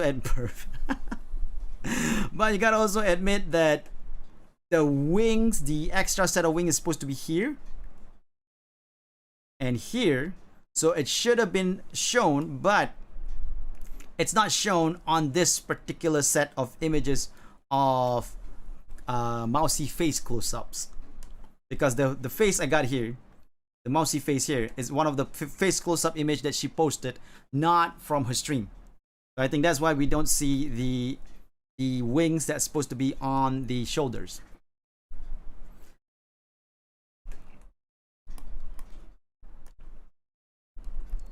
Anyway, that aside, this is not a hard fix. I can totally do this easily. I fix it easily in a couple of minutes.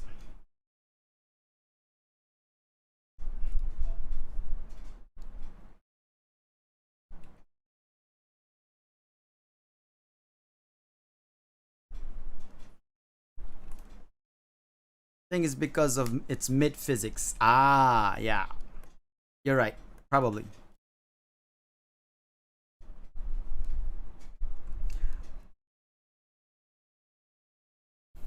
Anyway, back to what I was talking about earlier.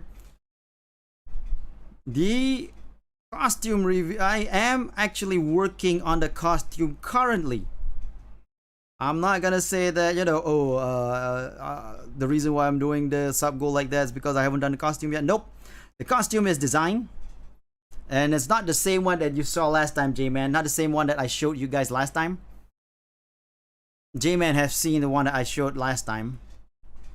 It's not the same one. I've changed the design to a much more slicker, but still maintaining a sort of like hard-edged design that I did with the one that I showed J-Man.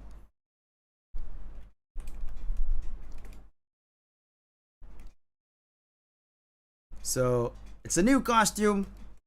Design is being worked on. Even the live 2D rig is being worked on. So it's not like it's not done. It is there. But whether or not it will be used by me for the next year, for my for the third years, for the going to the third year, going into the third year, will be determined by you fans, you viewers, you citizens during the subathon goal.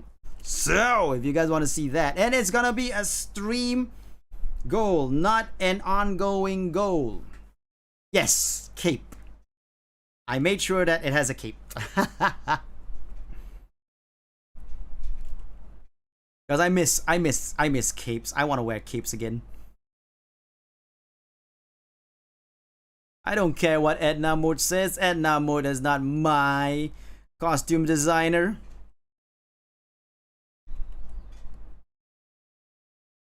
Edna Mode has a problem with capes, then go ahead, Edna. You have a problem with capes. I think capes are cool. Exactly, J-Man. They are so fun to draw. Exactly.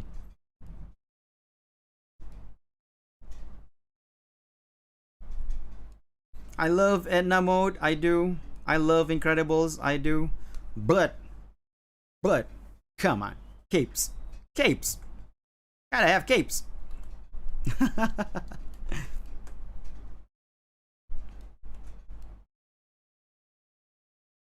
But anyway, like I said, it will be a sub goal. Whether it reaches or not is up to you, citizens.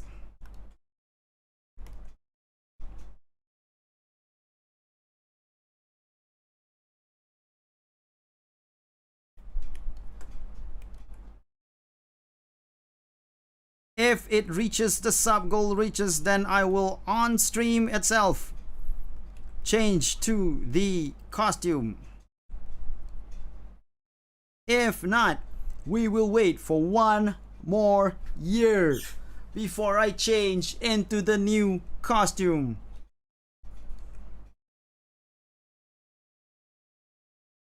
Or when I retire. Da da da da.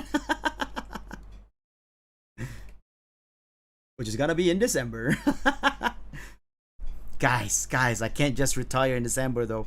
I gotta think of a way to make it so that I can use the word retire in a creative way. Retire, the first retirement was the only one that actually makes sense to use retirement. And then the second one, where I used retired, actually was funny and I loved it.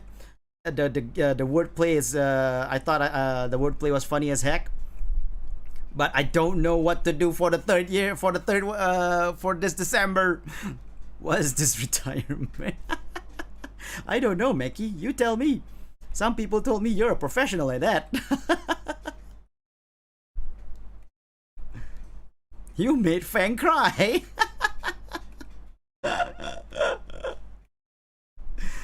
I mean, when I was talking about my retirement, Fang didn't even bat an eye. He was just like, Ace retiring, whatever. But you You just put a letter out and Fang cried. A lot of people got mad at me. Actually, yeah, a lot of people got mad at me too. Bombshell got mad at me when I went to Japan. She was like, "That was so insensitive." Especially since I had a retirement, you know, I know a lot of people that had a retirement stream. And I was like, I'm sorry. The joke was there. I just had to capitalize on it. I think Gomadare got angry at me for it as well. Denchan, I think Denchan didn't get angry, but Denchan was like, it was not a funny joke.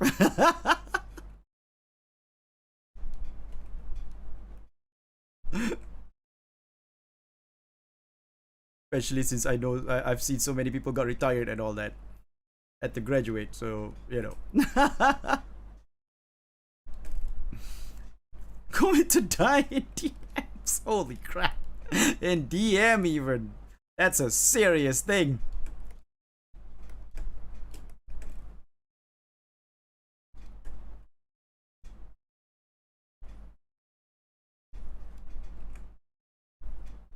Wow.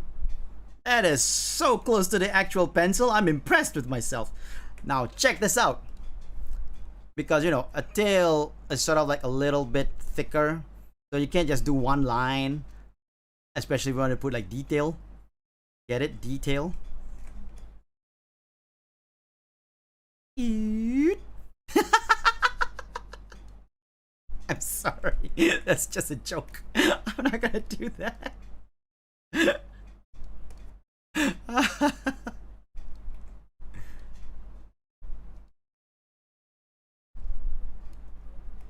Anyway, other sub goals I'm planning for other than the eye and the costume reveal on stream itself. Some of the sub goals will be playing certain games on stream during the stream. If it reaches that, I will play that game. If it reaches this, I will play this game, that kind of thing. And then off stream, most of my goal is gonna be like more content creation thing, like the subathon goal, like and a Shadow Asu stream, or draw lewds or whatever, draw a dojin or something or other, that kind of stuff. So yeah, that's gonna be the ongoing goal stream, the ongoing sub goal stuff.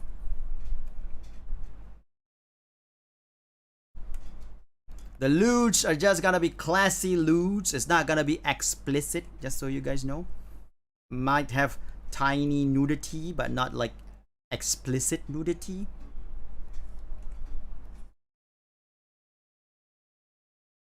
Follow me! Not good enough. Yeah! Okay, that's a good one. That is, again, if we reach set sub goals, then I will do that. And it will not be Shadow Asu drawing thus lewd, but I, Asu, drawing thus lewd. Posted on my Asu Twitter and not Shadow Asu's Twitter. Thus lewd.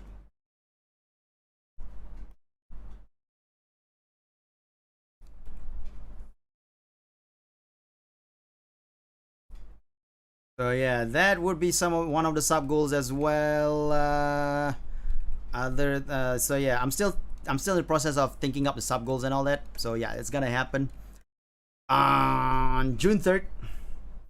It's gonna be at least 2 hours of excitement.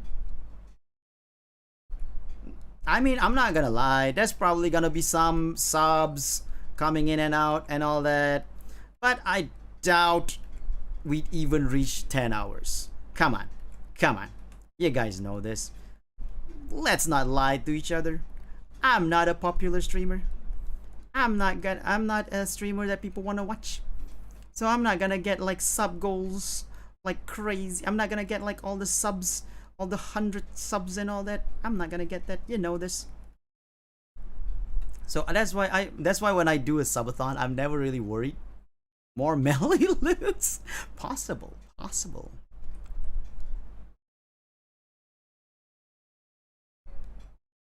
But what if I say I'll draw there's two loot sub goals. Ongoing goals, not loot, sorry. One is a loot of a person, of a VTuber in the community, and another one is an Asu loot. Yeah, people want to see that, right? It'll be even looter than the one that I did for Argama with the toot thong.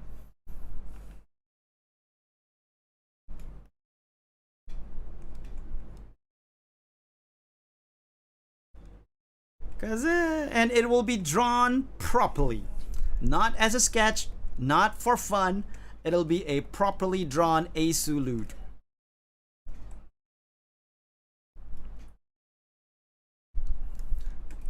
So that's the plan. That's one of the sub goals. Whether we reach it or not will all depend on citizen support. That's why I believe it was okay, my first time I made a subathon. We definitely did not manage to reach a lot of the goals. We did reach, like, I think 7 goals, because we reached, like, I think 200 points, which is already quite amazing. I gotta say that it was amazing that we reached 200 points. But that's all we reached in the, I believe, 20... Did I do 24 hours or 12 hours? Might have been 12 hours. But, you know, we reached a nice amount.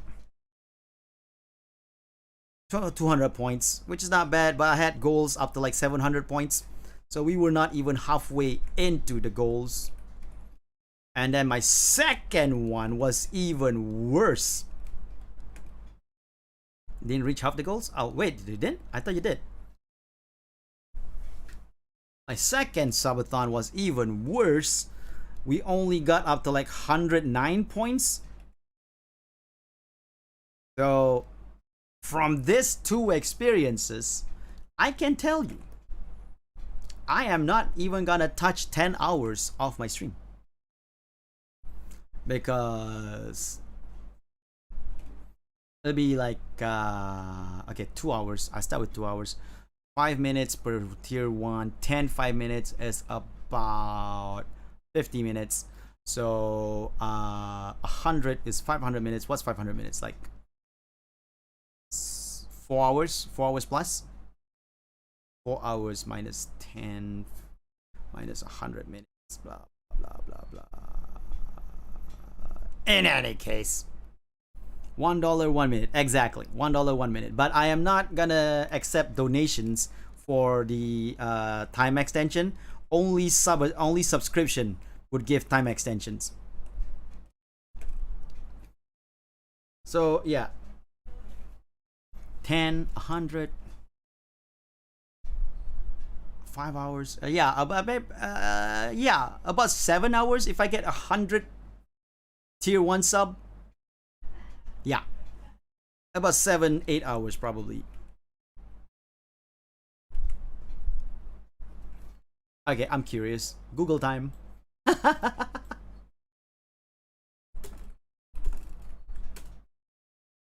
500 minutes is 8 hours. Okay, so 10 hours after all. Okay, so we might touch 10 hours if I get 100 tier 1 sub.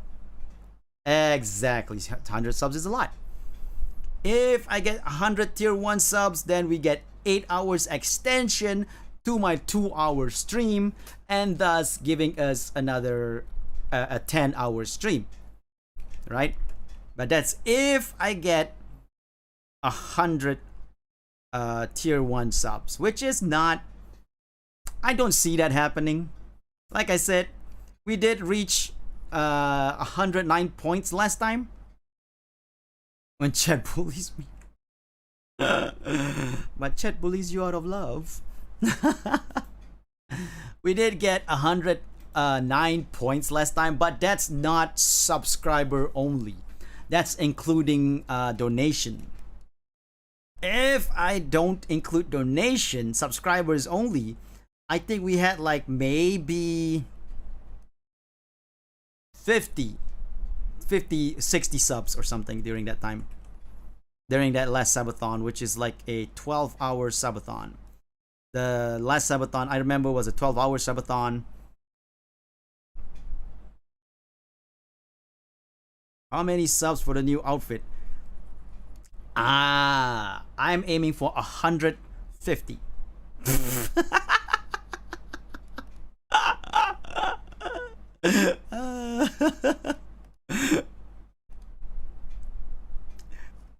I don't want to make it too easy for people, you know. 100 subs, people might reach that. I want to make it that there's a chance that people would reach it. I thought it'll be so hilarious if I actually make a finished costume, show previews of it on Twitter, and then we don't reach that goal, and and then we don't reach that goal, and I'll be like, well, this costume will be revealed next year. I thought it'll be funny.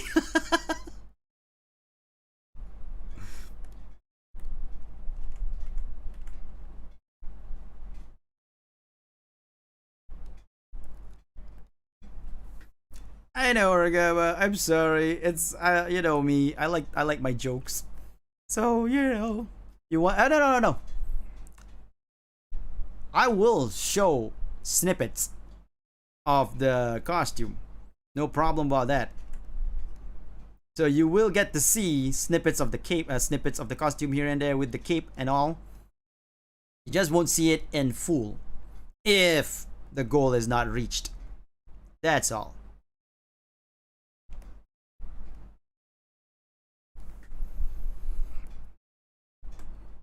You won't see it as a full costume being used by me on stream. That's all.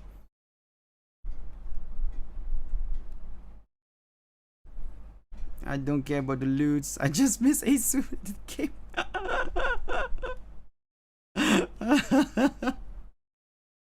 I know. I miss myself with capes too. You know the reason why Mark II doesn't have a cape is because I was thinking of doing letting Ulysse do a 3D model of me, and I thought it'd be easier for Ulysse if he doesn't have a cape to model.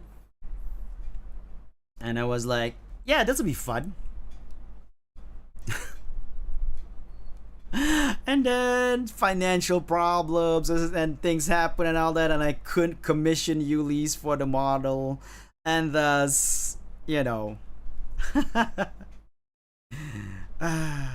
things just happen. That's all. I forgot. This one's supposed to go down here like this.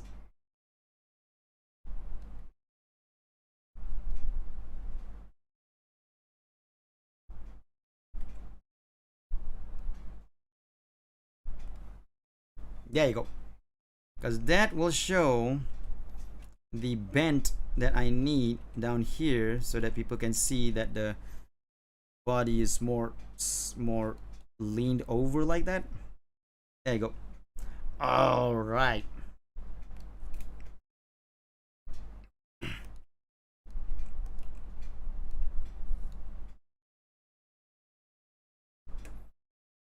I love my cape. It looks awesome. Ah, yes, financial problem. New costume with toot feature. Do toot on a new model as a redeem. You know what? I can add that as an emoji. I'll add the toot as an emoji. All right? That's the best I can do for you guys. I'll do a emoji for my 2D animation, and I will do it one of the emoji will be a toot toot. For those who's confused right now to what we're talking about, we are talking about the toot toot redeem that Argama has on her Twitch stream, where when you redeem, like I think you give like 10 bits or something, someone donates, yeah, gonna toot criminals in the dark.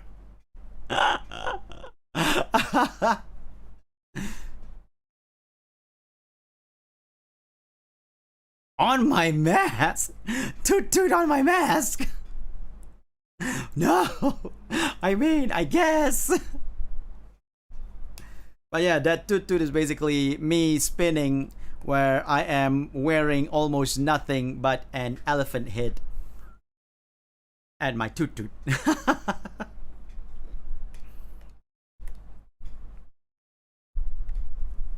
That is the whole thing with the toot.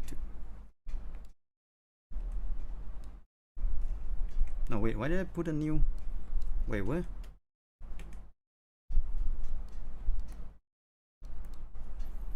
It's hilarious. I embrace the toot because it's funny.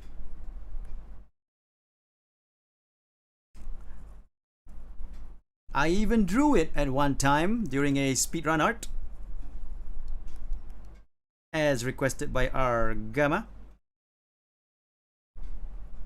It was hilarious. 100 bits and a notification pops up, Asu saying toot wearing nothing but spinning and blocked by elephant hits. Yeah. And yep, it is B going toot.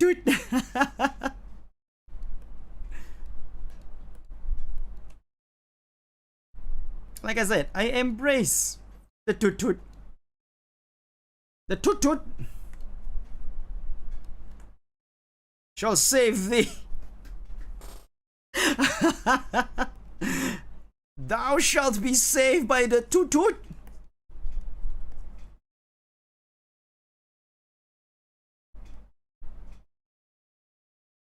Thou shalt be saved by the toot, and thou will like it.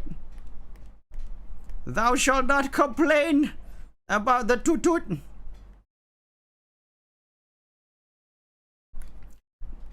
There is nothing better and nothing more beautifuler than the toot.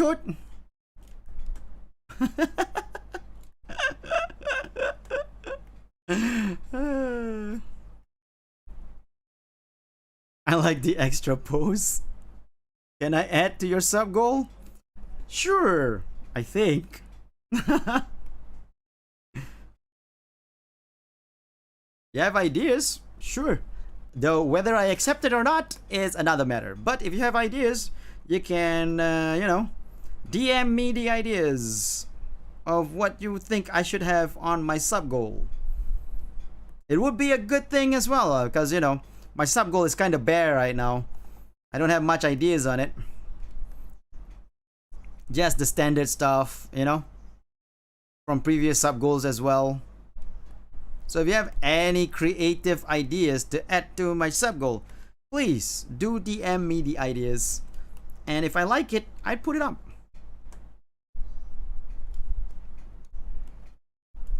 I think the fix is done.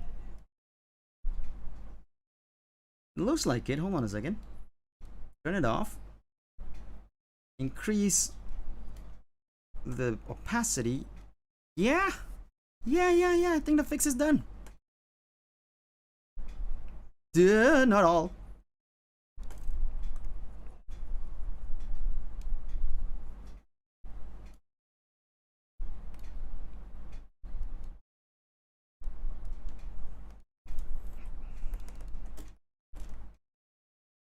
Rich is a new outfit. I'll make the Argama toot outfit and wear it on stream.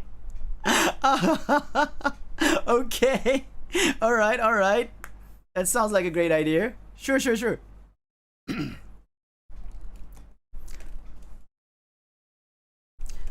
to perchance tell people how the Argama Toot Toot outfit look like. Okay, first I'll show my Toot Toot outfit that I drew. Wait a minute, where did I put it? Did I not say? No, I saved it in the different folder, because it was a speedrun art, so it was saved in the folder for speedrun art, not for Justice Doodles.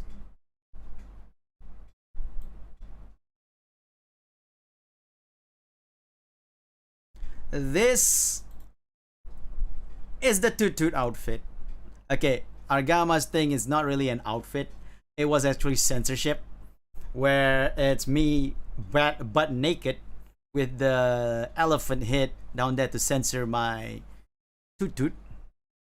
But for this one, I turned it into an outfit, so I call it a Toot Toot thong. So this is the Asu Toot Toot outfit, and I'm still wearing my cape, by the way, my old cape.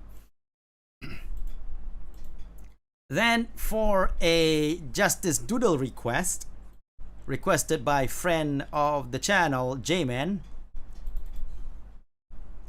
I did Argama in a Toot Toot outfit. Of course, I kind of made her a bit too muscular, but I just went along with it. So this is Argama in a Toot Toot outfit. Flexing. Yeah, I made her a bit too muscular. My bad on that one. But yeah, that's the idea. Well, since I'm here showing stuff to you guys, let me show you my initial order, my initial design that I had, that J-Man has seen, though I think most of you have not. Change it to make it Twitch. Yeah. Understandable. Anyway, this is the original idea I had for the redesign. I wanted a hoodie and a little bit of an overcoat thing going on. So I did this, but I think I can take off the overcoat and it will become a cape with a hoodie. So it's like, if I take this off, if I put this on, I have an overcoat. Take it off, I have a costume with a hoodie. And then I can take off the hoodie as well, and the cape. And this is the costume of me without the cape and the hoodie. You can see I changed the horn. I made it curve, reminded of Hellboy a little bit, yes. And also, you know, Batman from the Snyder cut in the future scene. You like the hair? Thanks. Yeah, I cut it a bit. The hair is definitely shorter than usual. This is a character for the Assassin's Creed game. Now, of course, originally, I wanted the horn to be like my normal horn, right? But as I was drawing it, I realized that if the horn is my normal horn, the hoodie would fit. So, because the horn would be jutting out there, and that's no fun. You like thanks. But yeah, so I made the horn bent like that so that I can fit in the hoodie. Of course, I could just take out the horn in general, but then where's the fun in that, right? The horn is like synonymous to my design now, so we gotta have the horn. But yeah, this is not the new design. I've changed it almost entirely. By the way, if you see the cape, I made it so it's more like a frayed cape. It's still a cape, it's just frayed to like strands instead of the normal cape. Yes, I keep the hair. I want this short hair, so I'm keeping this hair. It's a journey. It's a journey to my crew cut design coming in my 5th year as my hair gets shorter and shorter with every design. Then when I finally get bald in real life, I can do a bald Asu and it will be perfect. It will be synonymous with how I look like in real life. Don't go any shorter. I don't know. Crew cut Asu might look good, you know, like Tom Cruise or something. I don't know, like how Tom Cruise used to have a crew cut. Anyway, designs have changed entirely. I'm not using this tights. I'm not using this overcoat or hoodie. I've changed it. You blocked it out.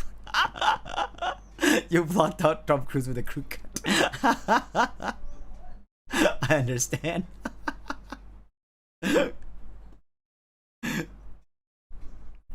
But yeah, this is my Spectre look. I don't know if you guys know the DC superhero Spectre.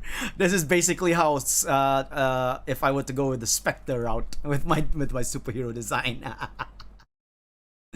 Anyway, change the design though. No more hoodie. I've decided the hoodie is just too hard to do. So I'm not gonna make a hoodie for my design. Maybe in the future, but not for this one. I'm not gonna say anything else. You guys will see the design if we reach the sub goal. For now, let's continue with finishing off this particular drawing.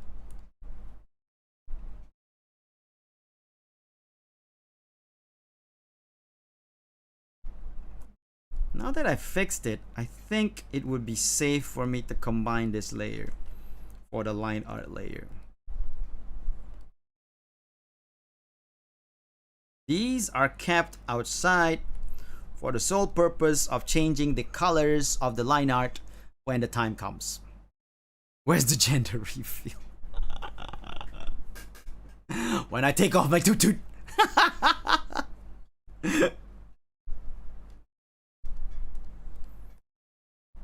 Then you'll see a gender reveal.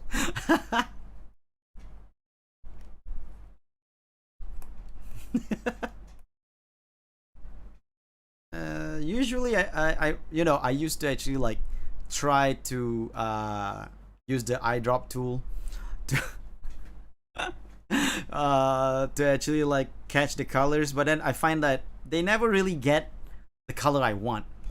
Mr. Deep wants that gender reveal. So they never sorry, that thought just crossed my mind. Oh god. They never really got the color I want, so I always try to adjust it even after I capture the color.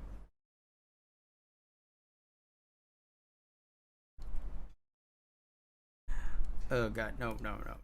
Too big. Yeah, there you go. So, I'm thinking, since it's already like 3 hours 48 minutes, I'm gonna color this cell shaded, not soft shading. I mean, I could go soft shading, but if I go soft shading, we might be here for another 3-4 hours.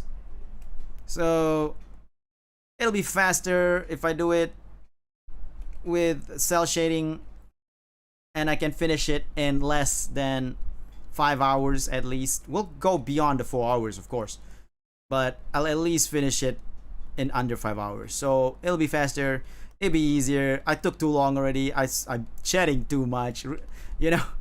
So it's really my own fault. It's not you guys' fault, but we had fun, and that's what really matters.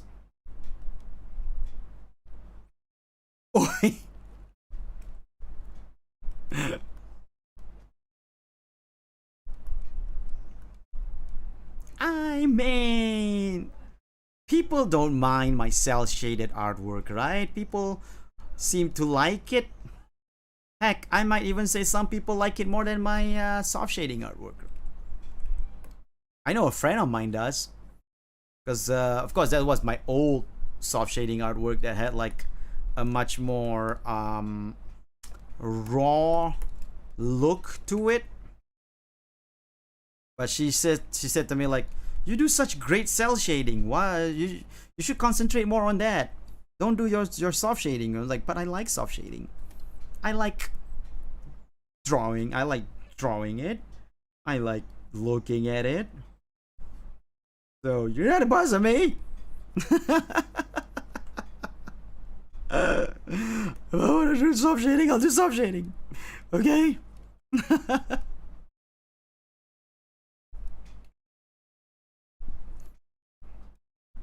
So yeah, there's I've had experience where people said that my cell shading is better, I should concentrate on that and not do my soft shading. But I'm like, but then how am I supposed to learn to be better at soft shading if I don't do it? Isn't it better if I were to actually practice it some more? Rather than concentrate on the one thing that I'm already good at? And because of that, I never stopped doing soft shading.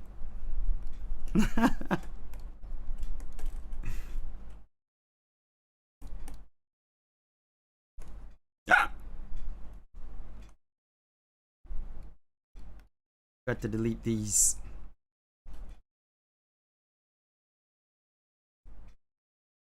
Wait a minute. Oh no, that doesn't need to be deleted. Okay, cool. Kind of exactly. That's what I'm saying. Like my friend said that to me, but I was like, dude, the more you say that, the more I want to do soft shading. So that I can be better at it.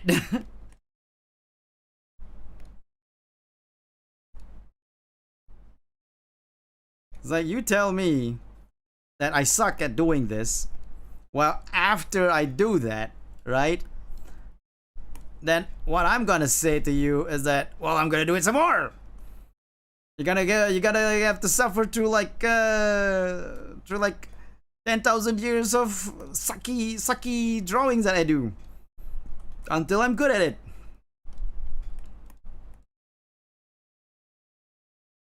So yeah, I think I've improved on my soft shading style.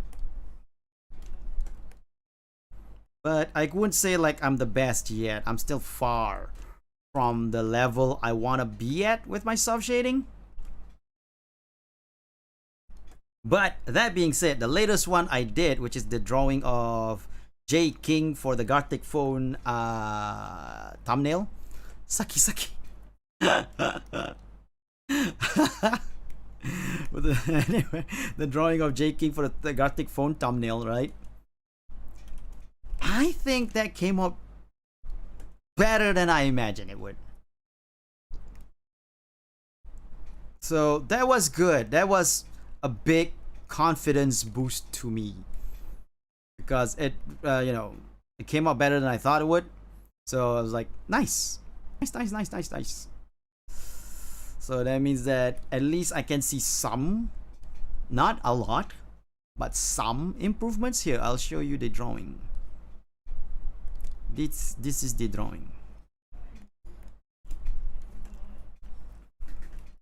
The soft shading, as you can see, is like soft edges, and also you can see like brush strokes with it. And what I was really proud of is the hair. The hair came out really much better than I imagined. You can see the soft stroke brush and all that. It was surprising. I didn't think that was gonna come out as well as it did. Still not at the level I want my soft shading to be, but I'm okay with this. Thank you, J-Man. I like the highlights on it. Exactly, the highlights on it is what really wins me with this. What really makes me think like this is not bad. Not the best, of course, but not bad. No, wait. That one had... Oh, wait. That is see-through, isn't it? Ah, I didn't know that.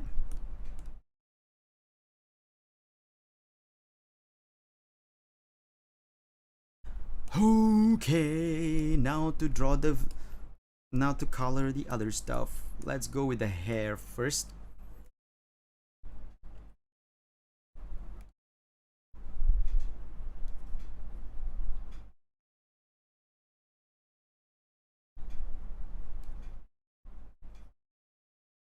Okay, nice.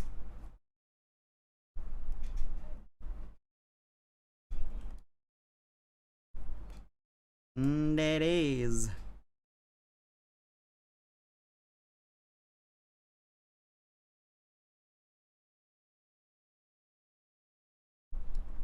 But anyway, for this one, for this particular drawing, we are going cell shading because it's faster, and I just want to finish this off, you know. I want to finish this off today. I don't want to hold it off and continue it some other day, because one thing I'm afraid about doing that sometimes I don't continue it some other day, because I hold it off and then I go like, maybe today, nah, maybe today, nah, and then I never do. So at the risk to sort of like mitigate the risk of not doing the drawing, of not continuing the drawing, I figure the best way to do it is to actually finish it off today on the same day itself. And the best way to do that is through cell shading.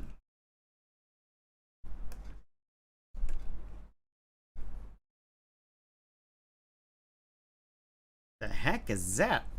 Hold on a second. Huh. That's weird. There was a little bit of a smudge there that I don't know where it came from.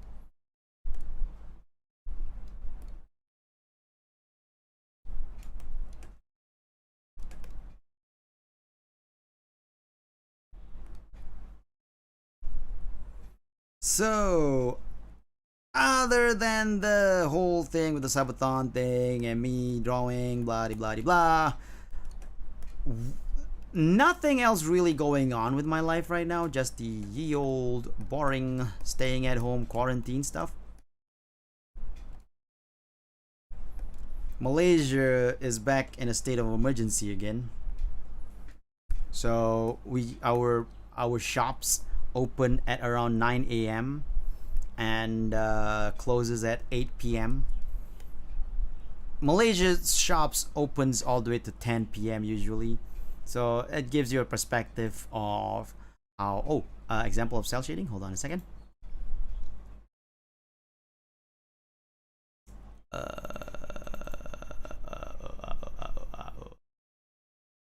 That's the latest one, but it doesn't really showcase the cell shading. Oh, here we go. Badoom! This is my shell shading style. The more solid shading. Also, yes, I did this on purpose to show that I put on the Argama one on purpose.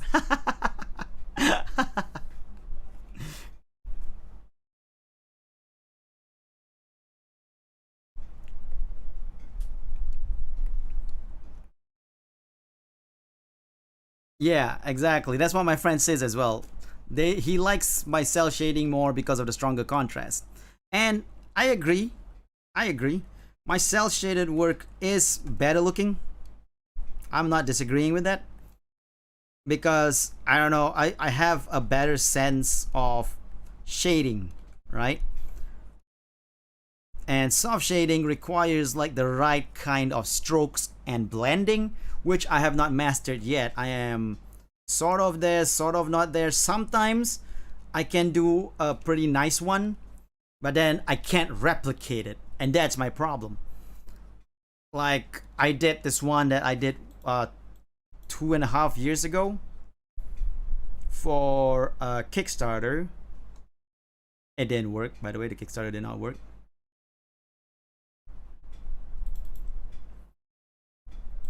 But it came up better than I thought it would. This one.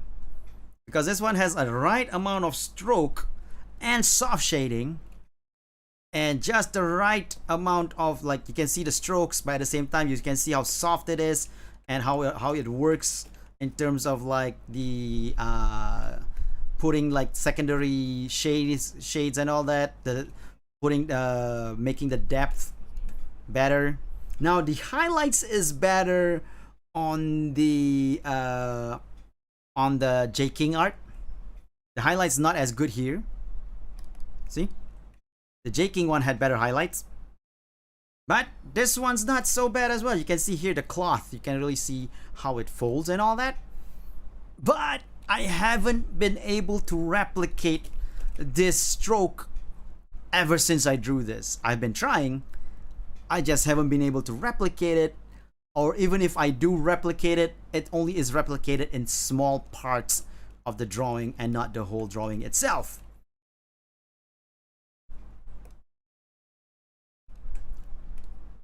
But hopefully, if I practice the soft shading more and more, finally one day, maybe, I can finally achieve the goal of replicating the style of artwork of that stroke that I made and actually be happy with my soft shading style.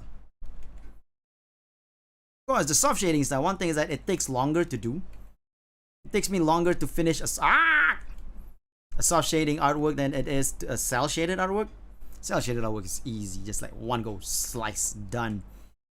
Soft shading artwork requires so much more attention, so much more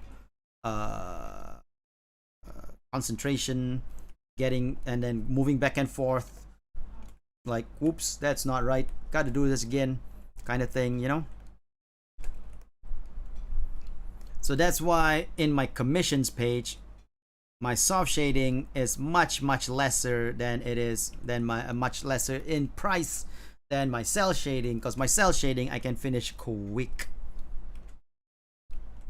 than this.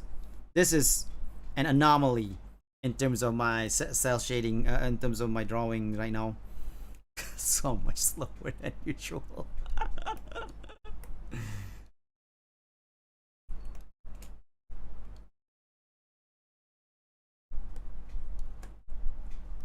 Oh, I forgot hair over this side.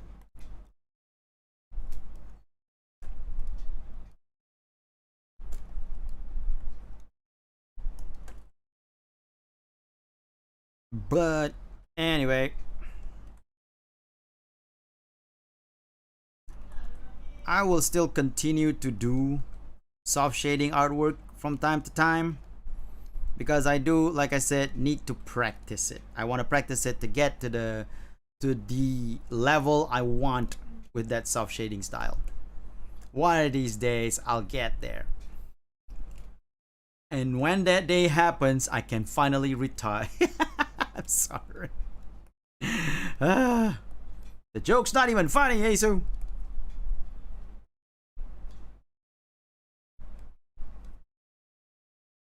Imagine actually like having a goal you want to meet, and then you go like, well, I met that goal, I'm gonna retire now.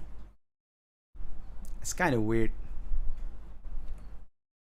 because I feel like if you reach that goal, shouldn't you continue on with the goal in mind? By that I meant like be an improved person. And of course I'm talking about drawing goals, I'm not talking about life goals.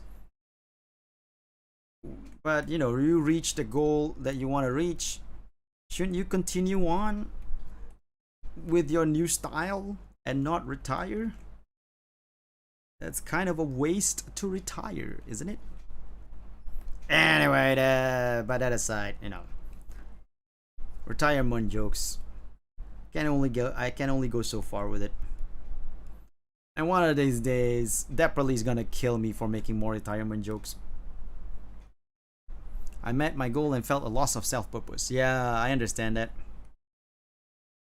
I haven't met my goal yet, but I can understand losing that self-purpose idea when you meet your goal.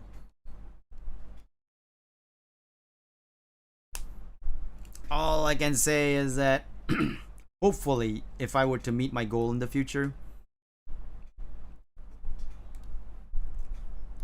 I would still be like, goal reached, but I still want to do other things, you know? Hopefully. I'm not gonna say that that's what's gonna happen. I might reach my goal, which, as most of you know, is to get a manga published in Japan. Like an actual published in Japan, made in Japan manga. That's my goal. And I won't say that once I reach that goal, I'm gonna be like, yeah, Now that I reached this goal, let's go to the next goal. I might even get into a depression after I reach that goal, going like, now what? You know? It might happen. Might happen. Anything can happen in life. I, in my infinite power and wisdom, might actually be depressed. Oh my god. It's like a bra. So I haven't even finished the detail on the top. Damn it. There's so many things happening here.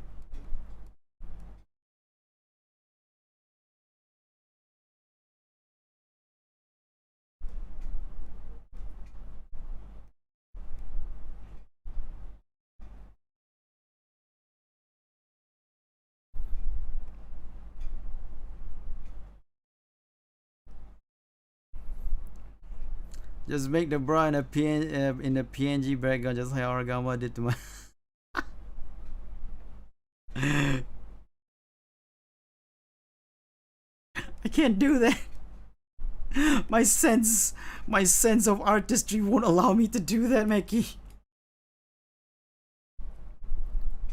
My stupid sense of artistry.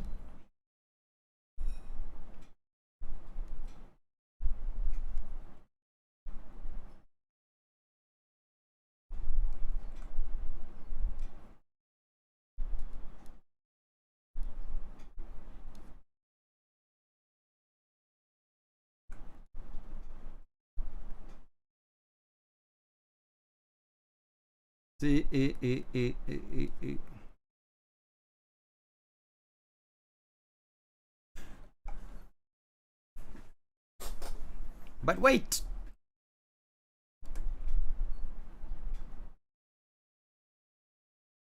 A bit more lighter than this, so it's still pink, just lighter. Oh god, wrong layer.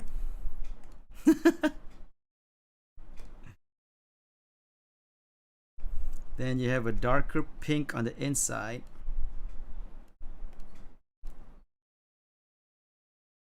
Seems legit. I'll count it.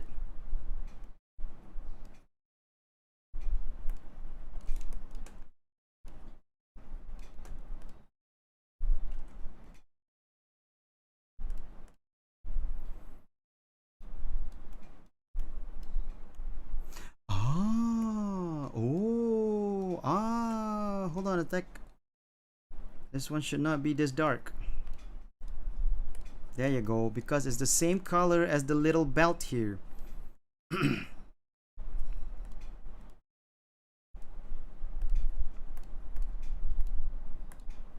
Oh guys, some of you, J-Man in particular, know that I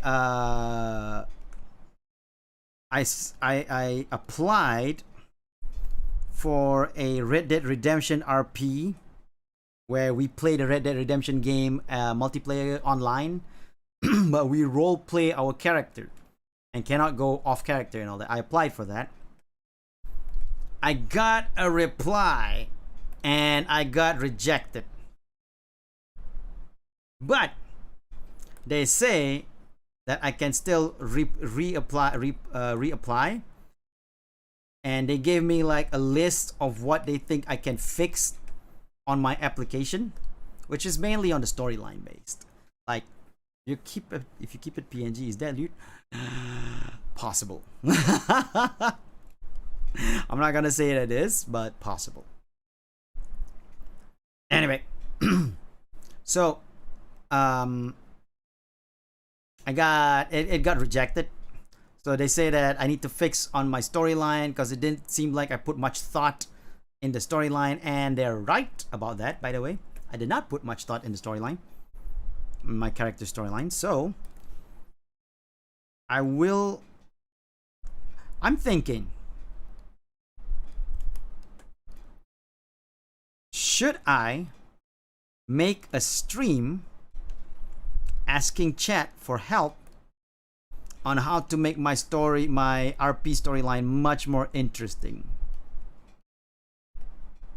Also, I'm stupid. Hold on a tick. This thing is supposed to have frills.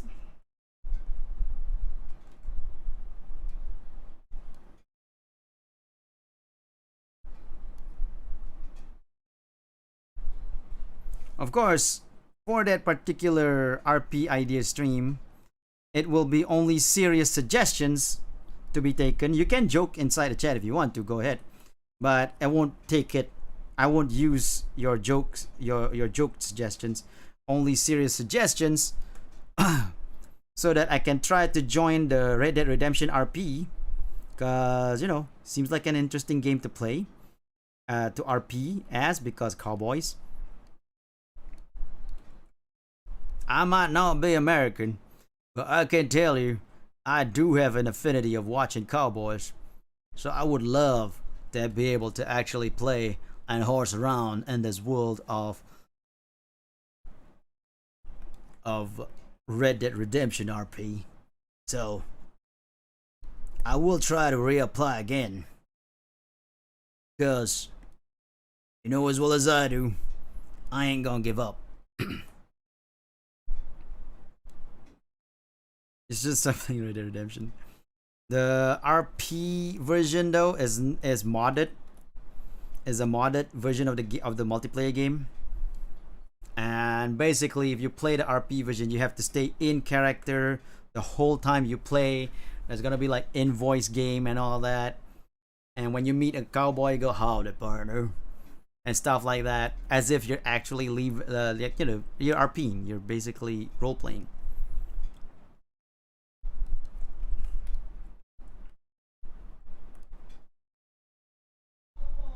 Yeah, I might do a stream. I might do a stream asking chat for suggestions on what, and then I'll have like an initial storyline set and written.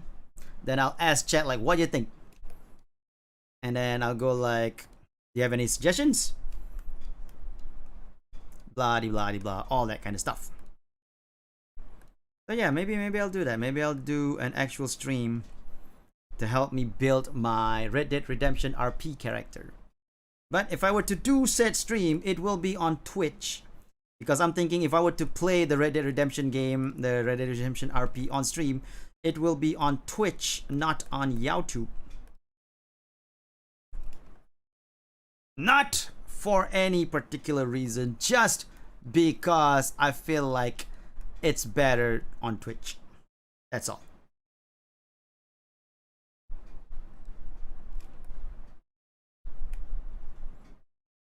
I just realized that this isn't see-through. This should be pink in color. My bad.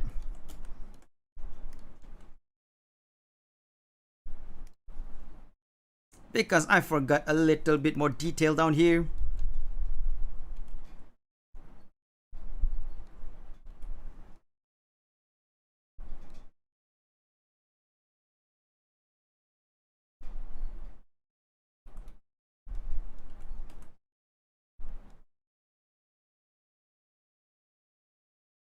Oh yeah. Mousy is proud of the tightness of the harness here, so I better make it more smaller and tighter.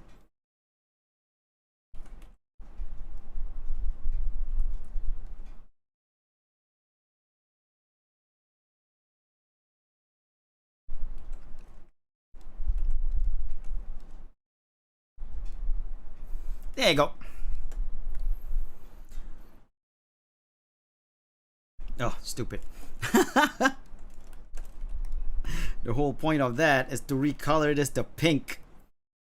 And I fill up the area that I erased just now with skin color.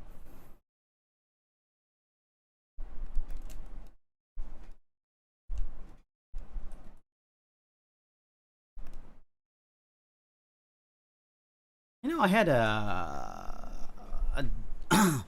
don't think I would not be able to stay in character. I don't have a console for the first game though. Ah, you're right, because the first game is not on PC. You're right.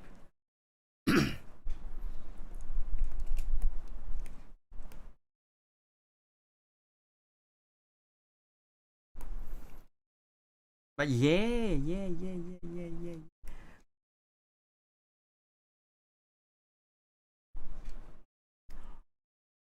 Feel like it'll be fun to play it, because I like the idea of RPing in general. So I don't mind. Wanna see myself RPing.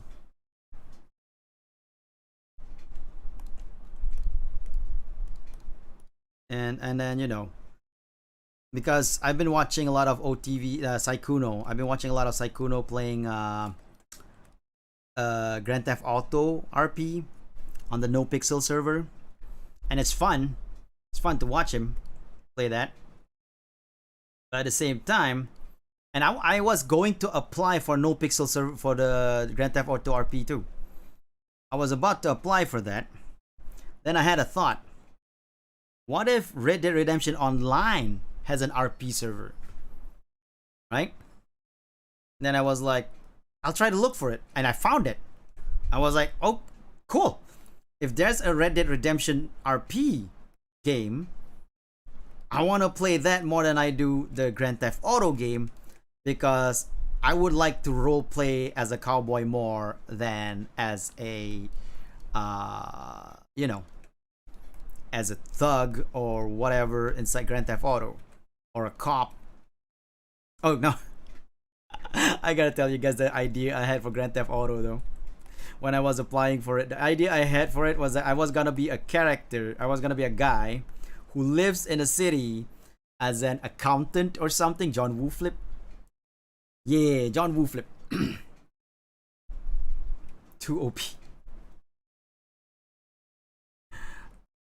And then I was gonna be like, I was gonna be the guy that lives in a city, but at night dresses up as a vigilante to, you know, to try and stop crimes in Los Santos. That was my idea behind it. So, and I'm gonna play it like a nutcase, you know, like a guy who has like a problem, mental problem, who keeps on thinking like, oh, I'm this guy that has this problem, and I like to do this thing, you know, that kind of thing.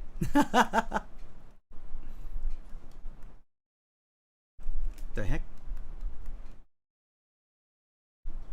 So that's what I had an idea for my Grand Theft Auto character, and I thought would be funny. Yep, exactly. I thought it would be fun as well. But after finding out there was what do you call that? A Red Dead Redemption RP game, I gave up. Not that I gave up. I just decided not to apply for the Grand Theft Auto one. Because for one thing, the Grand Theft Auto one, the application is closed. But if you're a donator, as in if you donate some money, minimum is $15. There's a chance, a small chance, a chance, but not like a guaranteed. But there's a chance of a slot being available for you in the RP server. I don't mind taking that chance. I don't mind doing the donation for that. But I was thinking to myself, if there's a higher chance of me being able to play on, if there's a chance that I get Grand Theft the Red Dead Redemption one, I'm gonna accept that one, right? I'm not gonna go for the Grand Theft Auto one. And sure, I could do both, but then I feel like doing both would be too crazy for me, who's already pressed for time as it is with my own life right now.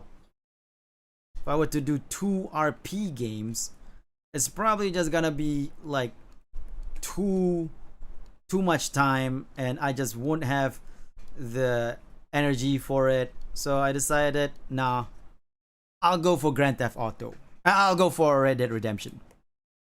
Grand Theft Auto.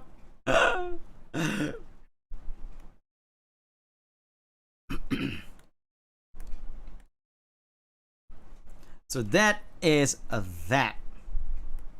Also, this is apparently, is it all white? It is. The buckles are actually white. Huh. That's kind of unique in a sense.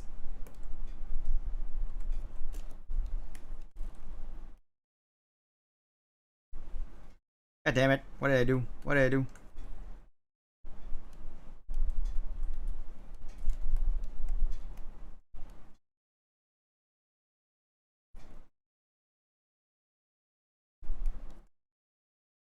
Not all buckles, apparently.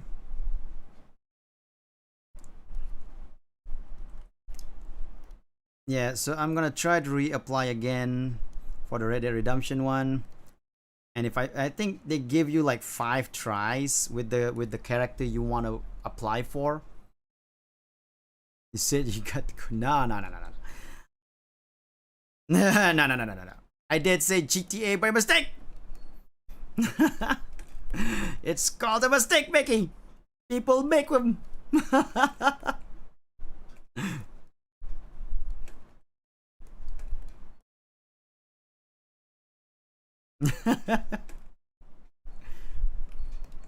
No, wait, no.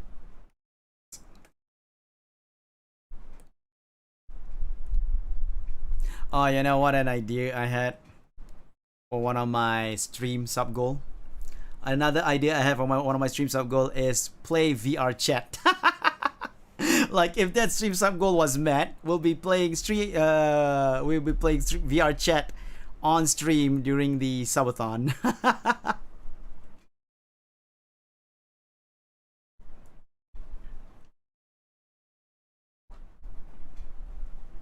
Which is something that I'm not like in favor of playing VR chat. I'm not a VR chat guy.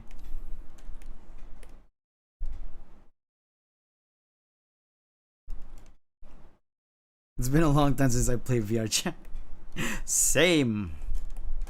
But again, I'm not a VR chat guy, so I don't really see myself actually turning on VR chat for stream and all that. But subathon, you know, subathon being subathon, I figure like it'll be a funny sub goal to meet. But I am going to put the play VR chat thing above my costume. So meeting my costume will be lower on the VR on playing VR chat goal.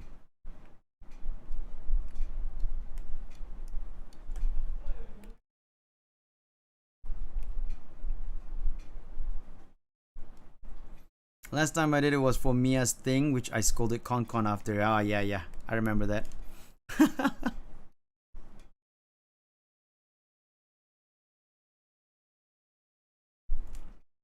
Can't say I blame you though. Concon did go too far with that one. Oh, it's pink. That's surprising.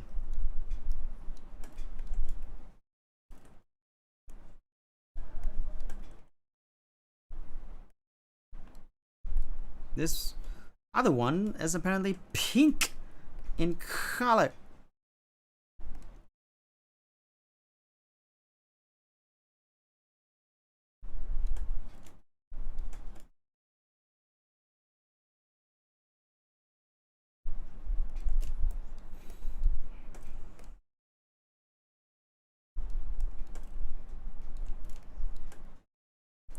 Okay.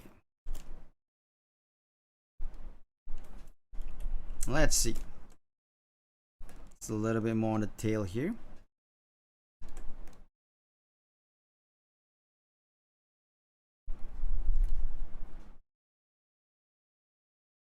Nice. And now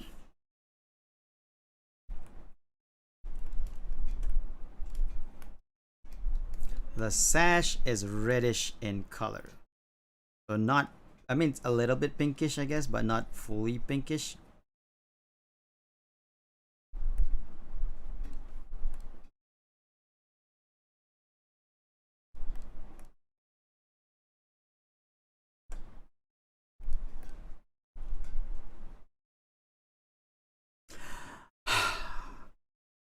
There you go.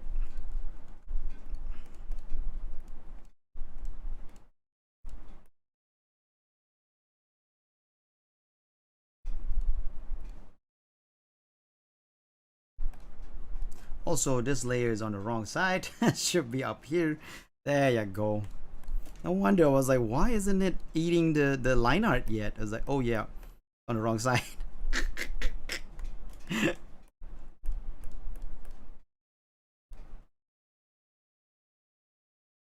Oh, I didn't color the heart yet. It's okay, I'll color it after this.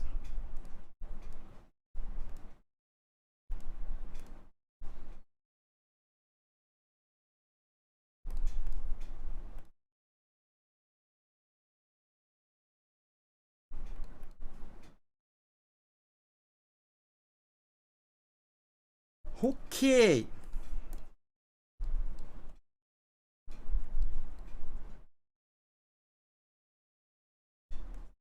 There you go.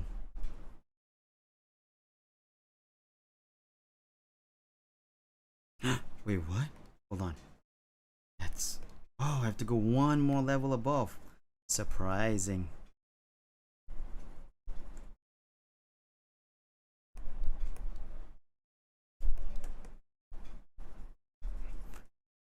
I thought I put that one in a different layer, in a wrong layer. Thank goodness I looked at it carefully.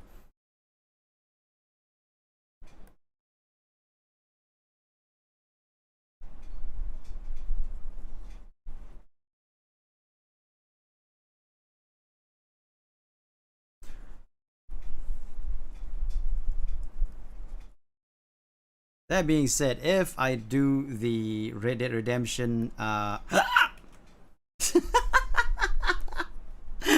was the wet wash brush. I was shocked for a bit. If I do the Red Dead Redemption RP, I'm gonna stream it on Twitch, and I'll do edited videos for YouTube. So it's not that RP won't be like totally ignored for YouTube, but the edited videos will be of certain episodes that is exciting, because hey, some of my the RP was not gonna be like perfectly exciting all the time, you know. What was that? That was my shocked moment screech. You like it? I thought it was beautiful.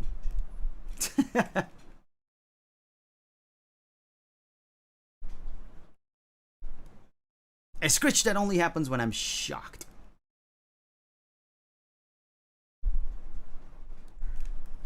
You are shocked. And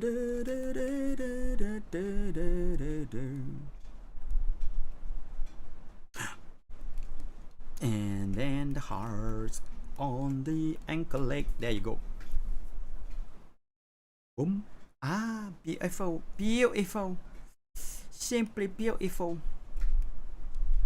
Have you seen anything more beautiful than that?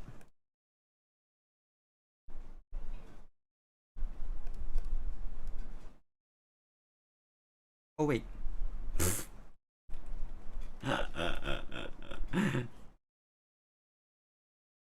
This should be here, yes. But this...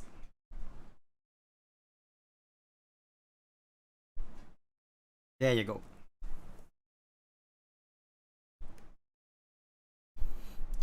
And then this one should be here as well. Just to give off that... Oh wait, that scales too far. Let's give a lower scale. No, that's tolerance. Lower scale, so it doesn't go in too far into the line art.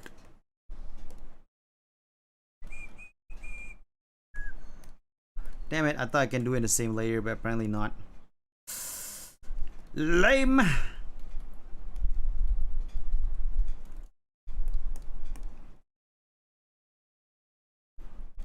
There you go.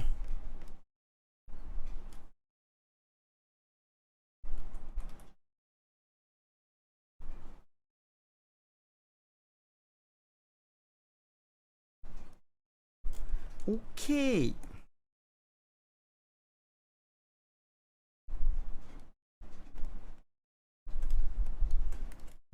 Now we can do it like this. Ah!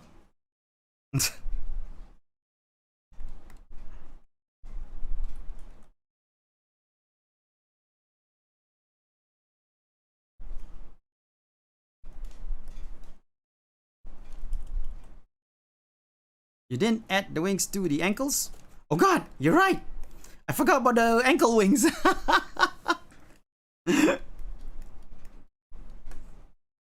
Totally forgot about the ankle wings.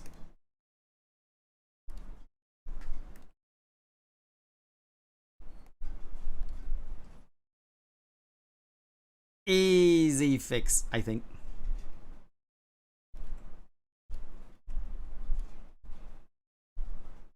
And I was talking about this wing at the beginning of the stream too.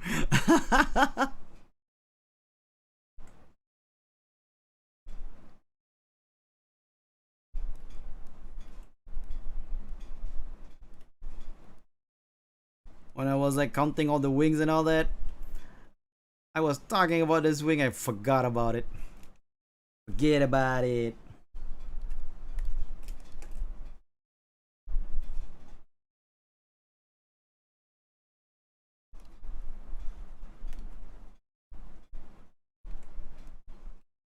Okay. And the color is this grayish color. No, wait. Is it darker? Nope, it's the same grayish color.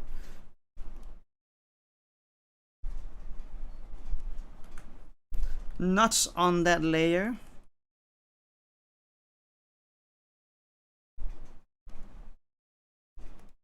There you go. Thanks, Argama, for the reminder.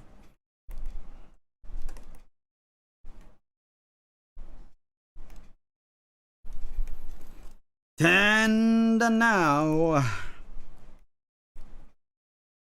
movie magic.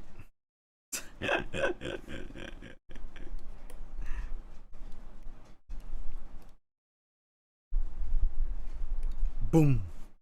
Oh, look at that. Beautiful little thing, isn't it?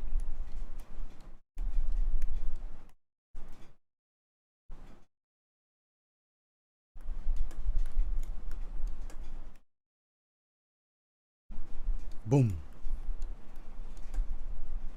Yes, absolutely beautiful.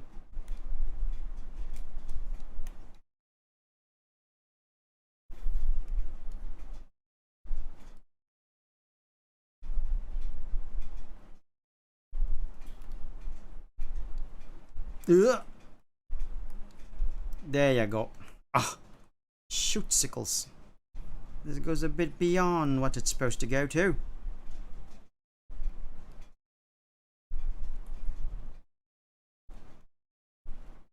A little bit beyond, Mum. A little bit beyond.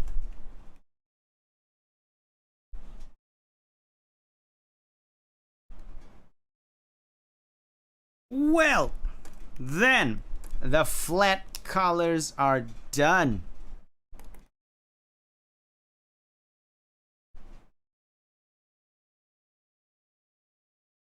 Just gonna do a little something something here.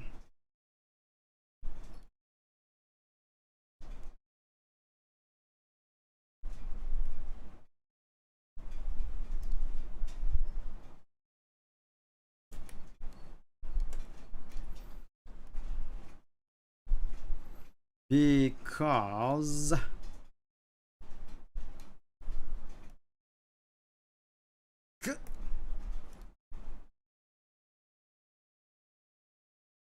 now that the flat colors are done, you have regrets? What regret? What accent is that? I don't know. What regrets dost thou haveth, dearest Argama? Did you take off my toot toot? It's never a good idea to take off my toot toot, Argama. If you take off my toot toot, it will be a lifetime of regret.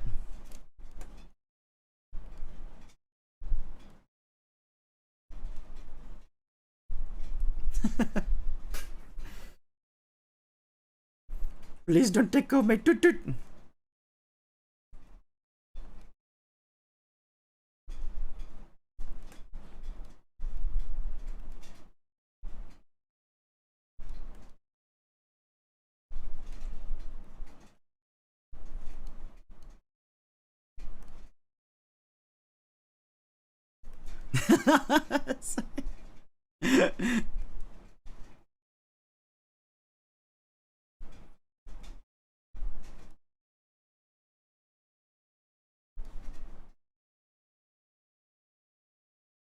cell coloring style because it's much easier and I can finish this faster.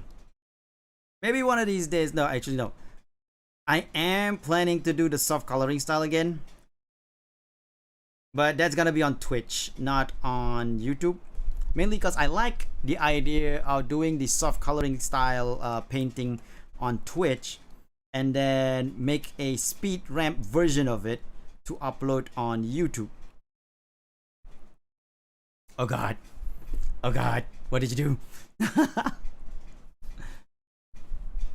Oh my god.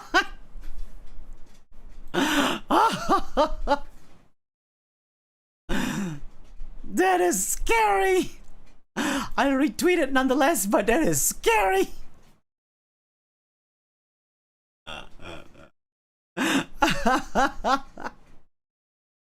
I will not post it here on... Should I post it here on stream? I should post it here on stream. Hold on a second.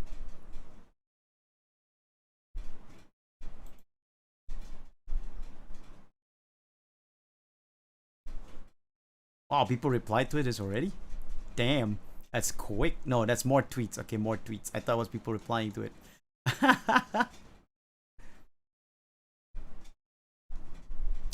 Alright, chat.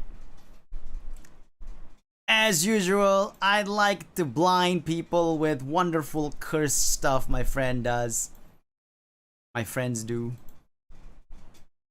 So we're gonna check this out. Okay, chat? This is what Argama posted there on chat, but in case you didn't click the link because you're too scared, I will show it to you here. Ready? Set. Fire! First thing in the morning. Mari, it's not morning anymore. It's 2 p.m. It's almost 2 p.m. for you, Mari. As an emote, that's too big. No, I can't do it. That's too big for an emote. If I shrink this to emote size, all the details will be gone. Now, I would use it as a profile pic, though.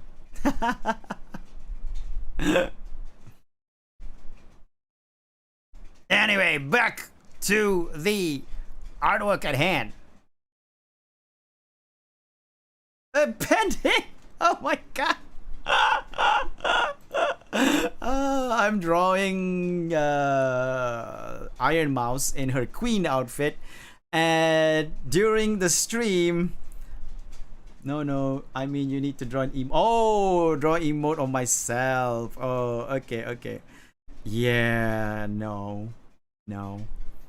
Ain't gonna happen, boy. Hey, pending. So what happened was that during the stream just now, I was talking about we got to talking. A topic came up of Argamas asking me, "Can I draw you in Mousie's queen outfit?" I'm like, "Sure, if you want to, go ahead." And she did it. The mad lass did it. And she posted it on Twitter, but then she says she has regrets, mostly in the time it consumed to draw that whole thing. Not in the subject matter that's being drawn, but the time it took for her to finish the drawing. Understandable, however. But it was still a brave undertaking, Argama. I salute thee. 07 in chat for Argama, a little Gungaging, please. But not the death Gungaging, but a respectable salute Gungaging.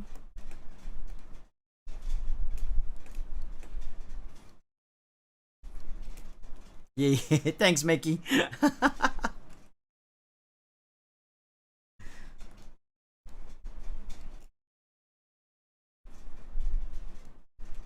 I knew I can rely on Mickey.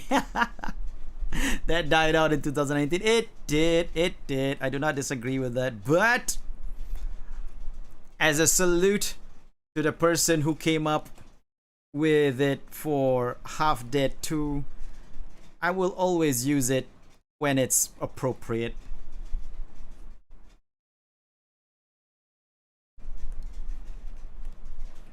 That being said, we should play Half Dead 2 in the future. Only 2 fans know. Oh yeah, Mel did it.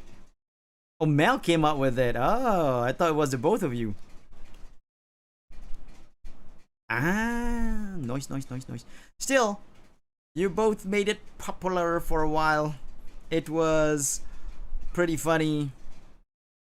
It was such a thing that recently, while I was playing, I can't remember what we were playing, but it was with Kai, Nemurenai Kai, and even though the meme is dead, he still did a Gunga Ging salute. I can't remember what we were playing that he did that with, but it was funny.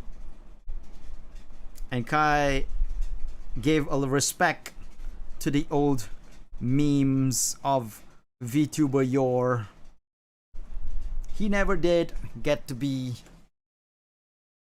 in the Half Dead collab of the Gunga Gingers.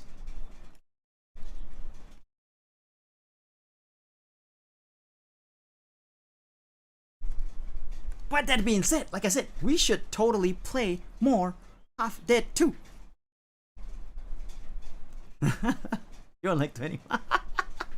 We're all too low.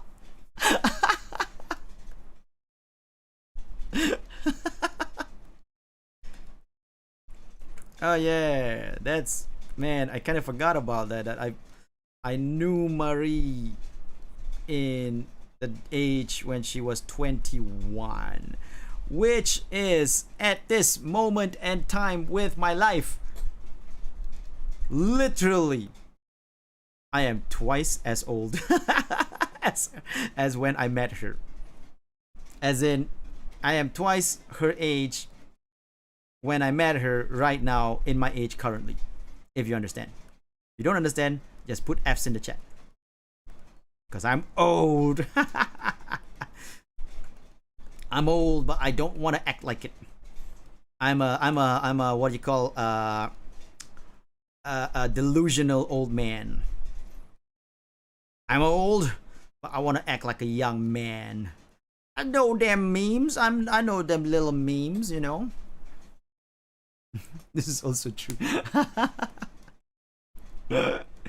I know them memes, them memes the kids are doing these days, like sheesh. You know, I know those stuff. I'm young.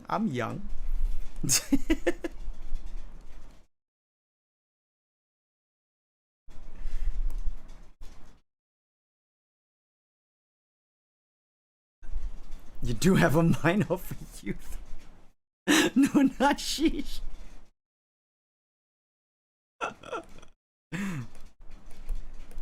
I know them memes.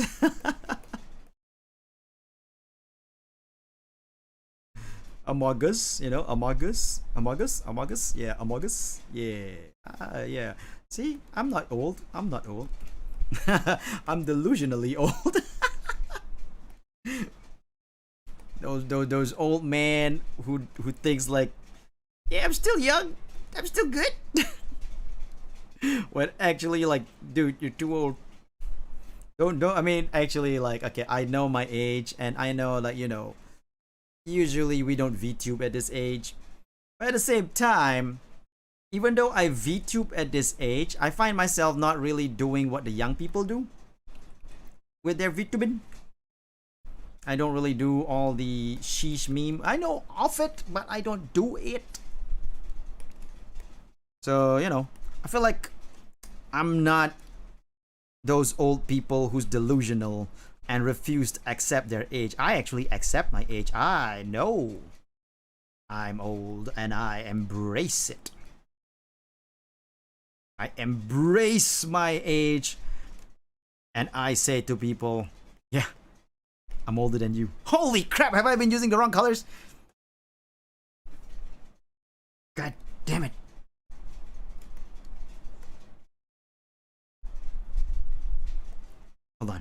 Hold on, have I been using the wrong color? No, I have not, thank God. Okay, just on this part here, nice. Whew, that was close. Did not realize that.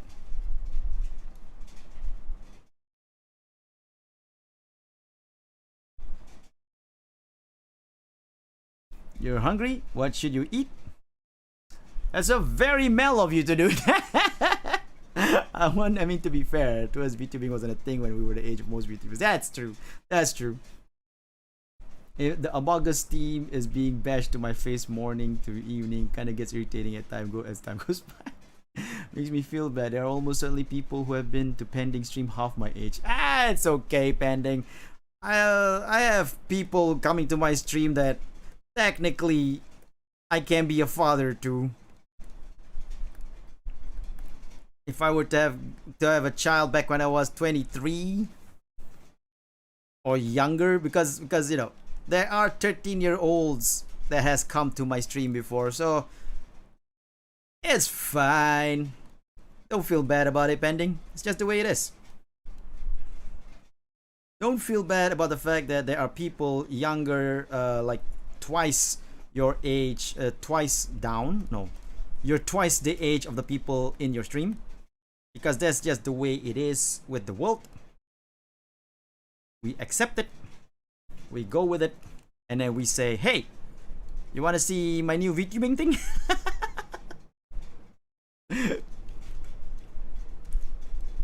you just go like, hey, I got a new video. You want to watch it? It's full of young hip stuff that you young'uns love. I sang King. You young'uns love King, right?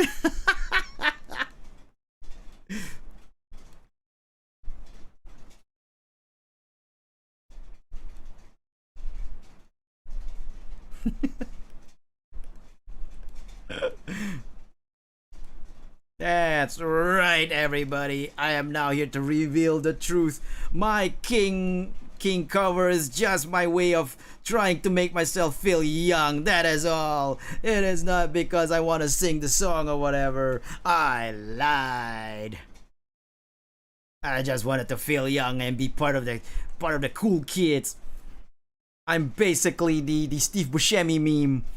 How do you do, fellow kids? You know what I wish though? It's good.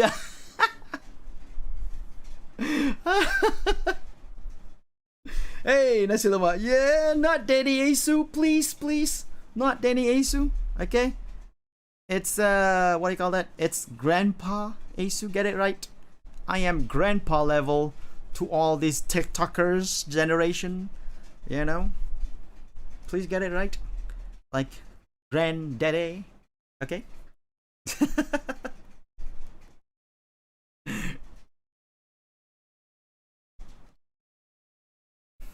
I should eat too, but Bit is too comfy at war. Understandable. At one point, I made a cover of King, but never. You did, Mickey? You should upload it. I don't know which one is good, but maybe cheese and crackers. Geriatric Ace. Exactly. I embrace my age and my oldness. I always said that to myself since I was young. Since I was a kid, I said like, I'm not gonna be one of those old men who don't accept their age, who goes like, oh, I'm too old, I'm gonna buy a Harley Davidson. It's like, nah, I'm not gonna be one of those guys. I'm gonna be a guy that's gonna accept the fact that I'm old and fly with it. That's what I'm gonna be. Like, whenever I tell people I'm old, I'm not telling it out of sadness. I'm actually telling them out of pride. I pride myself in being one of the oldest in the community. So whenever you see or hear me say I'm old, I'm not sad about it.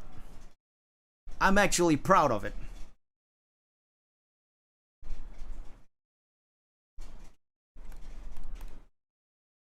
Whenever you see me say that, it's me proclaiming with pride my actual age. When I was a kid, I wanted to grow up, and now I'm an adult, I still haven't done it. Understandable. I watched the latest Kurzgesagt video, and it made me depressed. I don't even know what a Kurzgesagt is. I watch Cinnamon Toast Ken. And it's funny when I watch Cinnamon Toast Ken and Atrioc as well, right? I've been thinking about it throughout this. Oh, okay. I gotta check this video out. Anyway, it's funny that when I watch Cinnamon Toast Ken and like Atrioc, who's a Pokemon streamer on Twitch, and they talk about like being old and being the oldest because they're like 30 plus, and I'm like, hi, I'm Asu, how are you doing?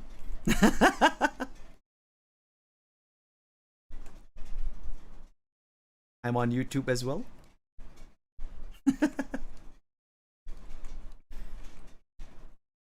And basically, okay, hold on. It's German for in a nutshell. Okay, don't check it out. It's depressing. It's basically counts your weeks of your whole life and how much of it is. Oh, okay. I understand now.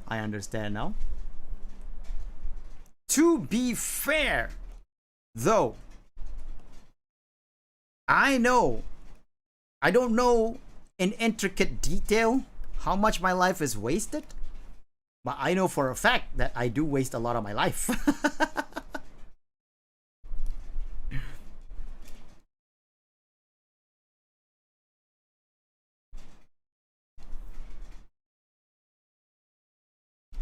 So if I were to watch that, I feel like it will be depressing, of course. I'm not gonna deny that. But I feel like I'm prepared to take it, you know? Because I live my life always thinking like, yeah, I'm wasting my life. I'm sleeping I sleep this long or something, and I'm like, well, there's my life wasted. And then I play games for like 6 hours, and I go, well, there's more of my life wasted.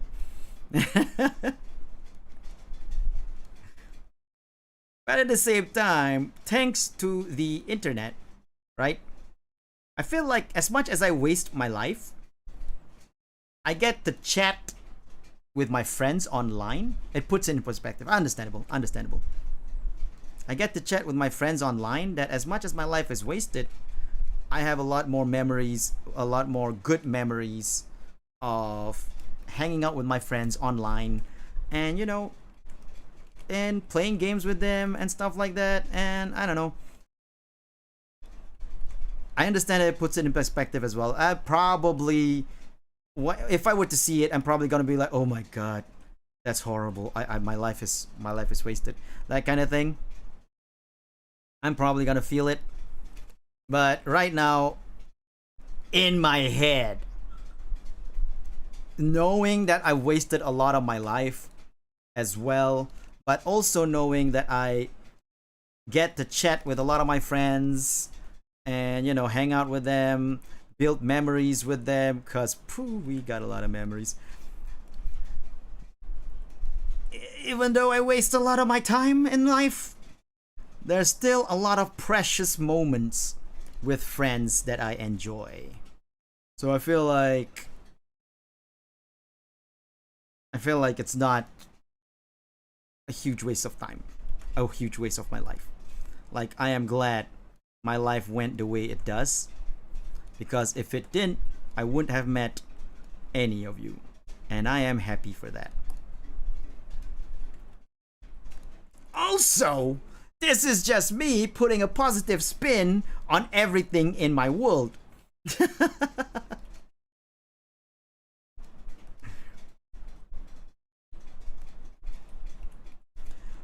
Anyway, you guys know who you are. If you're not, you guys are in my life, you guys know who you are. I'm happy that you guys are in my life, and I'm happy to get to know you. I'm also happy to be a streamer and be able to build, though quiet and not as active, quite a nice community with regular viewers. There is nothing better than that. I can't say, even though yes, there's so much more I can do in life, so much more that I could have done to not waste my time I can't say that I do anything to change it. For now. Now, when I watch that video, however, I probably would change my tune and go like, oh, if only I did more stuff, my life would be so much better and more fulfilling. But until then, I'm going to look at it in this very positive way of thinking, and hopefully you guys will too.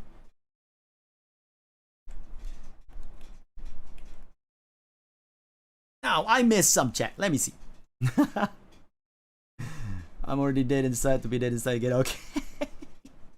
It's like an eye opener. To be honest, I try to fight against putting things in perspective. I'm sure it helps some, but perspective can also be a paralyzing thing. Understandable. It's not perfect, but it's not all that bad. I found the egg video by them is more helpful. Yeah, I hope that in the end I'll be happy with the memories I made rather than sad about the things I didn't accomplish. Exactly. Record yourself watching it for a video. Oh god, that's a great idea. I should totally do that.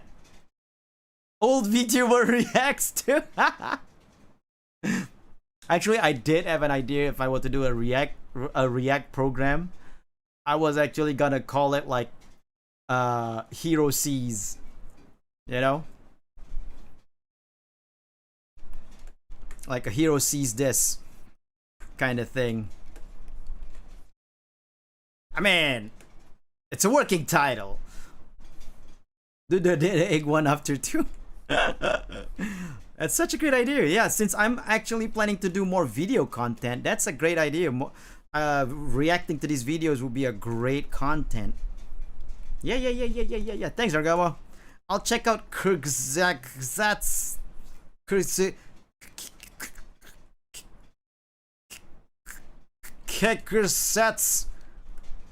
in the future and react to it in a video.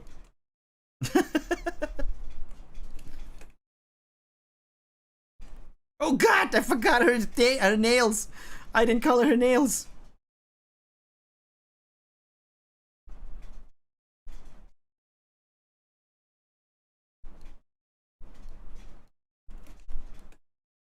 You should have a really old version of your model too.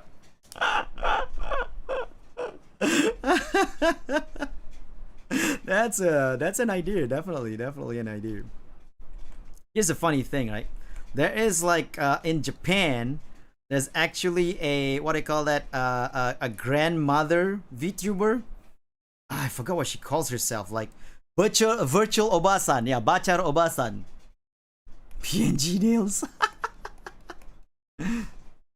She calls herself virtual Obasan. Obasan meaning old man, old woman.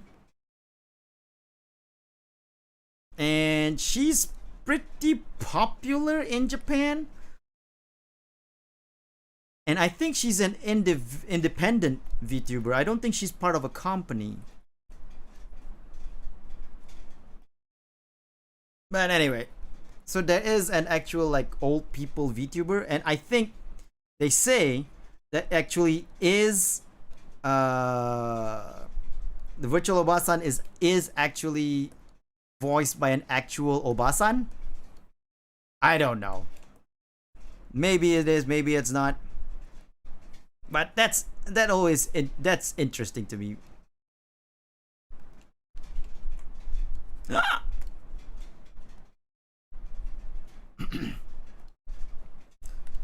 So yeah, that will be an idea to actually do an old version of myself and go like retired VTuber.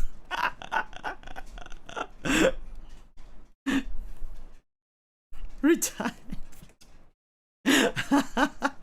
Again with the retirement in this stream alone, I already talked about retirement like what 5 times at least. Jeez Louise. Asu, are you hinting at something? No.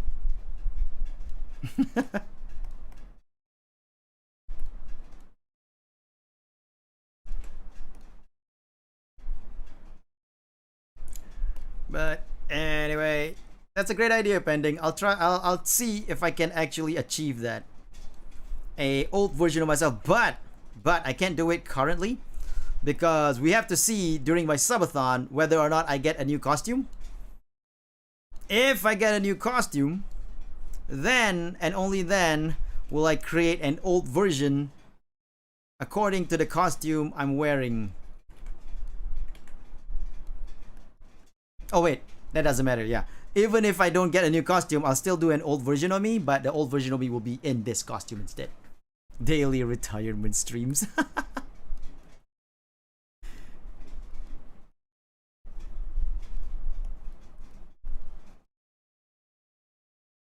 But it's an idea. It's a good idea. I definitely would love to do that kind of social experiment. Just like Argama's idea of me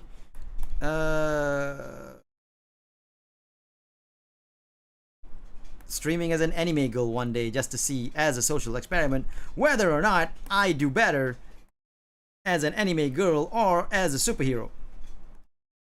But first, I have to design a really cute anime girl avatar. It'll be part of my superhero training to disguise myself. Oh, I got the angle already. Nice. That's the angle of it. Why I would do it for a week. It's me going undercover. It's me going undercover in a Joshikose! As a Joshikose! Because one thing is that, like I said, I have this mindset. If I want to do an experiment or something, I have to have like a reasoning for it that fits the narrative of my VTuber, right? So I was like, what would I do? Why would I be an anime girl? Why? Gotta think of something. And just now, right that moment, just now, the idea came. I could do it to disguise myself as a Joshikose for the idea of like undercover work, 21 Jump Street style. Cause I wish turned you in. That's actually a great idea too.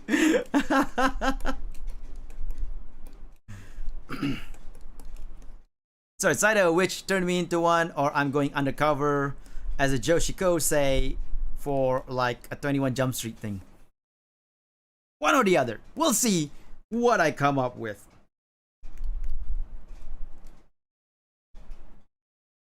I'm going to find food now, so I have to deep. Alright. Thank you, Argama, for coming. I hope you enjoyed your moment here watching me. Thank you so much, and I hope you enjoy the future, Argama, and also enjoy your food. See you. Bye-bye.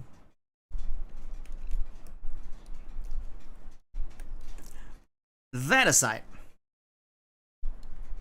the story for the what do you call that, the old man Asu is easy. Old man Asu from the future comes to visit younger Asu to warn him of the calamity.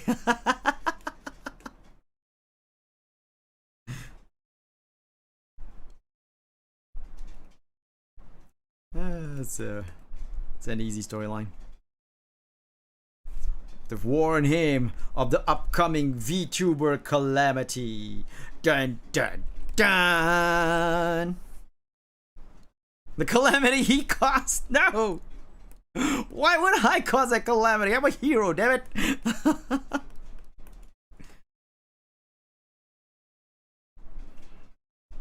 I'll give you that role, Meki, of causing the VTuber calamity. How about that?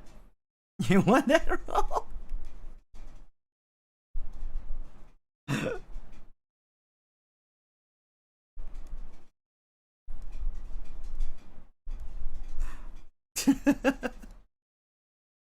I don't want to cause a calamity. Is that what my superhero career ends up in? I caused a calamity like Superman did.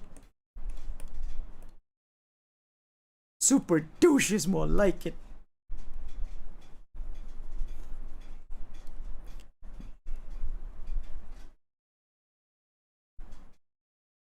Accepted. I thought you'd like that.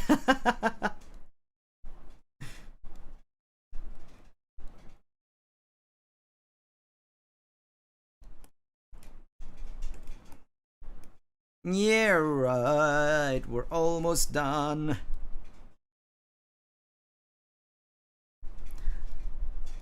So, by the way, guys, just to tell you, this is a cell style coloring. If you were to commission me this, it would be 75 bucks.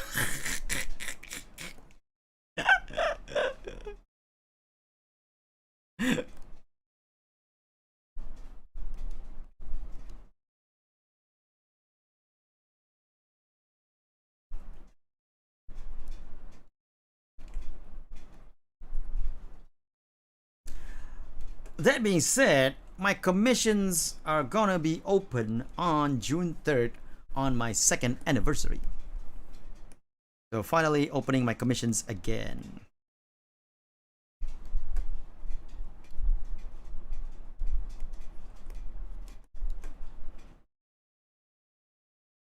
And I'm actually gonna change a little bit of rules on my commissions. Like in terms of drawings and all that, in terms of drawing multiple characters and all that, I'm gonna put a little bit of changes here and there on the rules. But overall, it's gonna be almost the same. No price changes per se.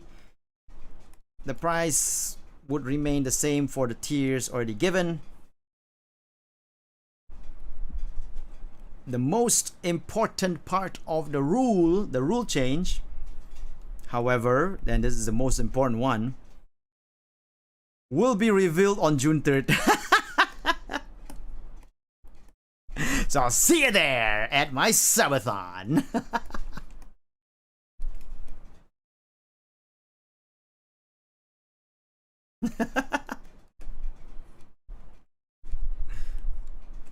But I can say that the most important part, the most important rule change will be a rule change that a lot of people will like. I'm pretty sure a lot of people will like it. In fact, I'm pretty sure everyone will like it. So be there on the subathon on June 3rd on my Twitch. Sorry, be there at the subathon on June 3rd at my Twitch. Starting at 12 noon my time. 12 noon my time. We'll be going for 2 hours at the beginning of it all. But every tier 1 sub will add 5 minutes to the stream time. And then every tier 2 sub will add 10 minutes. And every tier 3 sub will add 25 minutes to the stream time. So if you're thinking of subbing right now, don't wait till I rejoin and I hear subathon. Yes, subathon June 3rd on Twitch. Not a membership drive, not a YouTube stream. It will be on Twitch. And like I said, I'll start it off 2 hours. People can add on to the stream by subbing. Every tier 1 is 5 minutes, tier 2 is 10 minutes, and tier 3 is 25 minutes. Essentially, every $1 adds 1 minute to the stream. Donations does not count. Donations will not count to sub points or to the stream time points, to the stream time as well. There will be sub goals. There will be sub goals. There will be 2 types of sub goals. One is the stream sub goal type, where we achieve it during the stream, and I will do things in the stream once we achieve it. Another is the ongoing sub goal type. That one will be ongoing for a week. 1 week. And if those are achieved, then I'll do it when the time comes. Most of the sub goal types of the 1 week ongoing sub goal types will be content creating goals. The ongoing sub goal types will be current stuff, like chat gets to tweet, gets to say what I tweeted and what I tweet and all that kind of stuff. It will be next week on June 3rd. I will see you there. I hope you guys will have fun. I will try to have fun.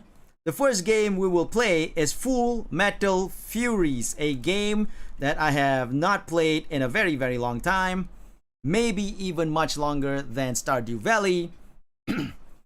I will try to finish it.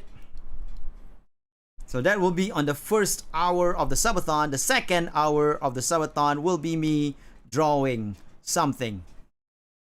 But if the subathon fails, then the subathon will end on the second hour. So that's all happening soon. Next week.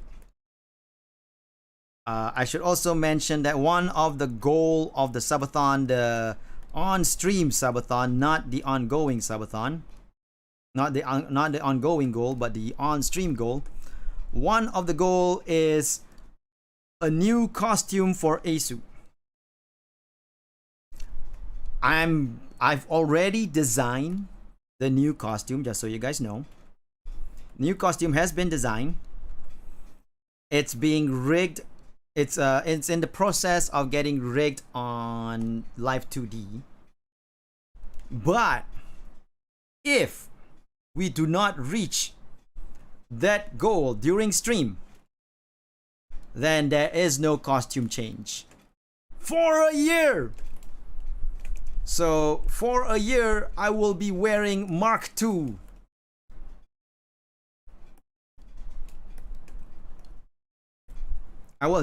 For a year, I will still be wearing Mark II instead of changing up to the next costume.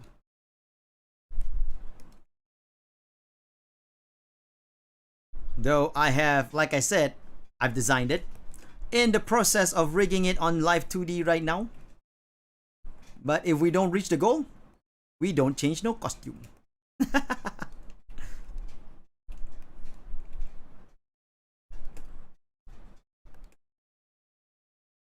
Now, I gotta say as well that I don't really think my subathon's gonna be that successful. At least not from my experience of previous subathon. Oh God! Wrong brush. Not from my experience of previous subathons. So I probably won't even reach the 10-hour mark for the stream. I might reach maybe 3-4 hours, but not even the 10-hour mark. Hey Mel, finally got Ace's drawing stream. I'm almost done though. Well, welcome to the stream.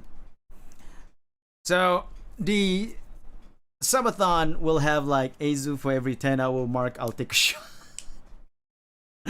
Nah, it's not gonna happen. And also, I gotta mention that the subathon will end at 24 hours no matter what. So I will cap it at 24 hours. But like I said, it's probably not even gonna reach the 10-hour mark with the experience I've had previous subathons and all that. But hey, might still be able to unlock my new costume, even if we don't reach the 10-hour mark, you know. The subathon will also start with the current points that I have on it, which is I think 12 points. So it'll start with 12 points and move on forward. Okay. Oh, the tail.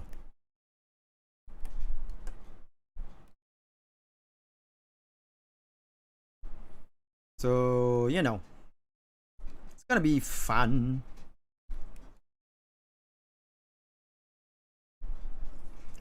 I will also have, this is Mari probably would like to hear this. One of the stream goal on the subathon is I will play VR chat.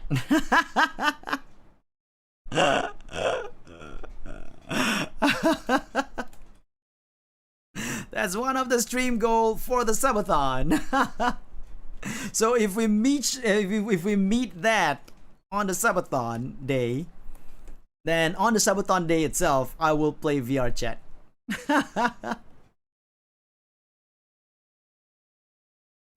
Which is something that I don't do much of, so it'll be something interesting, right?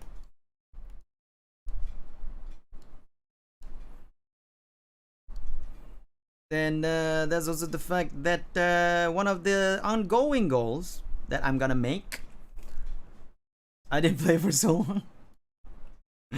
One of the ongoing goals I'm going to make is I'm going to be doing an eye reveal. Da da da. That's gonna be an ongoing goal. It's gonna be an eye reveal where I take off the mask. My mask will be taken off, and you get to see my eye under the mask. And notice I've been saying I singular. So you will only be able to see one eye. Just so you know. Oh hey. Mine was February 29th, 2020. That's when I last played VR chat. There's going to be another mask underneath. Nah, I'm not gonna do that. I'm gonna make an actual, an actual mess, an actual eye reveal. It will be an eye reveal. It will be beautiful. Yes, in a roundabout way, I'm calling my eye beautiful.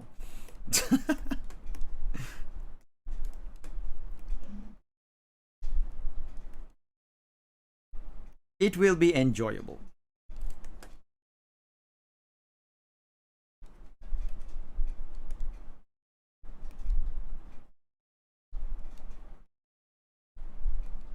So this, as you can see, why am I doing this shade here? Because this shade is the one above the transparent cloth. VR chat hype died. Yep, it did. VR chat hype did die. But I'm still gonna put that as a what do you call that? As a sub goal, mainly because I'm not really a VR chat guy. I mean, you know this. I don't play much VR chat. You know this. You see it.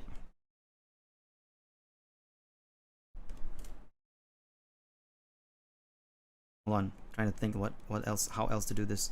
I think this should be it. Yeah. Okay. Cool. Anyway, so I thought putting that as a sub goal, on only stream sub goal though, it's a stream sub goal, might be fun, and you know, people in chat can hang out with me in VR chat. You know me, I'm not about the hype. I'm not playing games because of the hype. I play games because I like the game. And I'm not really a guy that likes VR chat. But I will put it as a sub goal for people to hang out with me in VR chat. We'll go to some worlds, play some game. We'll probably play murder, because, you know, always play murder. Do you realize the VR chat murder game is basically our first Among Us type game? Only problem is, it's so hectic, so crazy. There's no investigation going on. There's just people killing people and people running away from people.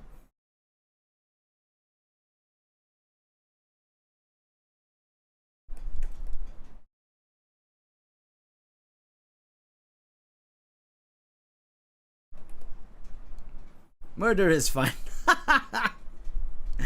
Context. She's talking about the murder game on VR chat. People.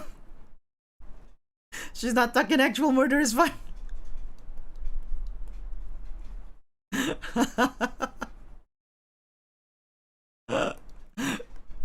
That's also fun to know.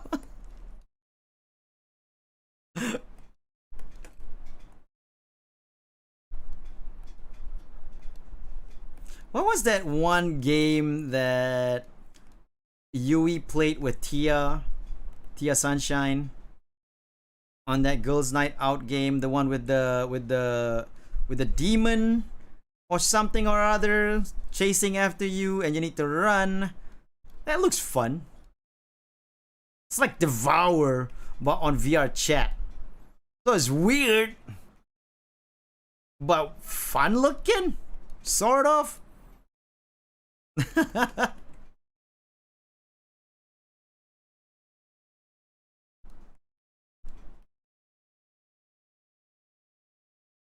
Like a hide and seek. Yeah, I forgot what it was called, but I don't remember the world as well. I gotta ask Yui about that. That's also if we were to meet the VR chat goal, I want to go to that world and play that game. But only if the VR chat goal is met. One thing I will not do, however, is go to that paradise island with the yacht. Because that will lead to so many wrong things that I cannot put on my stream. That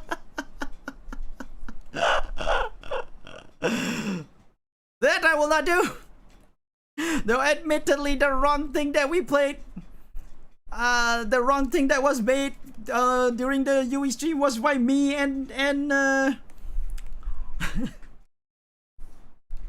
me and Trell. Admittedly, it is my fault.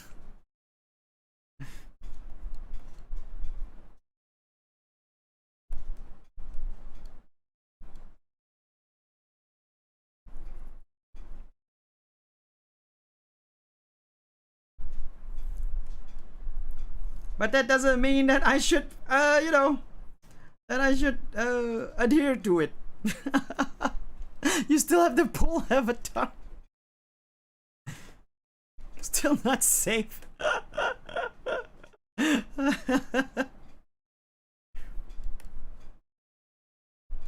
any case, that's part of the subathon. If we meet it, if we don't meet it, then you know, oh well, nope, no skin off my back since I'm not really a VR chat player anyway. Because I don't have VR. I think if I were to get a VR headset, I might actually VR chat more often than I do right now. But since I do not have a VR headset and playing on the desktop is kind of boring, I don't really do VR chat because of that. Yeah, anyway, we finished the shading, so now I will put in a little bit of highlights because I want this to be a properly made cell shaded artwork.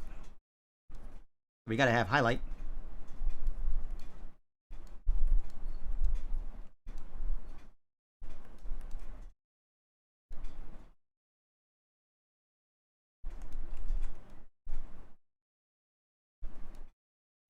And now I'm quiet. I'm sorry about that.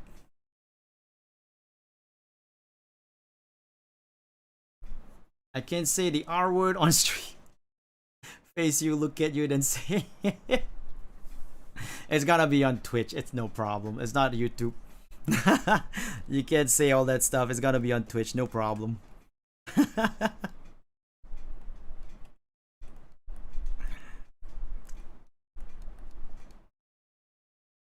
I just don't want what happened during the UE stream, the UE beach splash stream that we did. The one that Tia Marie Mira was on for a bit. That one was just, oh my god, me and Trell, no, not me, sorry, Shadow Asu and Trell. Shadow Asu and Trell really went off the deep end on that one.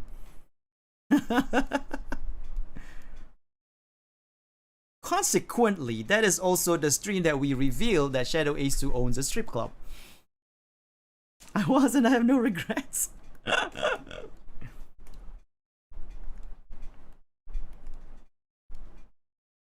In the dark shadow district of Virtuotopia, Shadow Asu has a strip club business.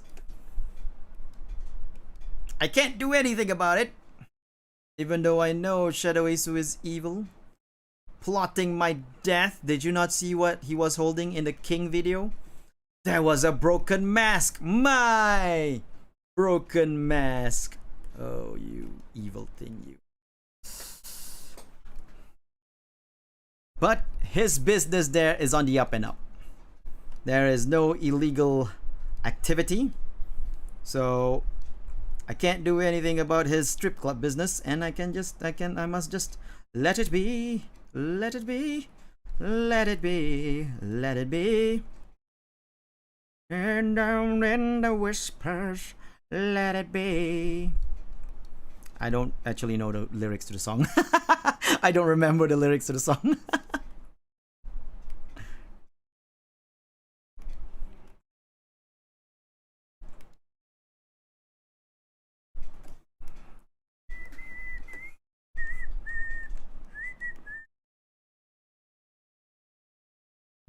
Let it be, let it be, let it be, let it be. Great, now the song is stuck in my head. Why do I do that to myself? Also, we've been streaming for 5 freaking hours and a half.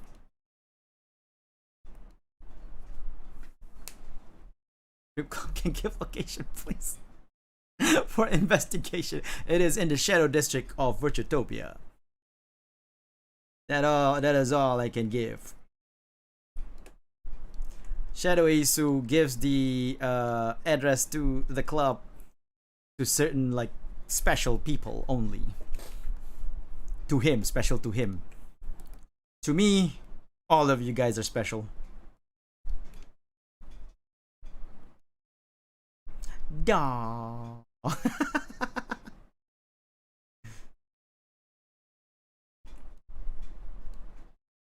He's a dirtbag. He picks and chooses his friends. We need to know and visit. Actually, Mari, you do know it. You have access to it. You've been there.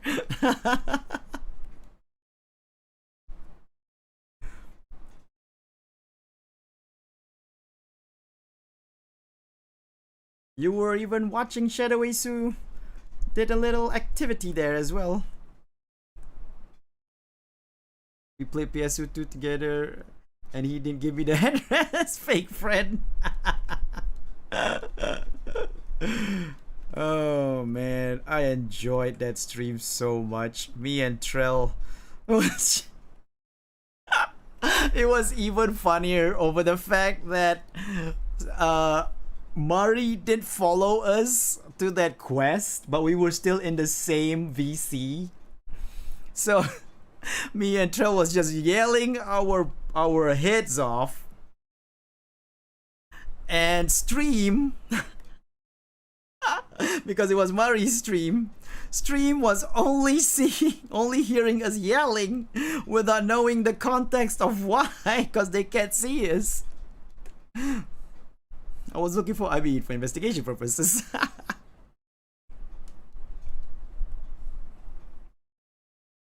Actually, the strip club is kind of public now, but it has a steep entrance fee. It is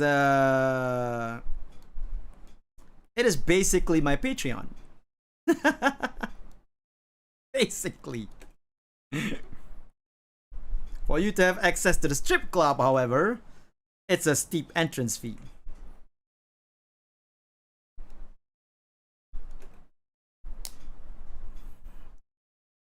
You don't remember what? The stream? It was your debut stream, I think. We played PSO2.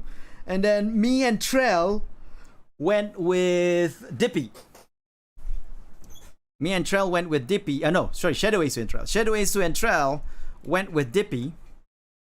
And we were just yelling, asking for Dippy to save us the whole time. I was like, Daddy, save us, oh my god. Sorry, did I say we again? I mean Shadow Ace and Trell. Shadow Ace and Trell was just yelling the whole time. The thing is, all the yelling was on stream, but we were not on stream. So people were just hearing us yell and going and like the hell's going on there? It was so funny though. Yeah, the castle. We were doing the castle. It was so hilarious. I enjoyed that stream so much. Thank you so much, Marie, for inviting us to play PSO2 at that time. It was so much fun.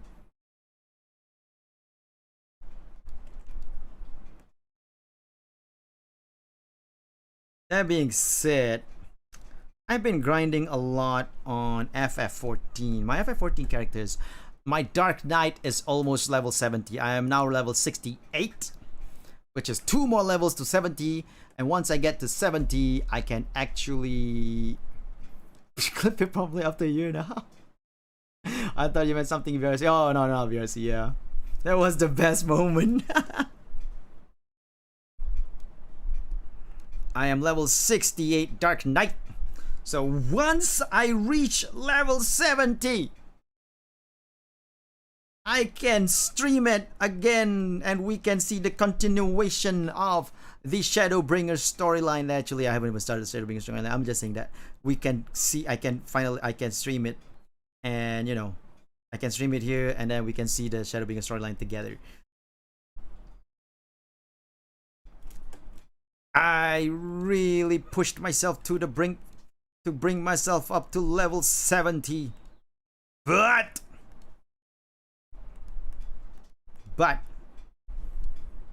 there's a new Monster Hunter update coming up. And as we all know, I put more importance in Monster Hunter than I do in FF14.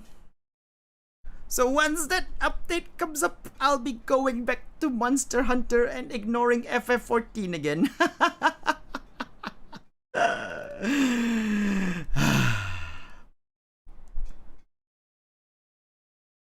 Might be fun.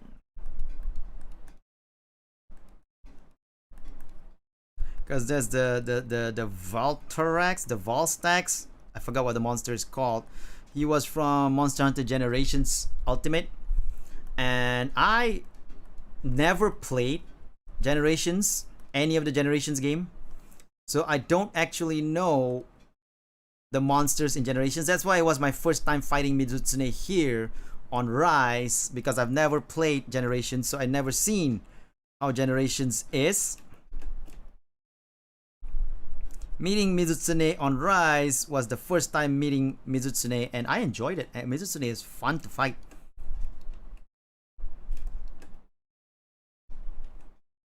But yeah, the new one is an Elder Dragon that was introduced in Generations. It's called Volstax or whatever it's called.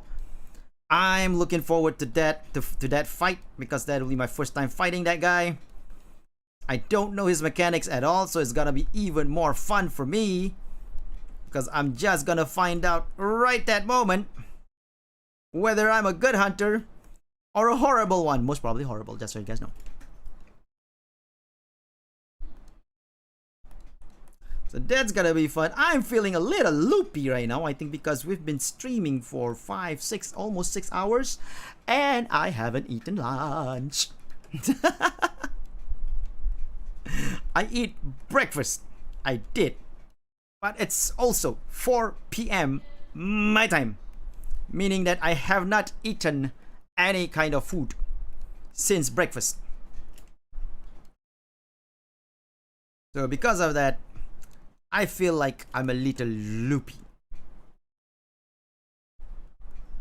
Speaking of Monster Hunter, I think Rofunk is streaming. I think he's going for the new update. Wait, today is the new update. It's 27th May. It is today. I think, yeah. He's playing the new update right now. SMH Rofunk playing the new update without me.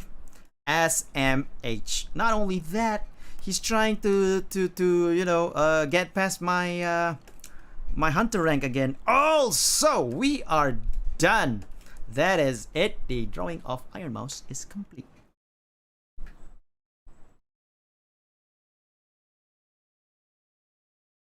Let's do a little gradient background because I have no creativity for background making.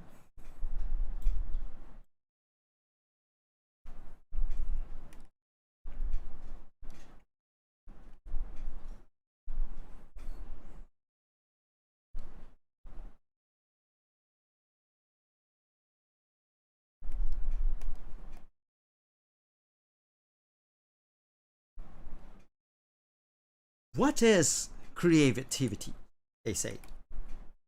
Can you eat it? I say. And they go like, no. You can't eat it, you weirdo.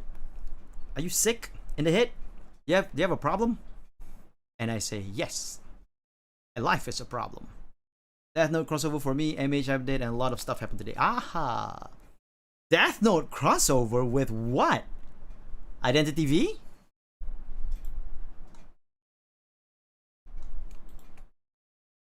Can you use L as a killer? Ah, nice! IDV has Death Note. That's amazing.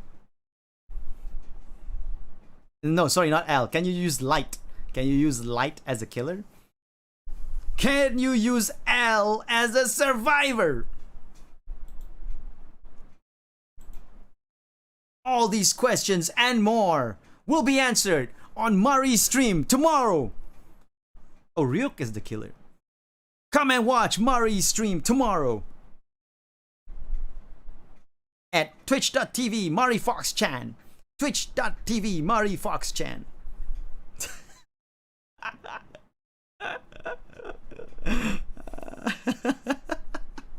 Probably not.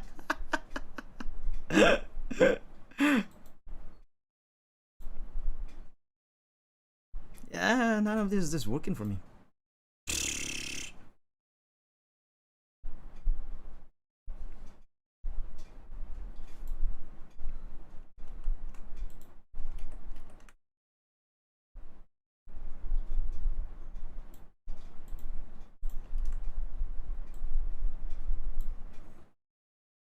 Slightly better, I guess. What about if I change this up here?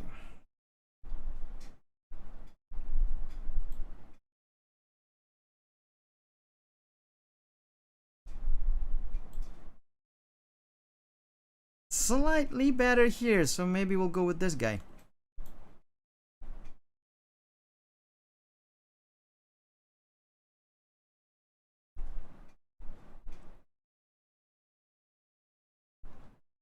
Guys, check this out. She's lying down. Isu is lying. Check this out, check this out.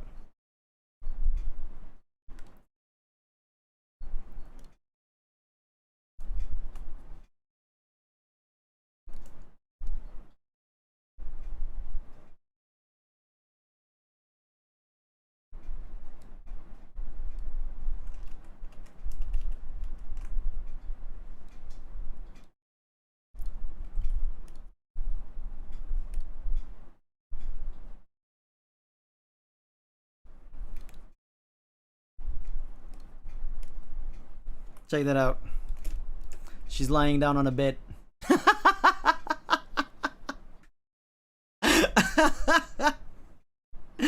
It works both ways. Either upside down where she's flying, but you have to turn off the bed, or the other way around and she's lying down on the bed.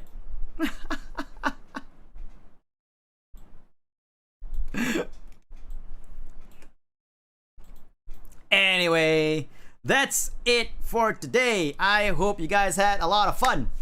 We've been streaming for a good 5 hours, not 6 hours, sorry, 5 hours.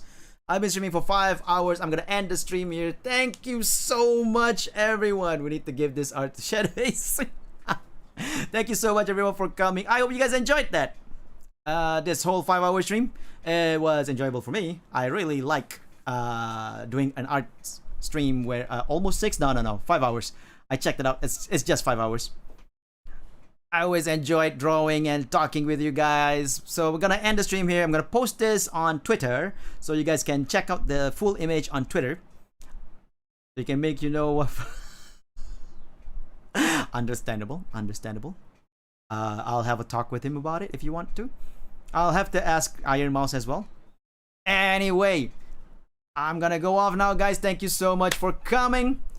Stay good, stay healthy. Don't forget to hydrate whenever you can, and to always enjoy the future, citizens. Till next time, everybody. Otsu Justice. Thank you very much. I'll see you around. Don't forget to like and subscribe and join my membership, that kind of stuff.